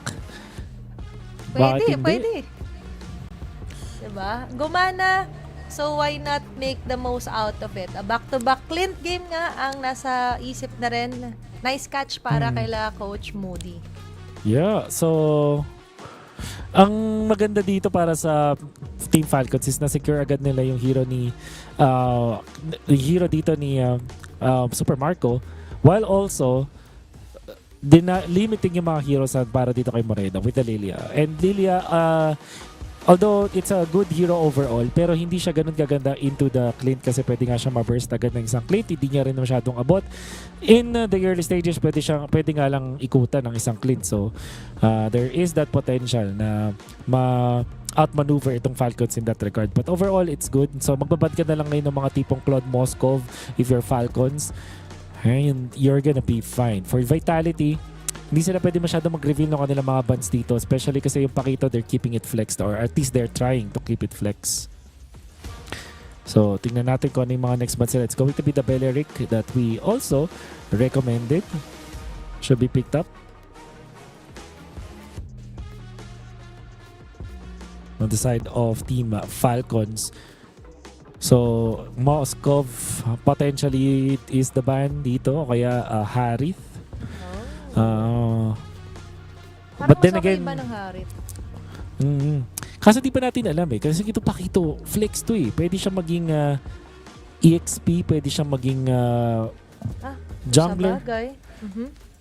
At pwede rin siyang maging gold laner kung sakali.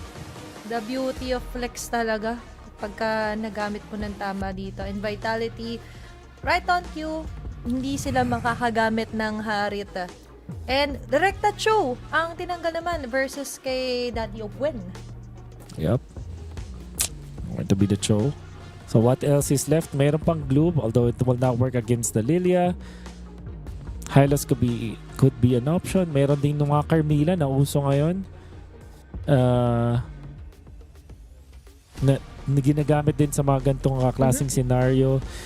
I think ang perfect dito is Hylos para kay Ogwen, or kunin na nila yung Minotaur din, although Minotaur might struggle against Barat sabay Lilia, o something mobile actually para dito kay Ogwen. How about Agatot Kacha? Pasok pa ba siya kung sakali aside from the Hylos? Gatot Kacha could be. Or maybe EXP kuha sila ng Uranus, of course, is going to be the choice kasi here. wala ng Esmeralda na first ban ng Vitality. That's right. Okay. So this is smart. Titingnan nila kung ano yung pinakahuling na pwedeng combo nila. Kasi may chance din sila magkadya kung sakali. Or even a Franco kung sakaling magkaroon ng opening para dito kay Daddy Ogwen. The Vitality. Naghahanap na kanilang potential gold laner at potential jungler. Pwede silang mag-ling against the Hirara, tapos gold na Pakito. They can also go Harley. Available sa ngayon, Harley. Kasi Pero na-realize Pakito gold na siya. Yeah, And there's also the Nolan na maganda rin naman against the Hirara. Glue. So magandang heroes at and indeed going to be the Nolan. Okay, marami pa namang options ko sakali. Pero the glue changes everything.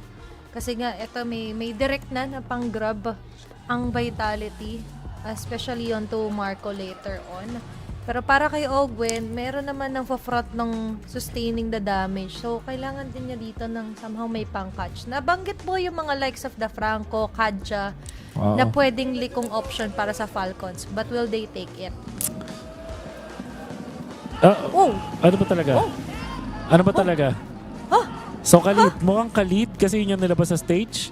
Pero sa screen natin, it's Benedetta. I think Khalid siya. Parang okay. may Uranus na din kasi. Kasi parehas sila ng posing minsan, nakaslide, suhugot ng sword. Alam ba natin? Okay, clear lang natin. Okay, Khalid yung nasa stage, although Benedetta yung nalita sa screen natin.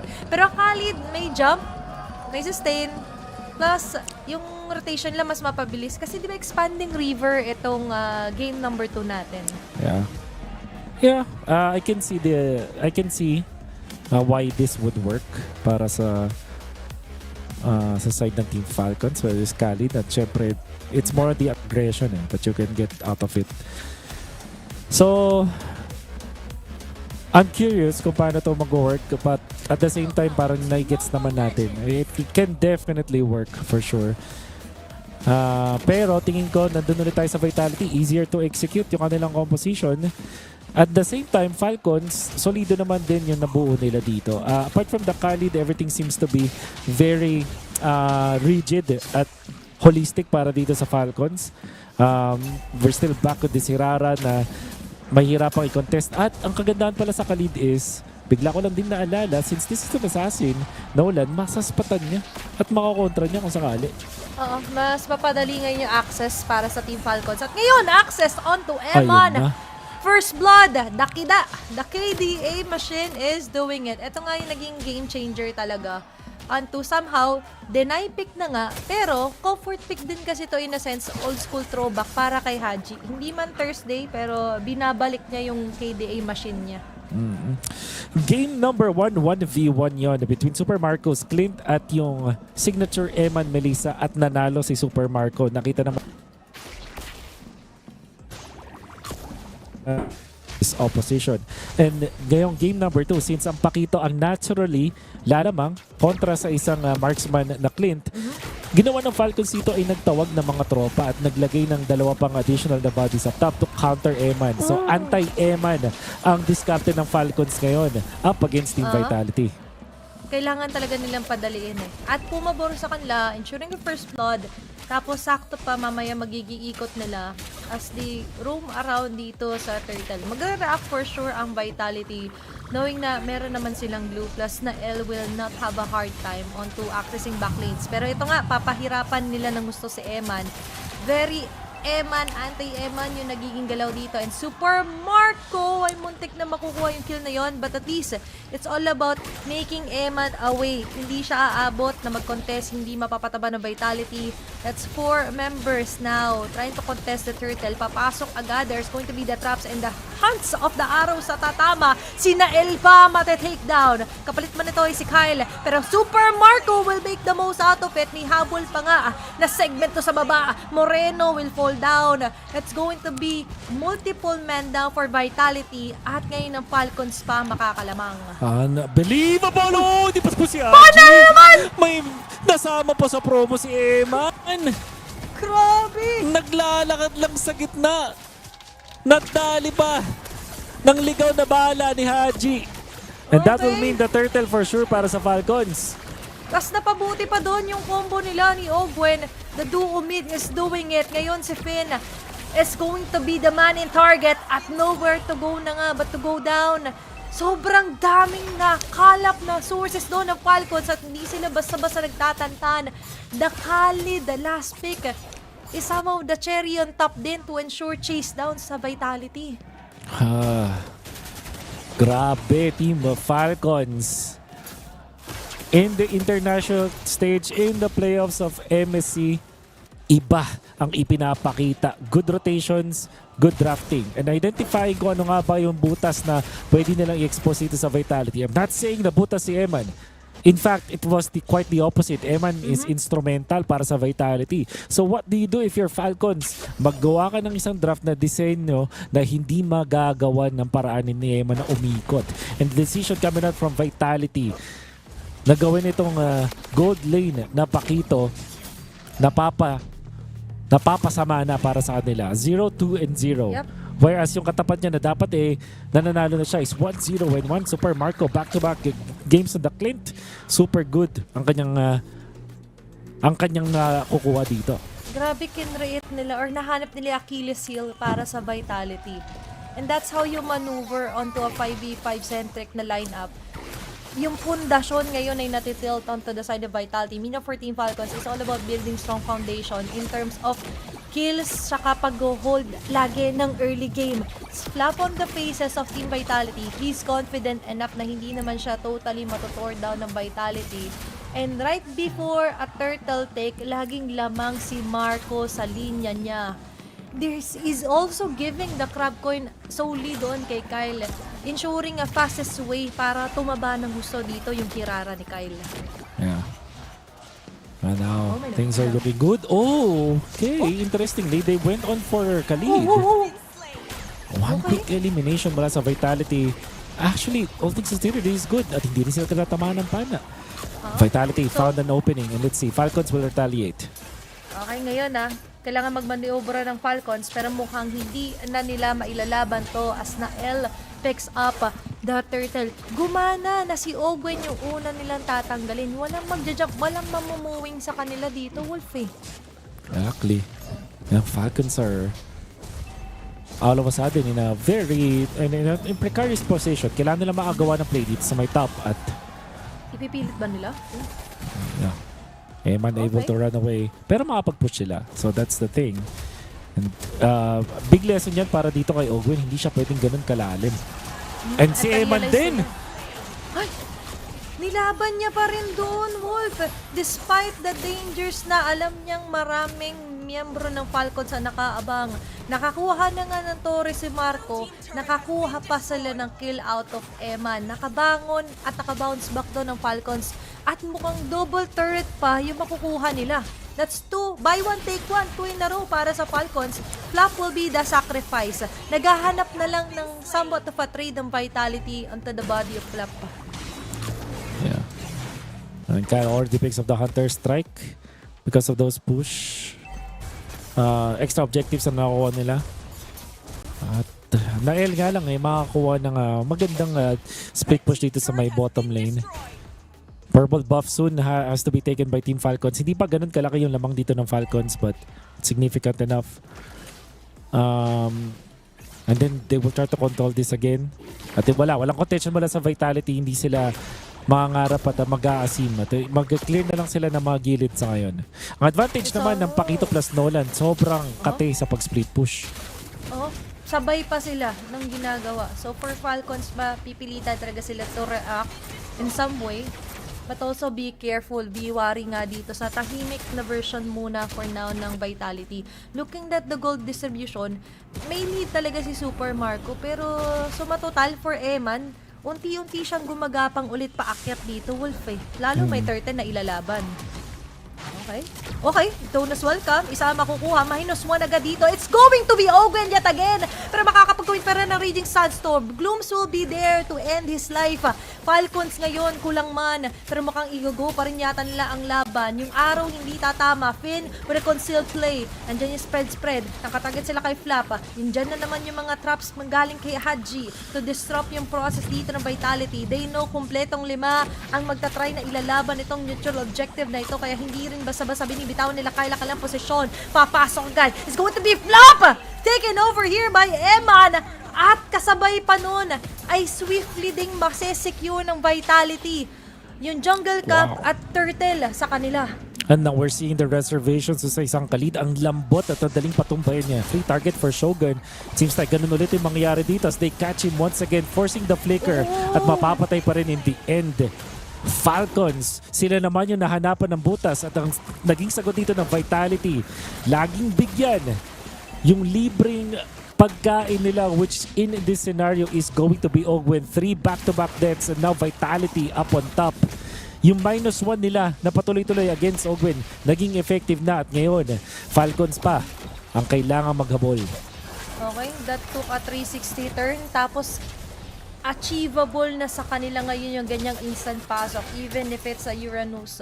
Kaya na ng mga fracture dito. Nagpuputukang rifts for Nael to totally tore down Flap.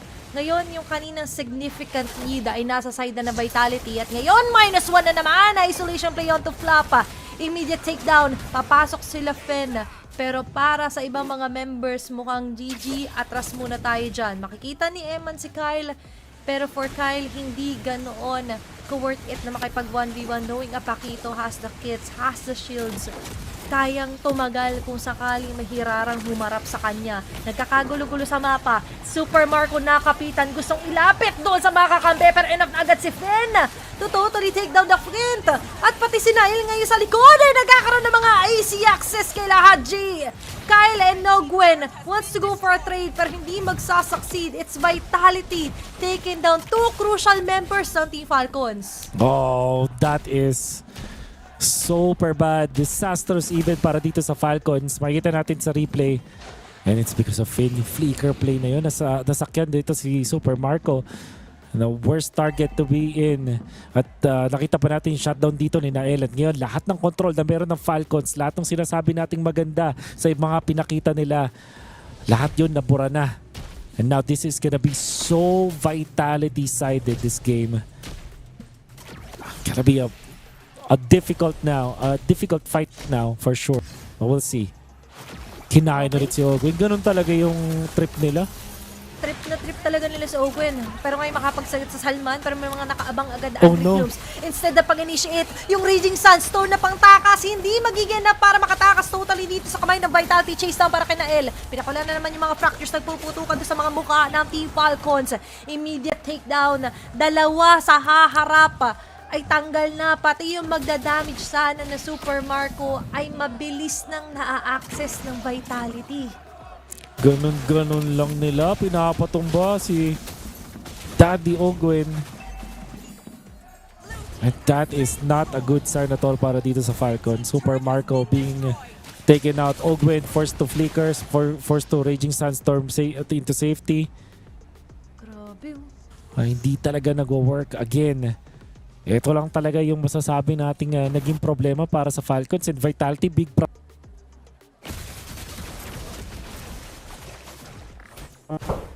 ng side ng Team Falcons, i-target mo lang yung specific hero na nagiging cornerstone ng Team Falcons. At At alam naman natin, kapag ka na-chip out yung corner na yun, hindi na siya magiging as a whole para sa Team Falcons. And they found the answer, kumbaga, doon sa problema nila kanina na lagi silang disrupted. Diba? Pa ngayon, for Vitality, malaking bagay din na lagi nila sinasama na si Eman. Eman so far is unstoppable. Tumatama man yung mga pana. Ngayon, ma-engage sure ng burst down kill onto Moreno ba? Pero hindi. Ngayon, for Team Falcons, kailangan nilang umatras. Nagkaroon sila ng isang kill doon onto Moreno. There's going to be a Lord na kailangan tunawin. Enough naman yung kits to totally tore that down. Flap with a chase down. Si Eman at Shogun ang kanyang hinahawakan. Andun yung mga knockout punches. Pero para sa Vitality, they've got what they need. Atras na muna sila. Gonna be super content sa mga pangyayari na to on their side. Falcons are now in a big disadvantage dahil mawawalan sila ng control. Unless of course mag-lock item na to Super Marco. Yan. Makakuha tayo ng item. And of course when Haji hits yung kanyang mga pana. Kasi so far, commendable yung mga pagbasa ng Vitality. Pero commendable din naman yung pag-ilag nila dun sa mga pana ni Haji. Kung reason why they still stuck with this Barats. Ang galing kasi mag-minus 1 ng isang Barats and ang dali para makakuha ng isang -1. And additionally, pwede rin talaga siyang panghanap dun sa mga traps. In some ways, pwede niyang tangkin yung pana dahil meron naman siyang resilience, so mabilis na din siyang mawawalan ng stun. There was a time nung MPL Season 6 kung saan puro Selena mga teams and Barats yung ginamit din nila para kontrain yun. At nakikita naman natin ngayon yung konting semblance ng ganong klaseng meta. Kung kaya rin willing ang Vitality na laging i-first pick ito. Ngayon, in your face na naman si Shogun onto Flap. Finn with a great hiding spot. Kung sakaling lumalim doon sila Ogun, pwede talaga siyang ma-GG na naman. Meanwhile, yung mention nga, yung very nice targeting din nila dito onto preventing na ma-hit ng mga arrows. Plus, yung pagma-1 nila onto Team Falcons. As you mentioned, pag sa sequence of events may isa lang mawala, hindi na kompleto yung magiging story, yung combination, yung plot para sa Team Falcons. Kaya ngayon, they move as to na hindi na lang laging si Ogwen lang mag-isang roam around. As much as possible, merong mga nasa area of influence sa kung sakaling may matalunan. Gumana naman yan kanina yung risk na lang onto Moreno. It paid off well. Nakapag-extend pa sila ng enough time to ensure na hindi sila agad ma-end dito ng Vitality. Now, it's going to be a Lord na kanilang paglalabanan at maagang makakaposisyon ditong Vitality. Tatama yung arrow. Diyan man si Ogwen, pero hindi pa yata ito yung time para mag-jump in sila fully. Merong hirara ni Kyle sa likod na nag-aabang. It's going to be Eman na matatarget niya. Pero may shield, napakakunat din talaga ng pakito ni Eman. Not even a scratch, not even a dent. Hindi man lang ininda. Grabe. Pero harapan pa rin ni Kyle at talagang guguho nila dito si Eman. Not sure if this is a good idea at nawawalan ng control dito ang side ng Falcons. At itatry talaga nila dito. Pipilit nila, maiwasan ma, side step, flicker in para dito kala Ogwen. All Uy, in, tatlo yan. nabuhay. Laban sa isa, nabuhay pa rin. Nakapag-buy ng enough time doon si Eman. Nakabasag man ng torre doon ng Falcons. Pero yung Lord, sinaglit lang din nila na El. Hindi yata worth it para sa mga members ng Team Falcons to sacrifice a lot of resources just for that kill. Yep. And enough na to para magkaroon ng malaking momentum ulit ang Vitality. Para kay Eman, the fact na tumagal pa siya doon means na kayang-kaya na niya sa next time na magkakaroon sila ng harapan at na ganun yung mangyari, na mabuhay pa rin siya. And at this point, alam na rin niya yung mga pinaplano ng Falcons. Talagang siya yung tina-target. Anti-Eman ang ginagawa dito ng Falcons. Nung mga unang mga minuto, ganap Pero ngayon, nararamdaman natin minsan baka nasosobrahan na sila sa pag-focus dito kay Eman. Dapat hindi tayo masyado tunnel vision. Kailangan mong tignan yung whole picture kasi sa ngayon nakabuong mapa ay hawak ng Vitality. Kahit yung taas ay naka-flow na rin ng gusto. They're reacting to the Lord sa baba. Matutunaw naman at sapat yung damage para dito kay Super Marco. Pero tumalon! Detonas welcome! Siya pa yung makakain unstoppable kill. Sakto sa pagpuno ng mga fractures dito kay Naela. Ang buhay na pagpatok din dito kay Super Marco. Flap as well will pull down. Nagkaroon ng big dent dito sa base ng Team Falcons. Ang nangyaring take nila doon kay Eman. Concealed play, rekta lang kay Yaji. Nag-flicker in na rin dito. Ang Vitality nakafocus par. May wave na nakaabante. Kompletong 5 pa rin ang umaabante dito para sa Vitality. Gusto nilang tapusin agad. At yung base ngayon, ang kanilang ilalock in na Team Vitality ties the score with a 1-1. It started out as such a good fight para dito sa Team Falcons. Bigla na lang din silang nahanapan ng paraan. Kung ang Team Falcons, ang pang-counter nila sa Vitality is dire-diretso yun si Eman. Eman survived long enough at yung ginawa naman dito ng side ng Vitality ay i-go si Ogwin. Hanapan ng butas ang dalawang team. We're not talking about being the weak link for the team. Hindi yung ganong klaseng butas, pero yung butas na pwede mong i-exploit para matalo mo yung kalaban mo. Ito yung 3D chess na ginagawa ng dalawang teams natin. And so far, 1-1 ang ating score because of that. You have to really choose your fights wisely. Kung worth it ba yung mga chase down?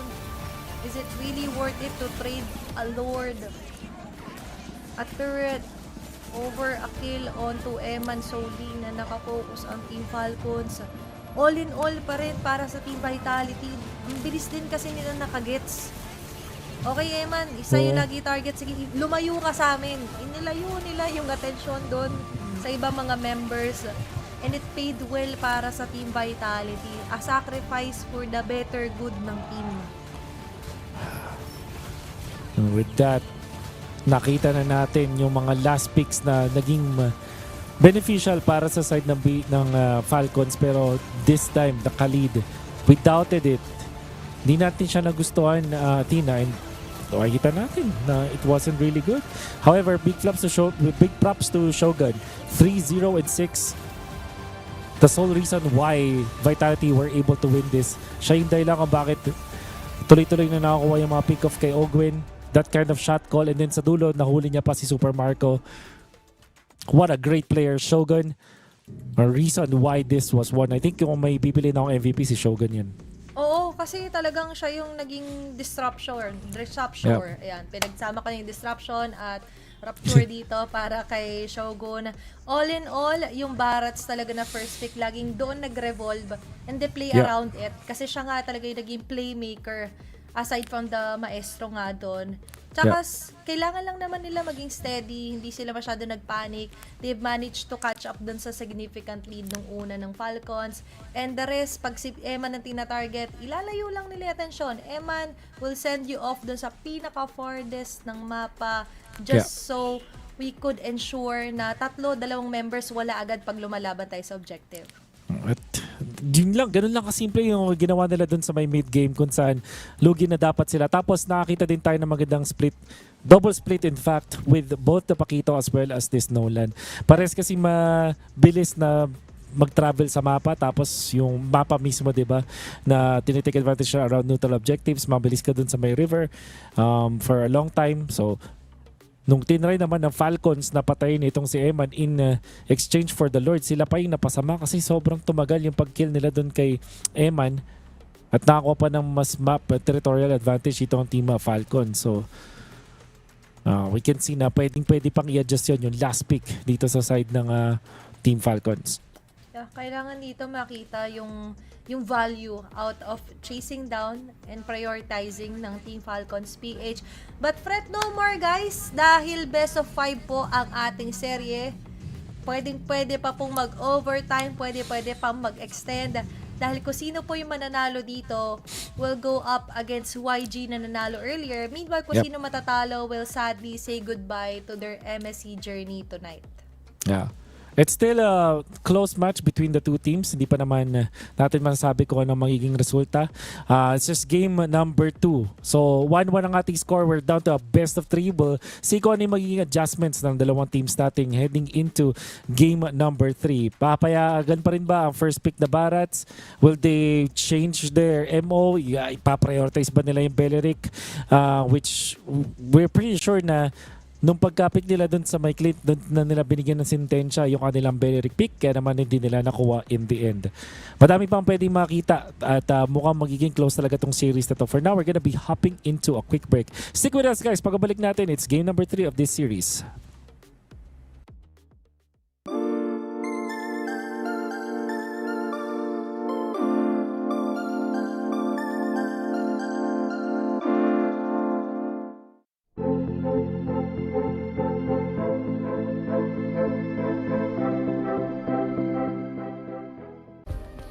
Play is in our DNA. Whenever we let it out, it becomes our superpower.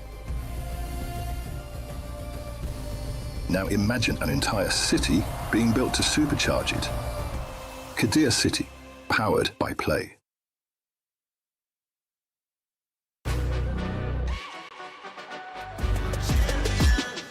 This ain't no regular thing. I came for the ring, you know what I mean. You see my name in the lights, better get right, I'm champion.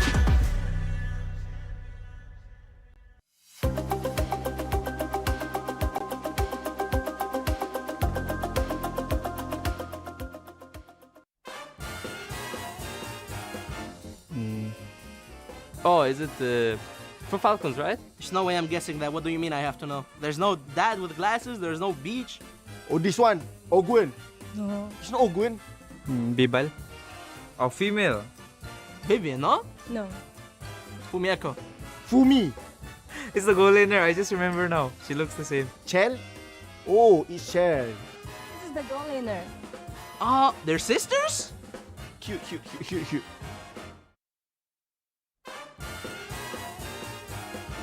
So he's eating a durian. So he's for sure Malaysian, Indonesian, or Filipino. Is it Kyle? Yeah, I already know. When I had a look, it looked similar to Niall? mine. This one, I already know. Oh, it's Stormy. Stormy.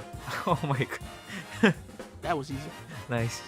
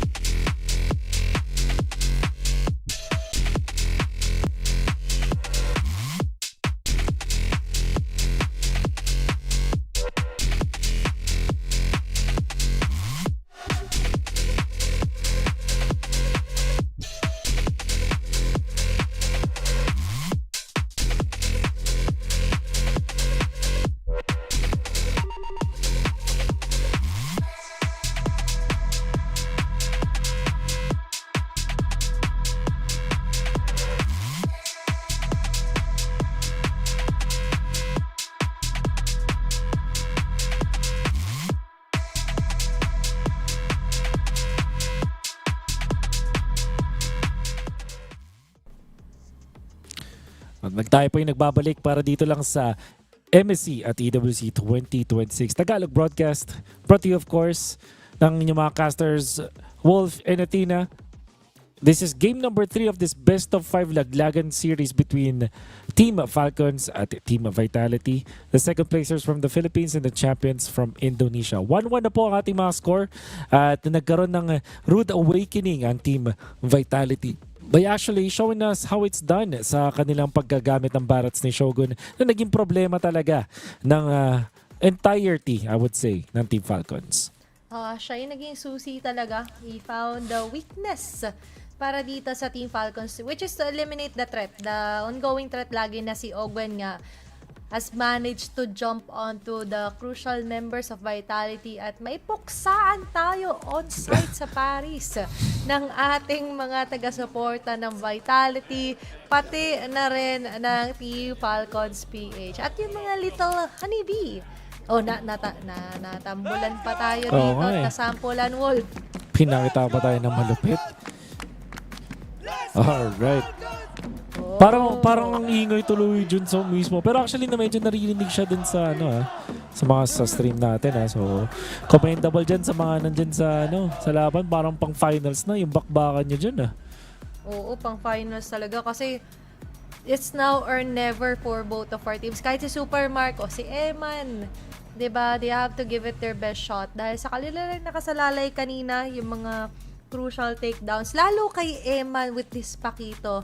Nasabi mo nga, a beautiful flex coming into the draft kanina ng Vitality. Oo. At naramdaman naman natin yung kanyang impact din dun sa game.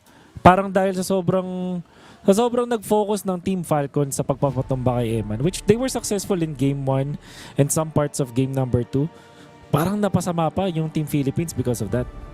So, talaga, itong si Eman, problema din talaga. Isang problema para sa mga kalahok natin dito sa Team Falcons.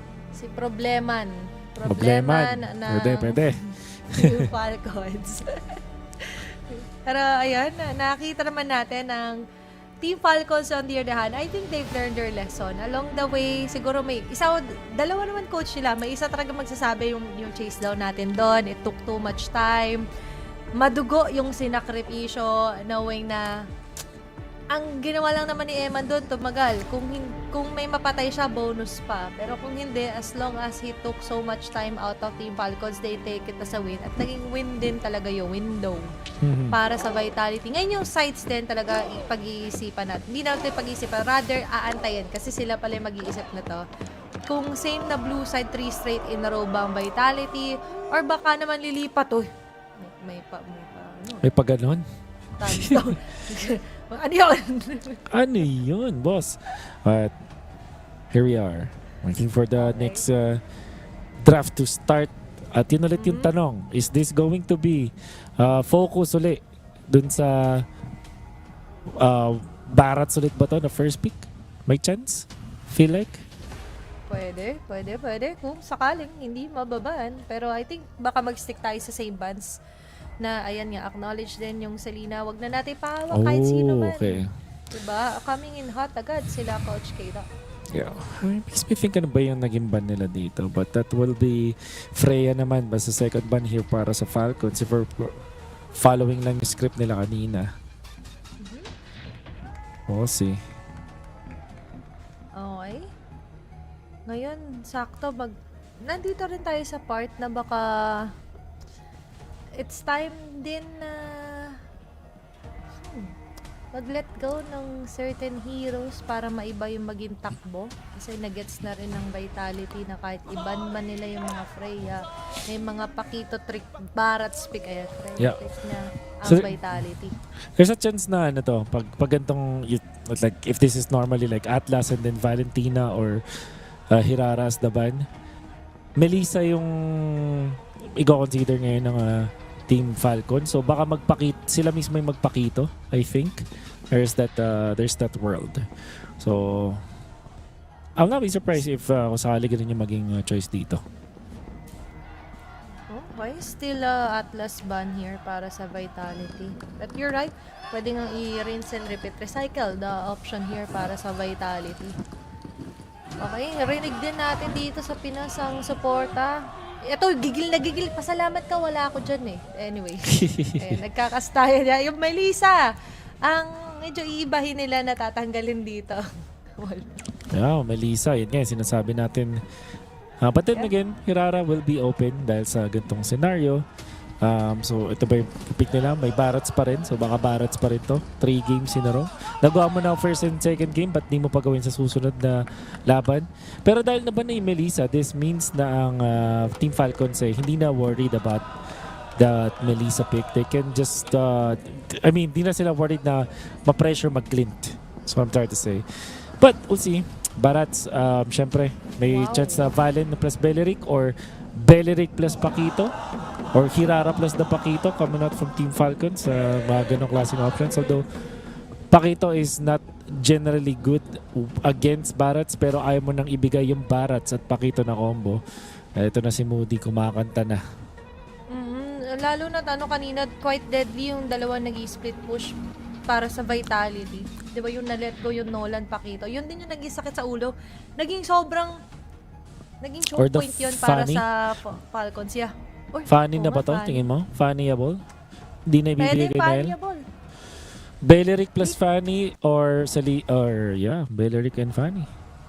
Nice call. Okay. So ngayon, they'll take the explosive route para dito kay Kyle. Ngayon, option ng Vitality, kumikback agad dito sa XP. Valentina and Paquito is what I'm thinking dito sa Vitality. Valentina check sa dalawang heroes na to. Fanny traditionally does not like playing against that hero. And ang kagandahan din dun sa Valentina, pang-copy siya dun sa isang Beleric. So, sobrang ganda ng Valentina dito, baka hindi siya bigyan. Although there's the Eudora still para sa mga assassins. Yung Paquito, tingin ko ang hindi mababago dito para sa Vitality. Sobrang flex para sa kanila. Ang daming nagagawa for their team. So, it will be Paquito indeed. And Eudora para sa isang Fanny. Sobrang valuable kasi to give up Paquito. Especially na revealed na agad yung magiging main jungler and roam para dito sa Team Falcons PH. Pero marami rin talaga nagtatanong, Wolf, onto why Team Falcons is really willing na 3 times in a row yung Barats pakawalan. They opt to somehow ban na lang yung Melissa or Freya. Kahit na yung Melissa ay nagawa naman nilang talunin nung game number 1. Yeah. Well, I think kasi alam nila pwede silang maglapo-lapo yung game 1, di ba? At alam din nila dito, wala ng Valentina, so hindi na... So, they will make... I would have said na pwede lang idulo pa to, pero pinik na nila sa ngayon. Kasi may option pa, may kailangan pang kunin na Haji hero, like you have to get the Valentina eventually. At kung ano naman yung nakahanda nila up against this Eudora will be good. Pero yeah, the reason why they're willing to give yung Barats is because of this Paquito na lapu-lapu, na mayroon silang hidden tech dito para sa side ng Team Falcons. So with that, hindi na willing i-miss out na mag-last pick sila ng lapu-lapu. Dahil nga, ito nga yung pinaka-alas nila against that Barats 3 times in a row now. Although naiba nga yung kwento nga nung game number 2. Ngayon, the option of Harley ay pwede, tinanggal pala agad. Okay, tinanggal na agad dito ng Team Falcons PH. Nasa red side sila, which means that they will actually ban out certain heroes pa pagdating sa ibang role ng Team Quality as soon as makita natin yon. Yeah. So, ano ba yung mga heroes na yan? You're looking for like mga fire sa Eve Valentina para kay Haji. I feel like mga nagiging choices dito. Pero pag meron kang Beleric plus Fanny, gusto mo may konting burst din eh. So, baka Farsa yung maging last option dito para sa side ng Falcons. Para kay Haji. The Valentina, Eve, no? Nandiyan pa rin naman. Yeah. Eve, yeah. Okay, so ban agad. Okay, nakita rin nila yung naiisip natin.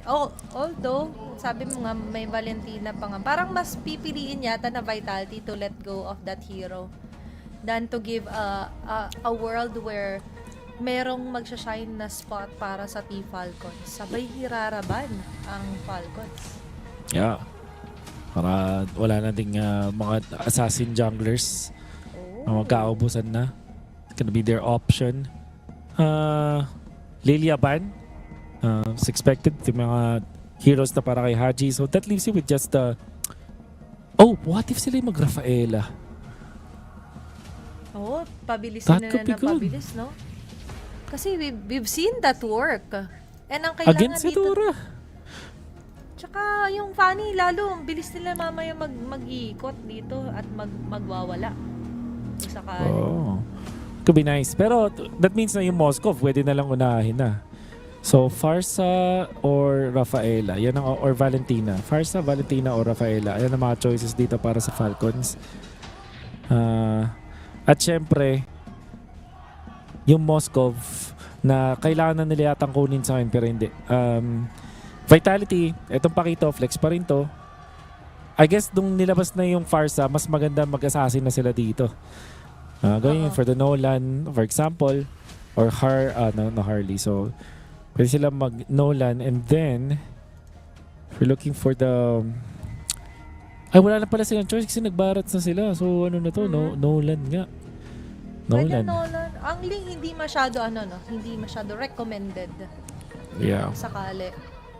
It's going to be easily picked out here by Team Falcons PH.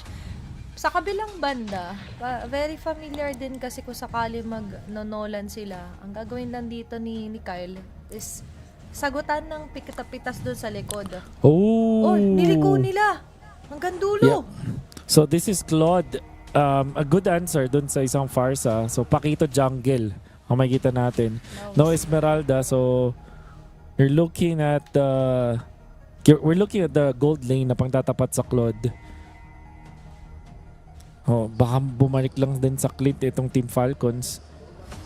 At meron ding Brody naman na nakikita din natin na pangtapat na rin dito sa composition na to. There's also Carry. Carry maybe actually. Traditional answer sa isang Claude. Barrett's hates playing up against that hero. Kufra. Sakto lang. Kaya din burst and carry it is. Para kay Super Marco. Okay. Playing it safe muna dito para sa Team Falcon. So, mas inuna mo nila yung problem at hand, which is yung Barats nga. So, for Super Marco, nakasalalay talaga yung Shred. Plus, I feel like ngayon, hindi na sila kakapusin in terms of what Haji can provide for the team. Kasi kanina yung Selena, di ba, pag naglimitis yung Araw, para silang napipilayan sa opensa nila. Although, pwede naman mag-mechanic maneuver doon si Haji. But with the Farsa, they have this certain area of influence na talaga makakapag-shine sila. Tapos, finisher na lang yung magiging move. Or, pwede rin namang early punisher dito si Kyle with his Fanny. Okay, maganda naging takbo ng draft for this round at napagbigyan ng Fanny para kay Kyle. Yeah. Pero, tignan natin kung makakalayo ang Fanny ni Kyle na isa rin sa mga favorite at hindi yung dahilan kung bakit siya nakilala dito sa scene. At syempre, itong carry ni Super Marco na yun din yung dahilan kung bakit siya nakilala sa MPL. That undefeated run with this particular hero. Yeah. Maybe we can show it, we can showcase it again para sa side ng Falcons. And I really like it kasi okay siya sa Claude in the laning stage, in the team fights. Okay siya against the Barats. I guess Kufra lang yung problema, but then again, si Gofra magiging busy na yan dun sa isang Fanny. So, hindi yung bouncing ball actually pwede niyang mapunish. So, one hero at a time kasi mapofocusan mamaya dito ni Finn. So, it's up to Super Marco to find those angles nga na sila makakalamang. Ngayon, maraming sabi mahirapan sila dito sa Kufra. In a sense, oo, pero pwede rin naman silang mag-antay muna. It comes to the ultimates dito para kala Ogwen. And as you mentioned for Super Marco, na maging bulletproof ulit dito sa carry niya. Nael opt-in with the Pakito jungle, yung beauty of the flex nga talaga na hanggang dulo, kinaya nilang medyo iliko yung draft into their favor someday. Yeah. We'll see. Nasa execution pa rin naman to. Despite everything, I think Vitality have again made sure na maganda yung magiging kakalabasan ng kanilang composition, yung mabubuo nila on their side. As you're seeing, it's such a good start para dito sa Vitality with Finn already up top. Kahit tatlo yun nandun, mabubuhay. At ginugulo lang din niya yung mga nanggugulo sa kanya. Disruptor lang talaga muna dito yung magiging target niya. Although nakita doon ni Moreno, si Kyle. So it's all about preventing nga na makakuha ng number dito yung Fanny. But all has been said, yung Barat talaga ang sakit sa ulo. Grabe. It's going to be a first blood. Taken down agad si Flap even before maisayaw itong turtle na to. 4 na miyembro for Vitality nakabiligid. Looks like it's going to be succeeding play para sa kanila. Aabot man si Kyle. Kailangan Level mag-regroup 5 siya. na maigi dito ng Falcons. Level 5 na siya versus onto na L. That's only onto level 4. Sakto, nakuha niya pa rin yung turtle. Ensures a louder level added para sa Pakito. At mukhang 14 Falcons, hindi nila masyado nilalim or nilaban yun. Wow, such a great maneuver para sa Vitality ulit na nasa top. Finast clear nila yung lane para mag-level 4 si Shogun, committing the flicker para, not even having to commit the flicker actually. Yung ulti lang yung kinailangan para mapatumba doon. Itong si Flap naman. Kung kanina si Ogwin yung naging target yun. Dito naman si Shogun. Shogun, ang ganda ng kanyang idea dito palagi for the -1 place.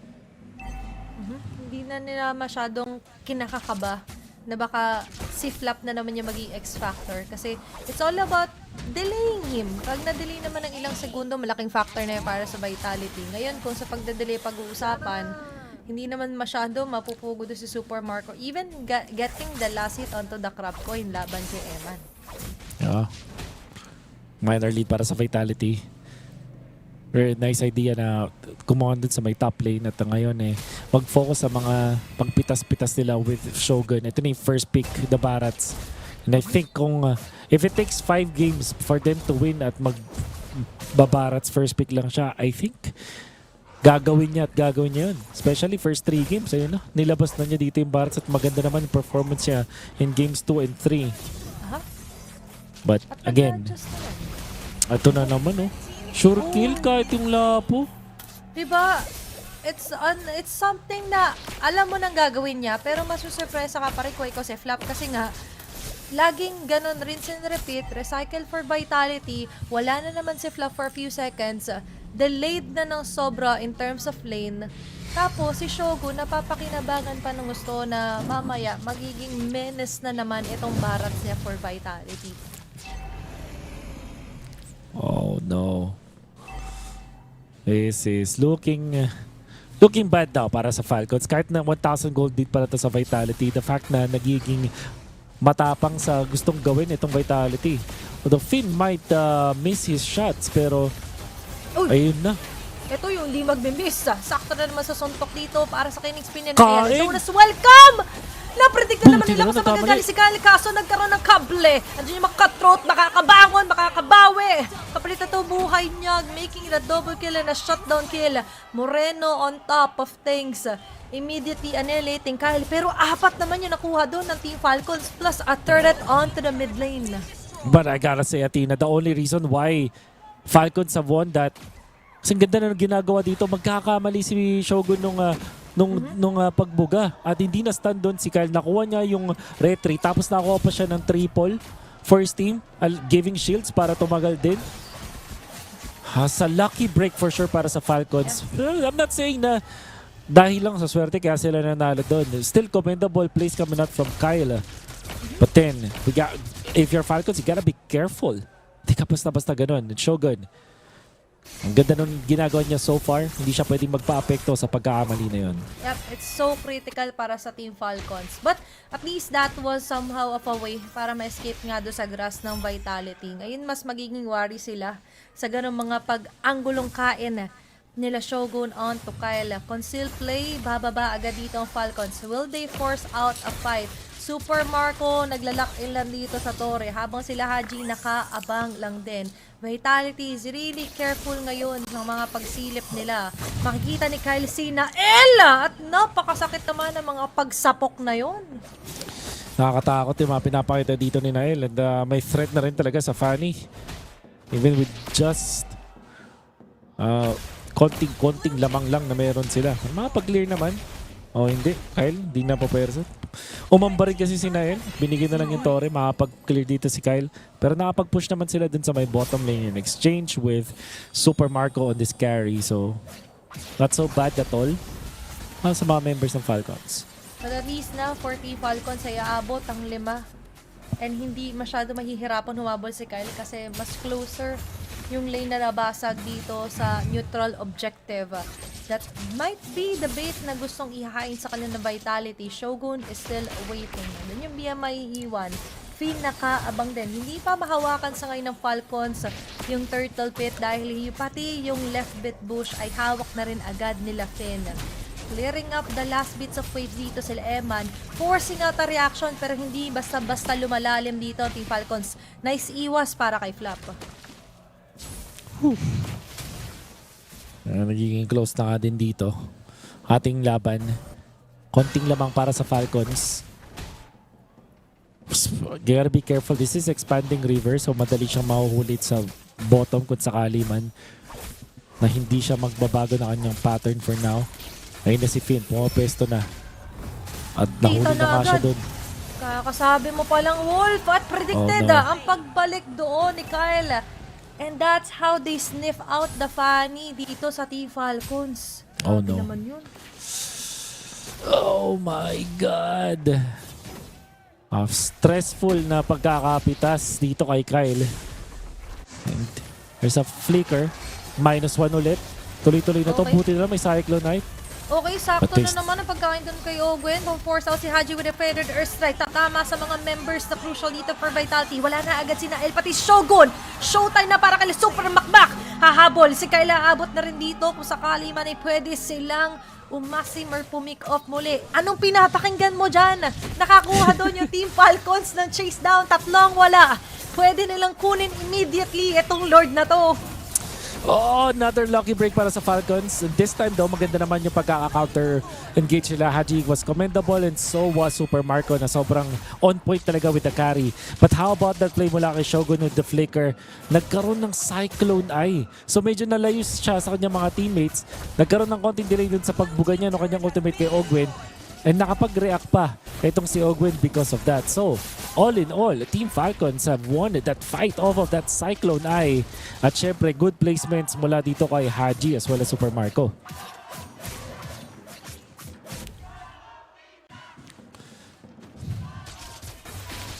Oo.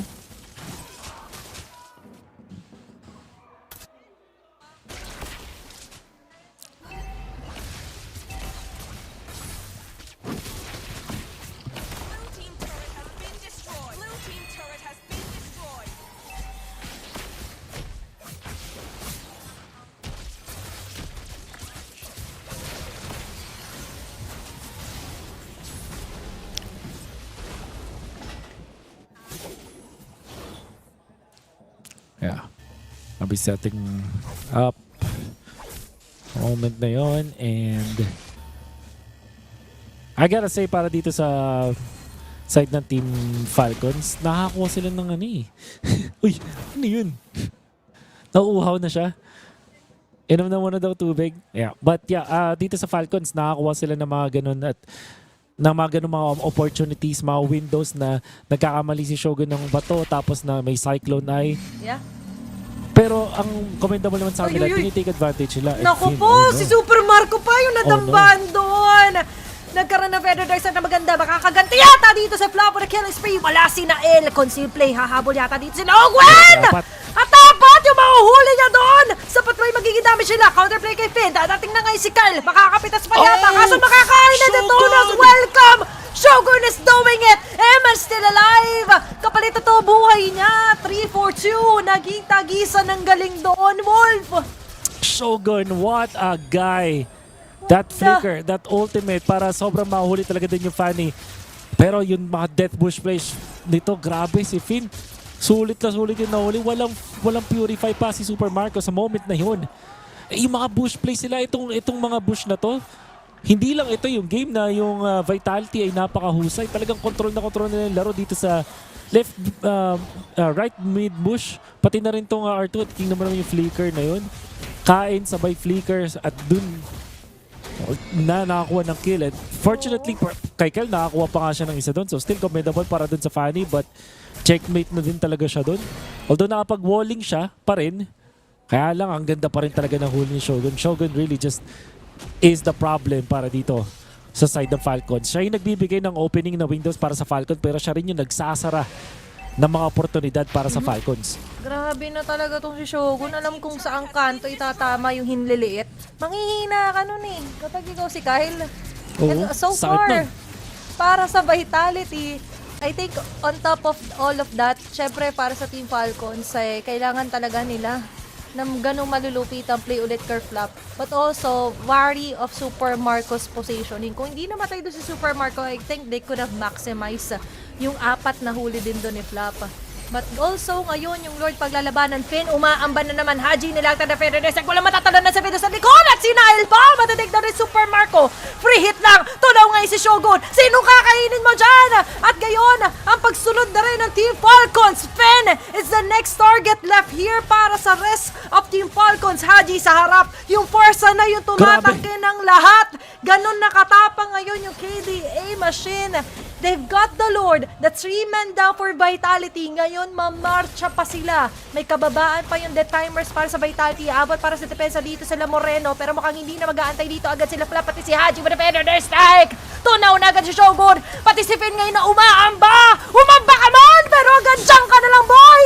Hahawa ka sa tenga. Tatapusin ng Team Falcons ang game number 3. Crowd goes wild. Team Falcons match point. Ang daming roller coaster of emotions na nakita natin sa laban na to. At nakita mo na bumuboses na ang mga Falcons fans. In the end, Athena, ang kinailangan lang pala ng gawin ay harapan. Hindi threat si Shogun, hindi threat si Finn kapag kita natin sila. Pag nasa mga bush at gumagawa ng mga flicker play, oo, malaking threat yung mga initiators dito coming out from Vitality. Pero pag alam nila kung saan manggagaling na tatauhan ni Ogwen, hinaharapan niya ng matindi. At nakukuha nila yung panalo because of that. So many good plays na nakikita natin coming from Finn and the gang, but in the end, makikita natin ito si Kyle escaping death. Makakuha pa ng 3 bago siya mapatumba dahil nagkamali ng buga. With the Daytona's welcome, it will happen once again. Ganun nakakabaliw ang mga team fights na to. There's so many good things. Katulad nung pag-abang ni Finn dito, ang daming ginawa ni Finn na maganda. But you also can attribute that dito sa mga konting mishaps. Katulad ng Cyclone Eye play, kinailangan pang umanggulo doon. So tumagal pa yung ating fight. Haji on point with the feathered airstrike and Super Marco, ever so reliable onto the backlines. Makakuha pa ng 2 kill for his team habang nagiging kalmado lang.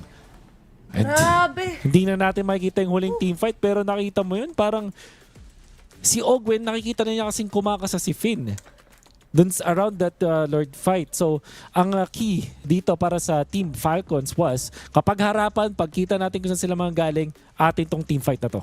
Salubungin mo ng kamao. Diba? Parang ganun yung ginawa ni Ogwen. So, marami ang nanggigil. And finally, we see the breakthrough that we were waiting for para sa Team Falcons page. A very well precise analysis doon sa game na yon. Opo, kailangan din natin i-comment na maganda naman talaga actually yung ginagawa ni Finn saka ni Shogun time and time again. Pero with Ogwen, natiwala lang ang puhunan, pinusuan pa. Combo yun ng matatag na Pilipino, guys. Grabe. What a game that we've seen. What a series. Shogun yung first pick na Barats. Ito yata yung best showcase kung bakit. Diba may mga nagtatanong bakit na first pick tong Barats na to? Well, now you know. Now you understand why this is the choice para sa Team Vitality. Sobrang solido at dependable nitong ni Shogun. Pero eventually nahanapan ng paraan ng mga Pinoy kung paano siya talunin. Nakita na natin na ang alas at isasarado muna onto a match point ng Team Falcons. Ang nakakakaba na knockout stage natin ngayong araw. Unang araw pa lang to, Wolf. I believe na mas marami pa tayong pwedeng makita mga kakaiba, mga play. But I feel like, bias aside, one of my favorite plays yun so far dito kay Ogwen sa MSC. Ganda talaga ng pagharap doon ni Ogwen. And Team Falcons din, dito si Flap, di ba? Sobrang ganda rin ng performance na nakita natin sa kanya. Si Kyle yung na kain na siya with the Daytona's welcome tapos talagang napupurnada na yung pwesto niya pero parang naiintindihan niyang mamamatay na siya. So as much as possible, magdidil na lang siya ng damage. At madami pa tayong mga nakikita from many good performances here. Like Kyle dealing 31,000 damage. Itong si Haji 37,000 damage. Super Marco, sobrang ganda ng performance. Overall, what a great game from both teams. Grabe no, na I didn't think na aabot tayo sa ganitong klase ng masterful mechanics. The draft itself, oo, ngayon na hindi na siya problema talaga. Na nakikita na ng mga teams na ngayon na kailangan na pagfokusan is the last game, the last thinking na kung sino ba kailangan targetin. Nakakangiti na sila Gwen, sigaw na pabalik ang mga supporters ng Team Falcons PH, and what matters the most is that they've managed to soar through that bagyo, that storm na kine-create ng Team Vitality. Kahit kung ako nandyan kahit mapaos ako, ganun din na magigisigaw ko. Yung nangihingi ng tubig, painumin nyo na muna. Ang ganda ng nangyayari dito sa Paris because of what we're seeing from our teams. At pati yung mga supporters natin, nakikita natin kung gaano sila ka-intense na rin dito sa mismong EWC. Yep. And crowd is noisy, nagkaka-trash talkan, hindi ko alam kung ano yung exchanges na naririnig natin from that, and I just wish na nandun tayo to enjoy it, but here we are, just witnessing greatness from both teams. Napakagandang performance ang nakita natin sa dalawang teams natin from the draft until the early stages, yung mga turtle dance nila and then the lord dances na ginagawa nilang kakaiba. Worthy of knockout stage. Baka nga pang finals caliber nga. Actually, ito nakikita natin But that's just game number 3. Match point na po ang Pilipinas. Tatapusin na ba natin to sa susunod na kabanata? Alamin natin yan sa pagbabalik ng Tagalog coverage ng MSC at EWC 2026. See you after this break.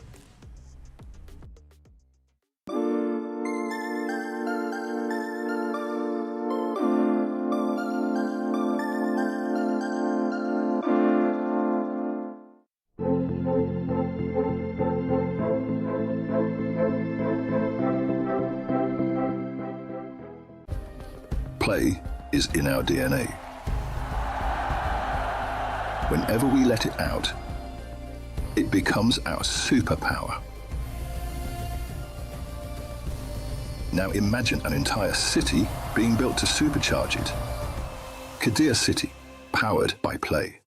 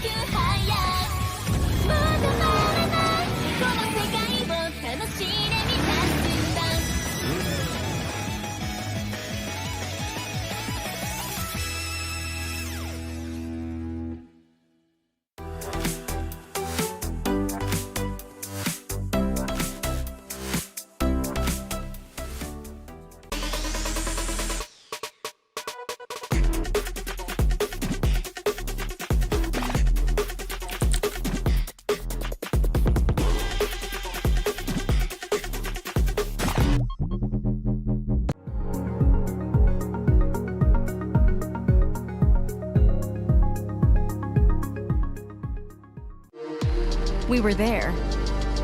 For every click, every clutch, every respawn. We were there for the years of grind. And we're here. Now. The proud founding partner of EWC. Powering the biggest event in gaming. Shoulder to shoulder with the world's best. Making history. Greatness deserves a stage. Lenovo Legion. Reach your impossible.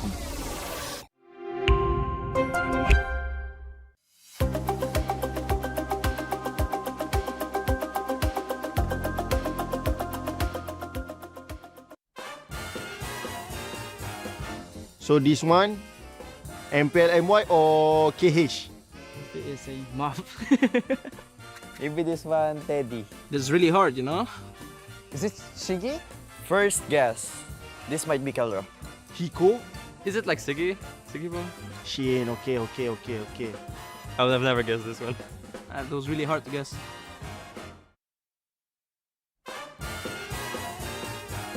Okay, it's on the beach. Not Malaysian, either Pinoy or Indonesian. If I see the picture, I think Cambodia player. Sanji, No. Sanford, No. Ogun. No. It's a male. No, it's a female. I forget. Keishi. Yes. I go for Keshi. Yeah, right. Because I get the clue. Yes.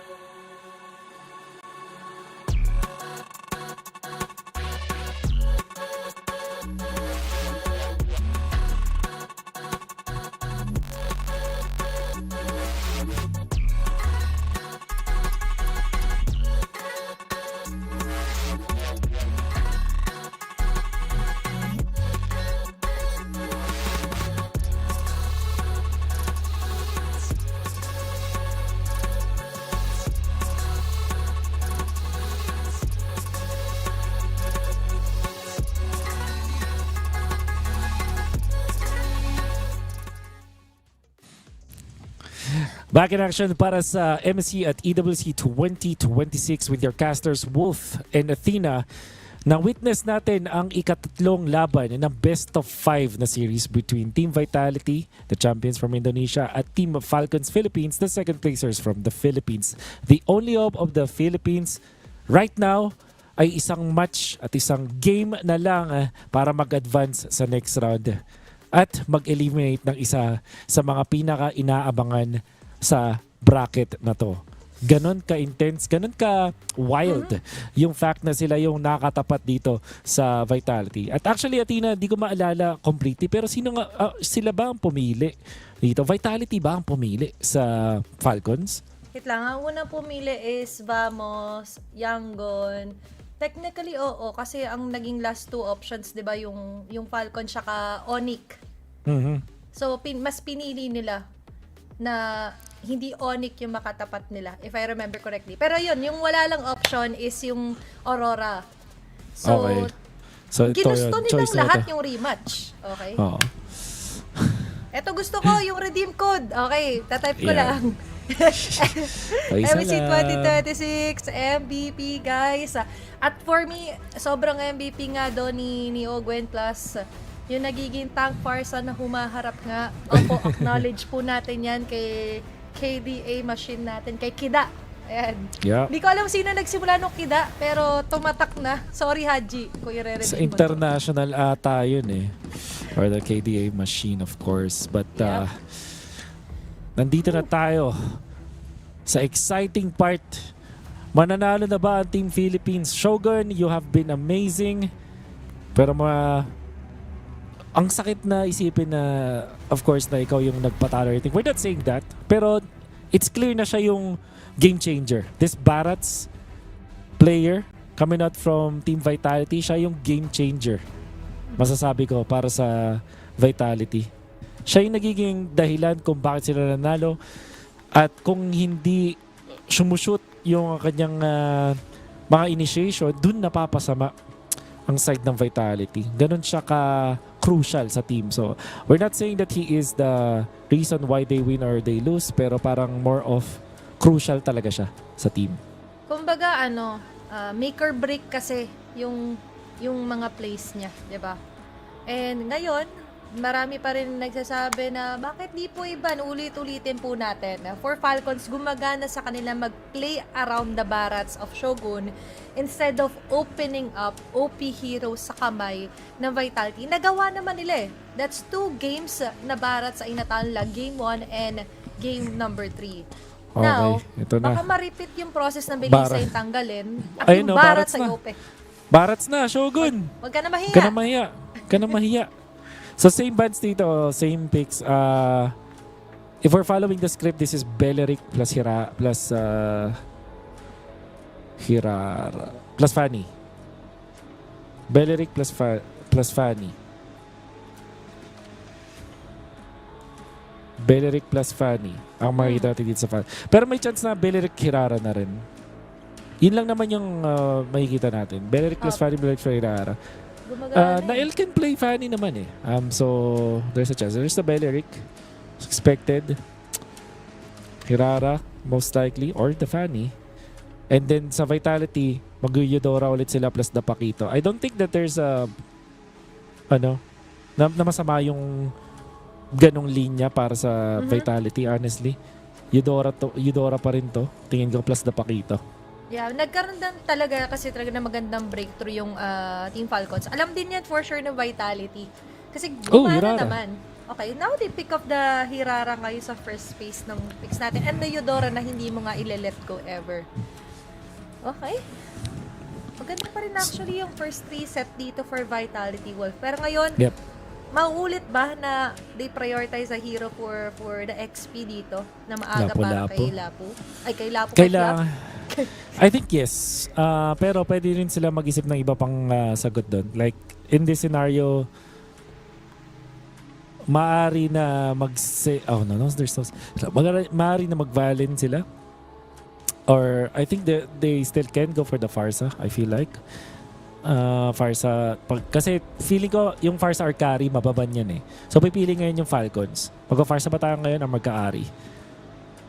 Lapu-Lapu unlikely to be banned kasi feeling ko yung nararamdaman ng Falcons is alam ng Vitality na kaya nilang patayin yung Lapu-Lapu. So 3 levels ng pakiramdaman yun. That's why Farsa or Carry yung naging choice dito na ban, na pick kami na ng Falcon. So anong ibaban mo ngayon kung ikaw yung Vitality? Diba? Are you going to take out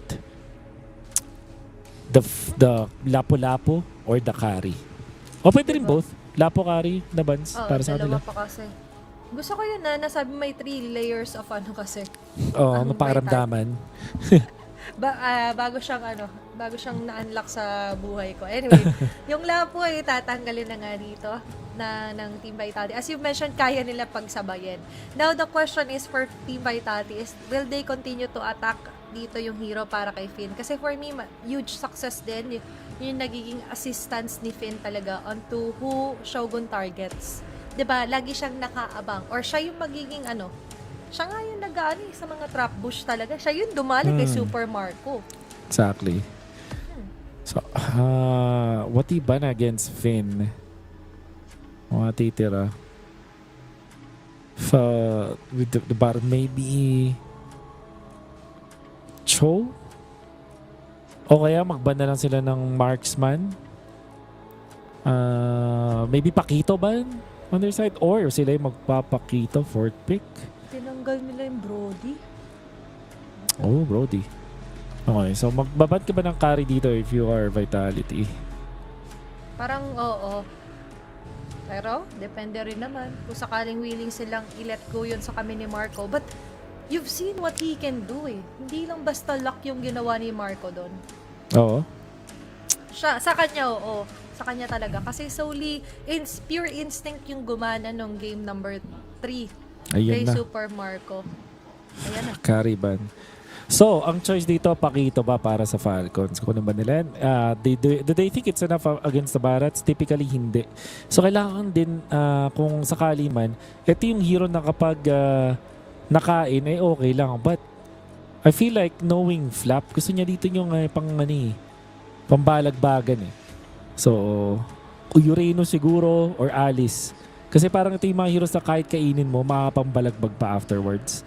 And syempre, ito yung mga hindi gustong kaharap ng Hirara. Although kaya ng Hirara yung isang Uranus, madami siyang ibabato for that. So, ito Uranus. Ngayon, ang Vitality, matitempt ba sila mag-carry? Or, babalik ba sila sa Pakito? Yan ang mga choices nila for the gold lane, I feel like.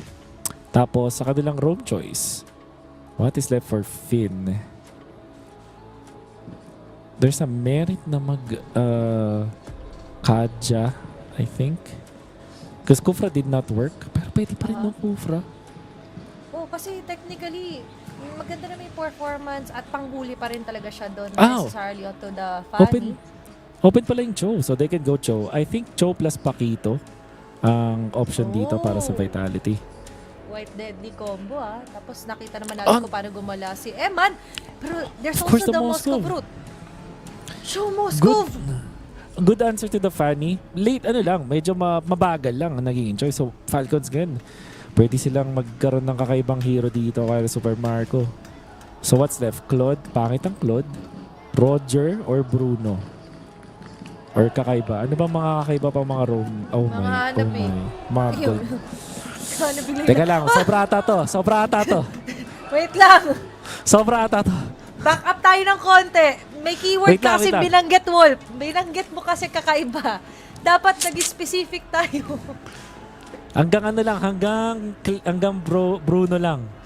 Bruno, Clint, at Obsidia. Hanggang doon lang sana eh. Okay. Lumabas. So far. Dark Continent. Okay. Dark Continent in Europe. In Paris, France. They'll take the challenge. On a very crucial matchup, Team Falcons chooses to debut. A Hanabi sa kamay ng Bulletproof. Ang hirap nga namang sipain. All things considered. At malakas sa lane, actually. In a way, ayaw ng Barats dahil pwede siyang pabandahan lang at pwede niya mapatay yung kanyang mga kampe in that scenario. Tiwala. At nag-Aegis. Siyempre, mag-Aegis yan. Oo! Well, siyempre, mag-Aegis yan. Aegis Hanabi sa world stage. Eto ba? Mirko, pag eto ang tumalo sa team mo, anong mararamdaman mo, Mirko? If this is the hero that eventually eliminates Vitality, how would you feel, Mirko? Grabe, no? Oh my gosh. Sobrang iniisip ko pa lang kung ano yung pwede niya maging titulo. Pero syempre, isipin muna natin mga posibilidad kung bakit din mahirap. Na-discuss mo nga na pwede siyang bumanda o to Shogun and even Finn. May innate, parang medyo purify, immune control effects din kasi si Super Marco. Pero bago lahat, tutukan muna natin yung first blood suddenly nga dito ni Nael, and that's against Ogwen dun sa bandang gitna. Oh my God. Oh my God, my friend, Pepito, my man, my friends, my countrymen, Pero let's not discount the fact na maganda yung first 4 picks dito ng Falcon. Solidong-solido. Right? So, makikita natin din itong Farsa plus the Belleric in full effect. And even when this Cho ito yung Cho maganda sa Fanny or at least may touch din sa Fanny. I don't see a hero na pwedeng kumontest dito kay Haji. Actually, ang ganda nung combination ng Uranus plus Farsa dito ng Falcons. Sobrang ganda nung synergy nung napili nila. So, Oo, gaganda lalo yan kapag ka nakapag-scale up ng husto rin si Super Marco. 'Di ba? All the doubters, tignan natin. Kasi nasa galaw pa rin naman yan. Pero ngayon, hindi the doubt nila Finn na baka kumontes ka ang Falcons dito. Neutral objective. Mabilisan lang nilang i-take knowing na Fanny needs its purple buff muna. So, might as well. Uy, may SOD ako na nakita doon. Okay. Walang nakaw na magaganap po. Makukuha pa rin ni Kyle ang kanyang purple buff. whew. Okay. Kalma lang, kalma muna. Kalma. Relax lang muna tayong lahat. And the Purify committed by Flap. Interesting. Expecting ata na may I'm not sure kung mamamatay siya doon. Pero baka, ano na lang din, safer play na lang. Kasi parang, bakit nga naman mag-ulti si Shogun bago right after turtle. Alam mo yun, yung parang wala siya nakikita, wala silang vision kung nasa yung mga members ng Vitality. So, they're just gonna be utilizing that Purify, but we'll see kung ano bang mga nasa utak ngayon ng mga teams natin. Tsaka knowing na ito nga may Moreno and Nael that could easily respo if needed. So for Team Falcons is all about preventing muna na may isa sa kanila na makapagpabigay ng snowball that Vitality needs. Kyla on the other hand, ito talaga yung mga sneaky moves muna kaso masisipa siya. Wrath of Dryad combination there for Ogwen. Natagman yung Feathered Earth Strike. Pero mukhang kapalit pa rin ito ay buhay ni Kyle onto the show. Parang map-read mula sa Vitality. Nilagay din nila dun si Eman para sa extra stun. Purify, talagang nagpipilit na lang ng Purify. Shogun is a problem para sa Falcons. Even up until now. Yung Barats talaga, kaya man mag-play around on that one, pero commendable yung ginagawa niya nga na ganito na valuable battle spells yung na-exhaust niya, which leaves Vitality free to go for favorable trades. At ngayon, sakto, ngayon mas aabot na si Kyle, getting the purple buff first, saka sila mag-move forward dito onto neutral objective that will be spawning in a few seconds. Yeah.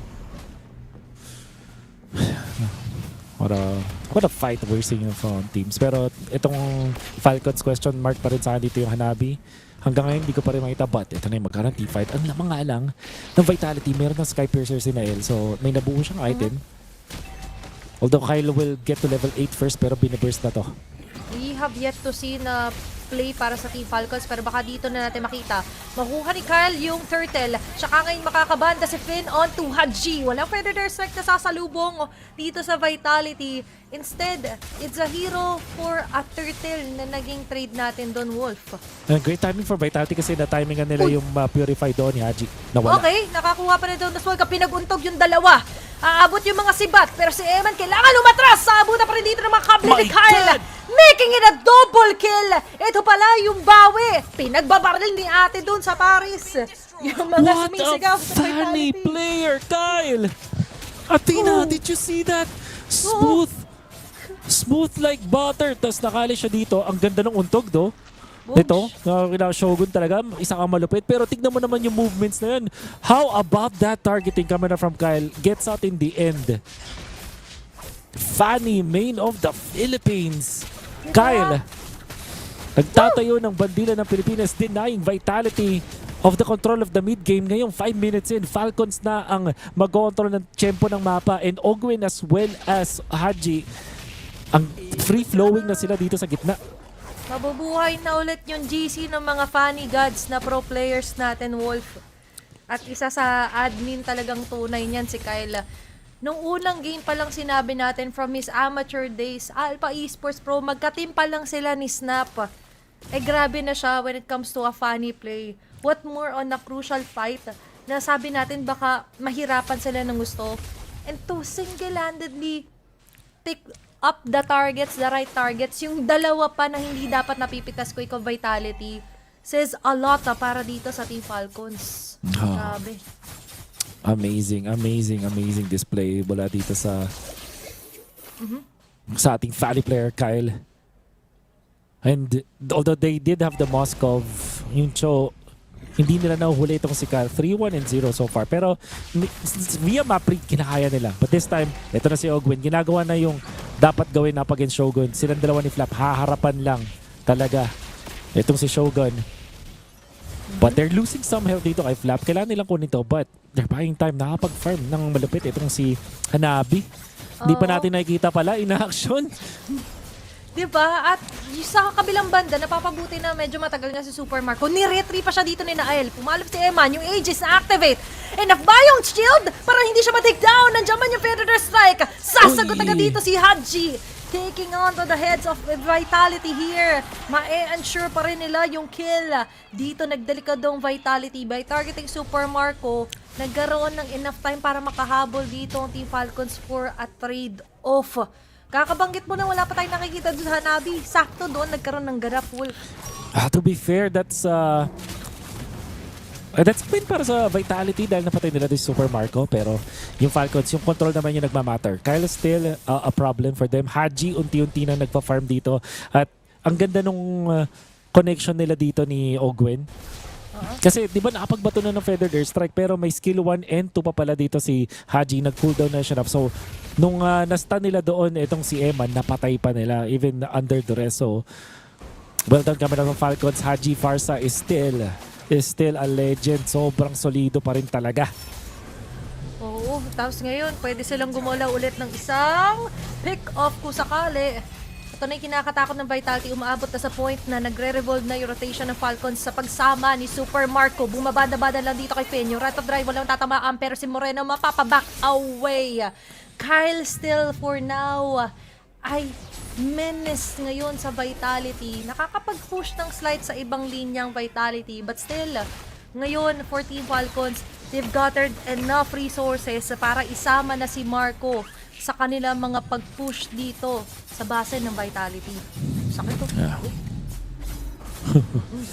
Makakati na, nararamdaman. Kumakatis na. And Falcons is 2.7k gold ahead, 18 seconds before the next objective. And have been doing a great job actually. Tignan mo yung mapa ng Falcons. Isa palang yung napapatumba na tore para sa kanila. So yung long lane, di nila po problemahin sa ngayon. Ang lalim ni Marco sa gitna. At tingnan mo, banda lang yun. Oh. Pinapabanda lang ng mga ticket. Ditong si, Super Marco. Kaya pala nasa-sold out, namimigay ng Kaya ticket. nasa-sold out, namimigay. Diba? Box office hit ang Hanabi ngayon para kay Super Marco. Okay, nag-attempt agad ng burst doon sila Moreno. Even committing the ultimate onto Flap. For a few seconds ay kaya ngayon ng Team Falcons na mag-dive in deeper kung sakali. Dahil it's all about the semiconductor para dito kay Moreno. Kinain with the Tonas welcome. Nauntog. Hindi yata matitake down agad si Flap. Oo, hindi nga. May kain na nag-aabang sa gilid. Haji nagpakulado ng Feather Sector. Medyo makakancel. Kailangan nilang umatras. Super Marco on the other hand being really careful sa kung saan ba siya dapat pumronta. Pumronta na rin agad dito. Oh my Sila God. na pati na rin si Super Marco na makakuha na shoot and kill onto him. Shogun as well mahirapan. Mapapa-flicker at umahabol. Pati yung ibo ni Haji. Ayun na naman si Flap serving those plates. And that's 3 men down for Vitality at Falcons. Ang makakawagi doon. And how about that combo? Rat of the Dryad into the Higanbana. Walang kawala yung mga members ng Vitality. Akala nila sila yung makalamang nung nagkaroon ng laban mismo sa ilalim ng Lord. Pero tinamaan sila ng ulti ni Ogwen, followed up by Super Marco ulti. At dun na sila tinunaw ng mga bumabandang damage coming up from Super Marco. Tingnan ulit natin yung replay. Napakahusay. Rat of the Dryad. Ulti ni Super Marco. Look at that damage. Hindi ka makagalaw. And Kyle was safe all throughout.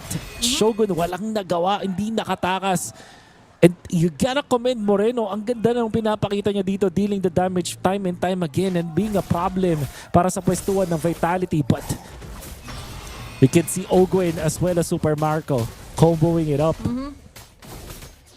They see the value dito sa Hanabi ni Super Marco. Kung kanina puro swerte. Ano ba mga swerte? Mga bilog-bilog. Pag pinagpatong mo na nga naman yung Rat of Dryad, pati yung Higanbana, It's full of rings at yung buong ring na yon ay nakukuha ng Team Falcons. Lalo pa nag-feathered airstrike dito si Haji. Conceal play. May maaabot pa sila dito. Nandiyan nag-feathered airstrike combo. Finn onto Haji pero hindi yata matutuloy onto Asipa. Andiyan yung Detona's welcome pero mukhang si Flap lamang ang kanya makakain at hindi pa nila mapapakinabangan yung Detona's welcome na yun.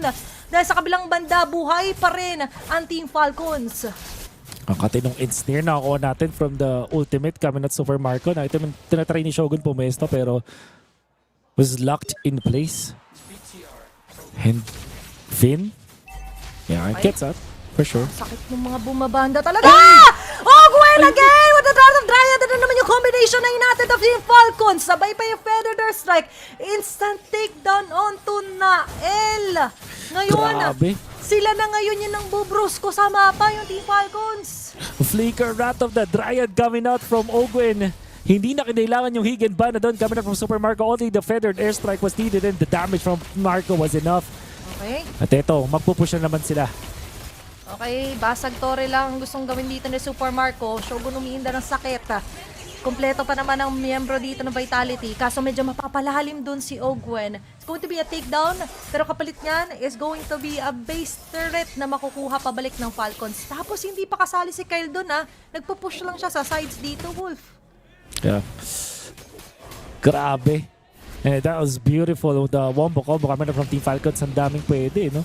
Uranus plus Farsa. That's a combo. Good synergy na agad yun. Pero yung Beleric plus Farsa, combo na rin yan. Beleric plus the Higin Ban of Kyle though, pinagpaplanuan. Mamba out. Immune yan! At sa kanilang paghahabol na nga, ay mukhang Falcons pa makikinabang! What a play here for Super Marco! Getting the most out of it at ngayon umamba ng pagtatapos. Hindi dito matatapos ang kwento ng Pilipinas. Si Emma na lang ang matitira. Falcons PH continues to carry the Philippine banner with pride, proving once again na kaya nilang makipagsabayan at kaya nilang manatili sa torneo. In the end, that conceal play, pumalpak doon kay Kyle. Tapos nung kinambyo nila papunta doon kay Super Marco, sisimun yan mga tol. Hanabi with the ages. Hindi na stun. Na-turn around pa yung team fight at inubos ang mga members ng Bigetron by Vitality. And that is the end for the Indonesian champions. Magmumove on ang Falcons Philippines. Ngayong araw na to, tayo ang lilipad. Wolf!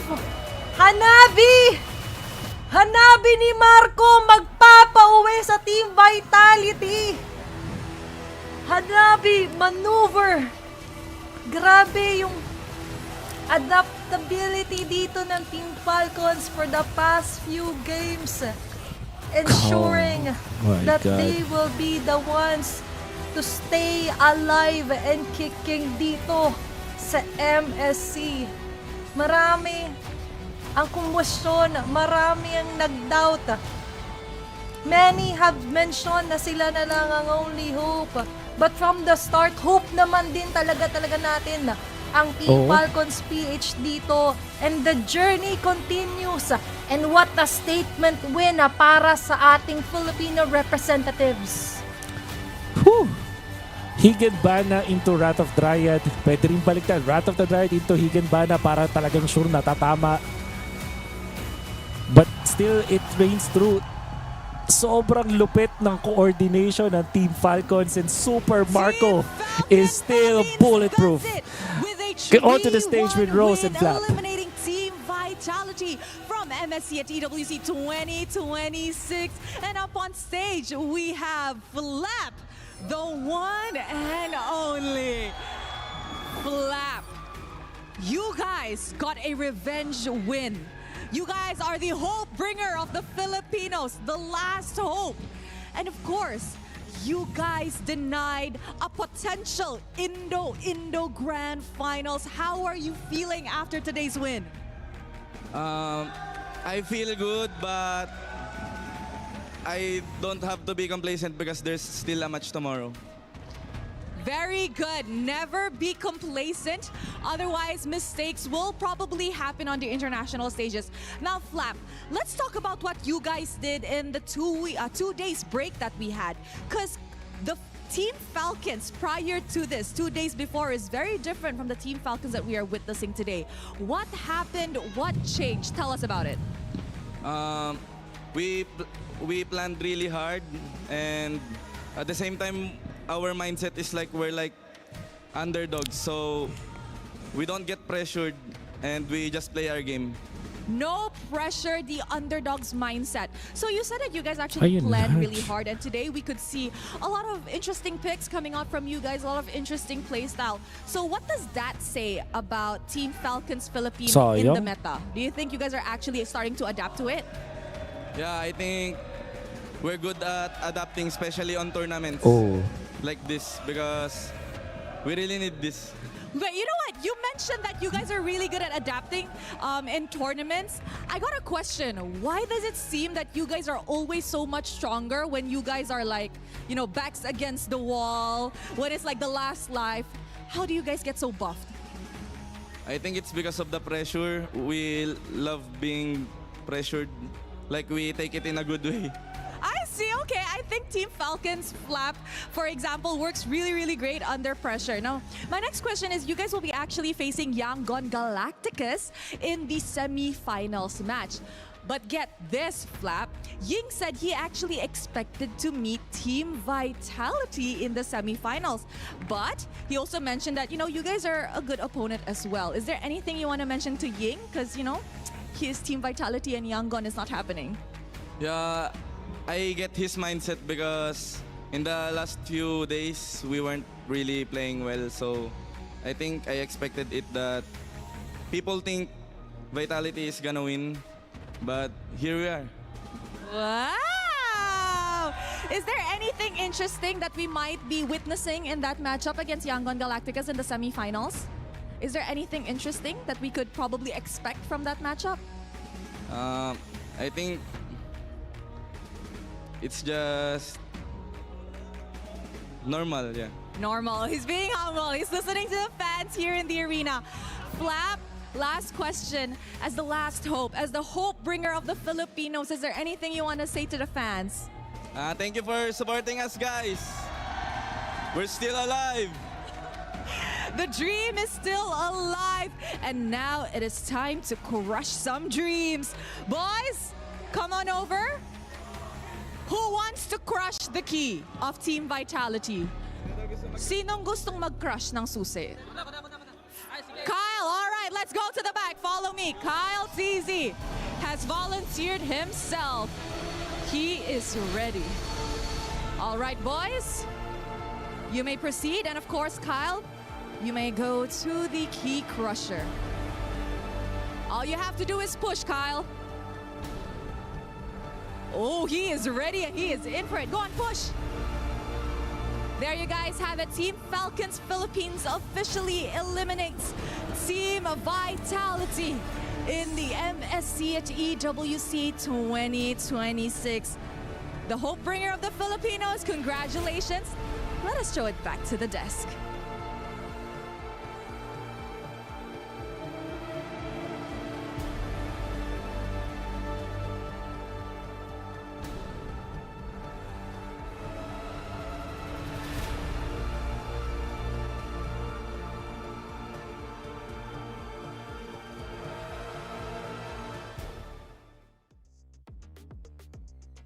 At nakita na nga natin ang pagwawagi ulit at pagsasurvive para dito sa Team Falcons PH. Our hope from the Philippine representative still soaring high onto that best of 5 knockout stage. Nagawa po muli nilang dagdagan ang panalo ng Pilipinas laban sa Indonesia. Balikan ko lang yung notes ko. Ilan yon? 92 out of 152. So, bali 153. Okay, 93 doon ay naipanalo ng Pilipinas. 93 na series, no? Kung ganun. na-match. Watch, grabe, ganun kadami. Ilang games yun. Sobrang daming games. So, ganun kalupit ang numero natin over Indonesia. But of course, hats off pa rin para sa Vitality. I feel like maganda yung nakita nating drafting pattern mula sa kanila. They look prepared. Even the gameplay is there. Hindi ko rin masasabing may mga pagkukulang. Of course, may pagkukulang pero hindi ko masasabing mahina yung nakatapat doon ng Team Philippines. In fact, tingin ko one of the better series na napapanood natin. Ito parang sobrang quality ang masasabi ko dun sa dalawang teams natin. In another universe, it could have been a grand finals, 'di ba? Na pwedeng nagtagpo sana dito sa 2026.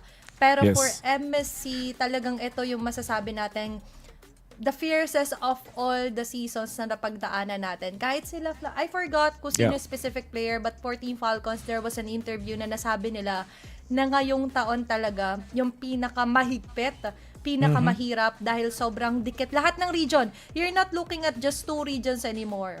You're looking at it as a whole international na kahit sino kaya na ngayon na makipagsabayan at kaya din talaga nila na ipakita yung best nila on the international stage. At sadly though, yung kaninang iniisip natin, Wolf, na ano kaya magiging titulo ng reaksyon ni Mirko na Hanabi ni Super Marco ang makakapagpauwi sa Team Vitality. Alalaman natin yan mamaya. For now, I think that's it for our cast dito, Athena. No? Maraming salamat, Athena, and of course, on behalf of the production. Dito, at least sa Tagalog broadcast, hanggang dito na lang muna. We're gonna be hopping on the break and pagbalik, may mga konting ceremonies pa dyan. But that's it for us. Thank you so much for watching. Good game and good night. See you next time.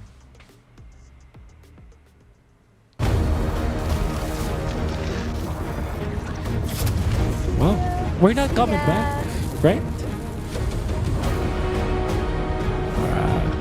All right. Thanks so much, Tom. I'll see you again next time.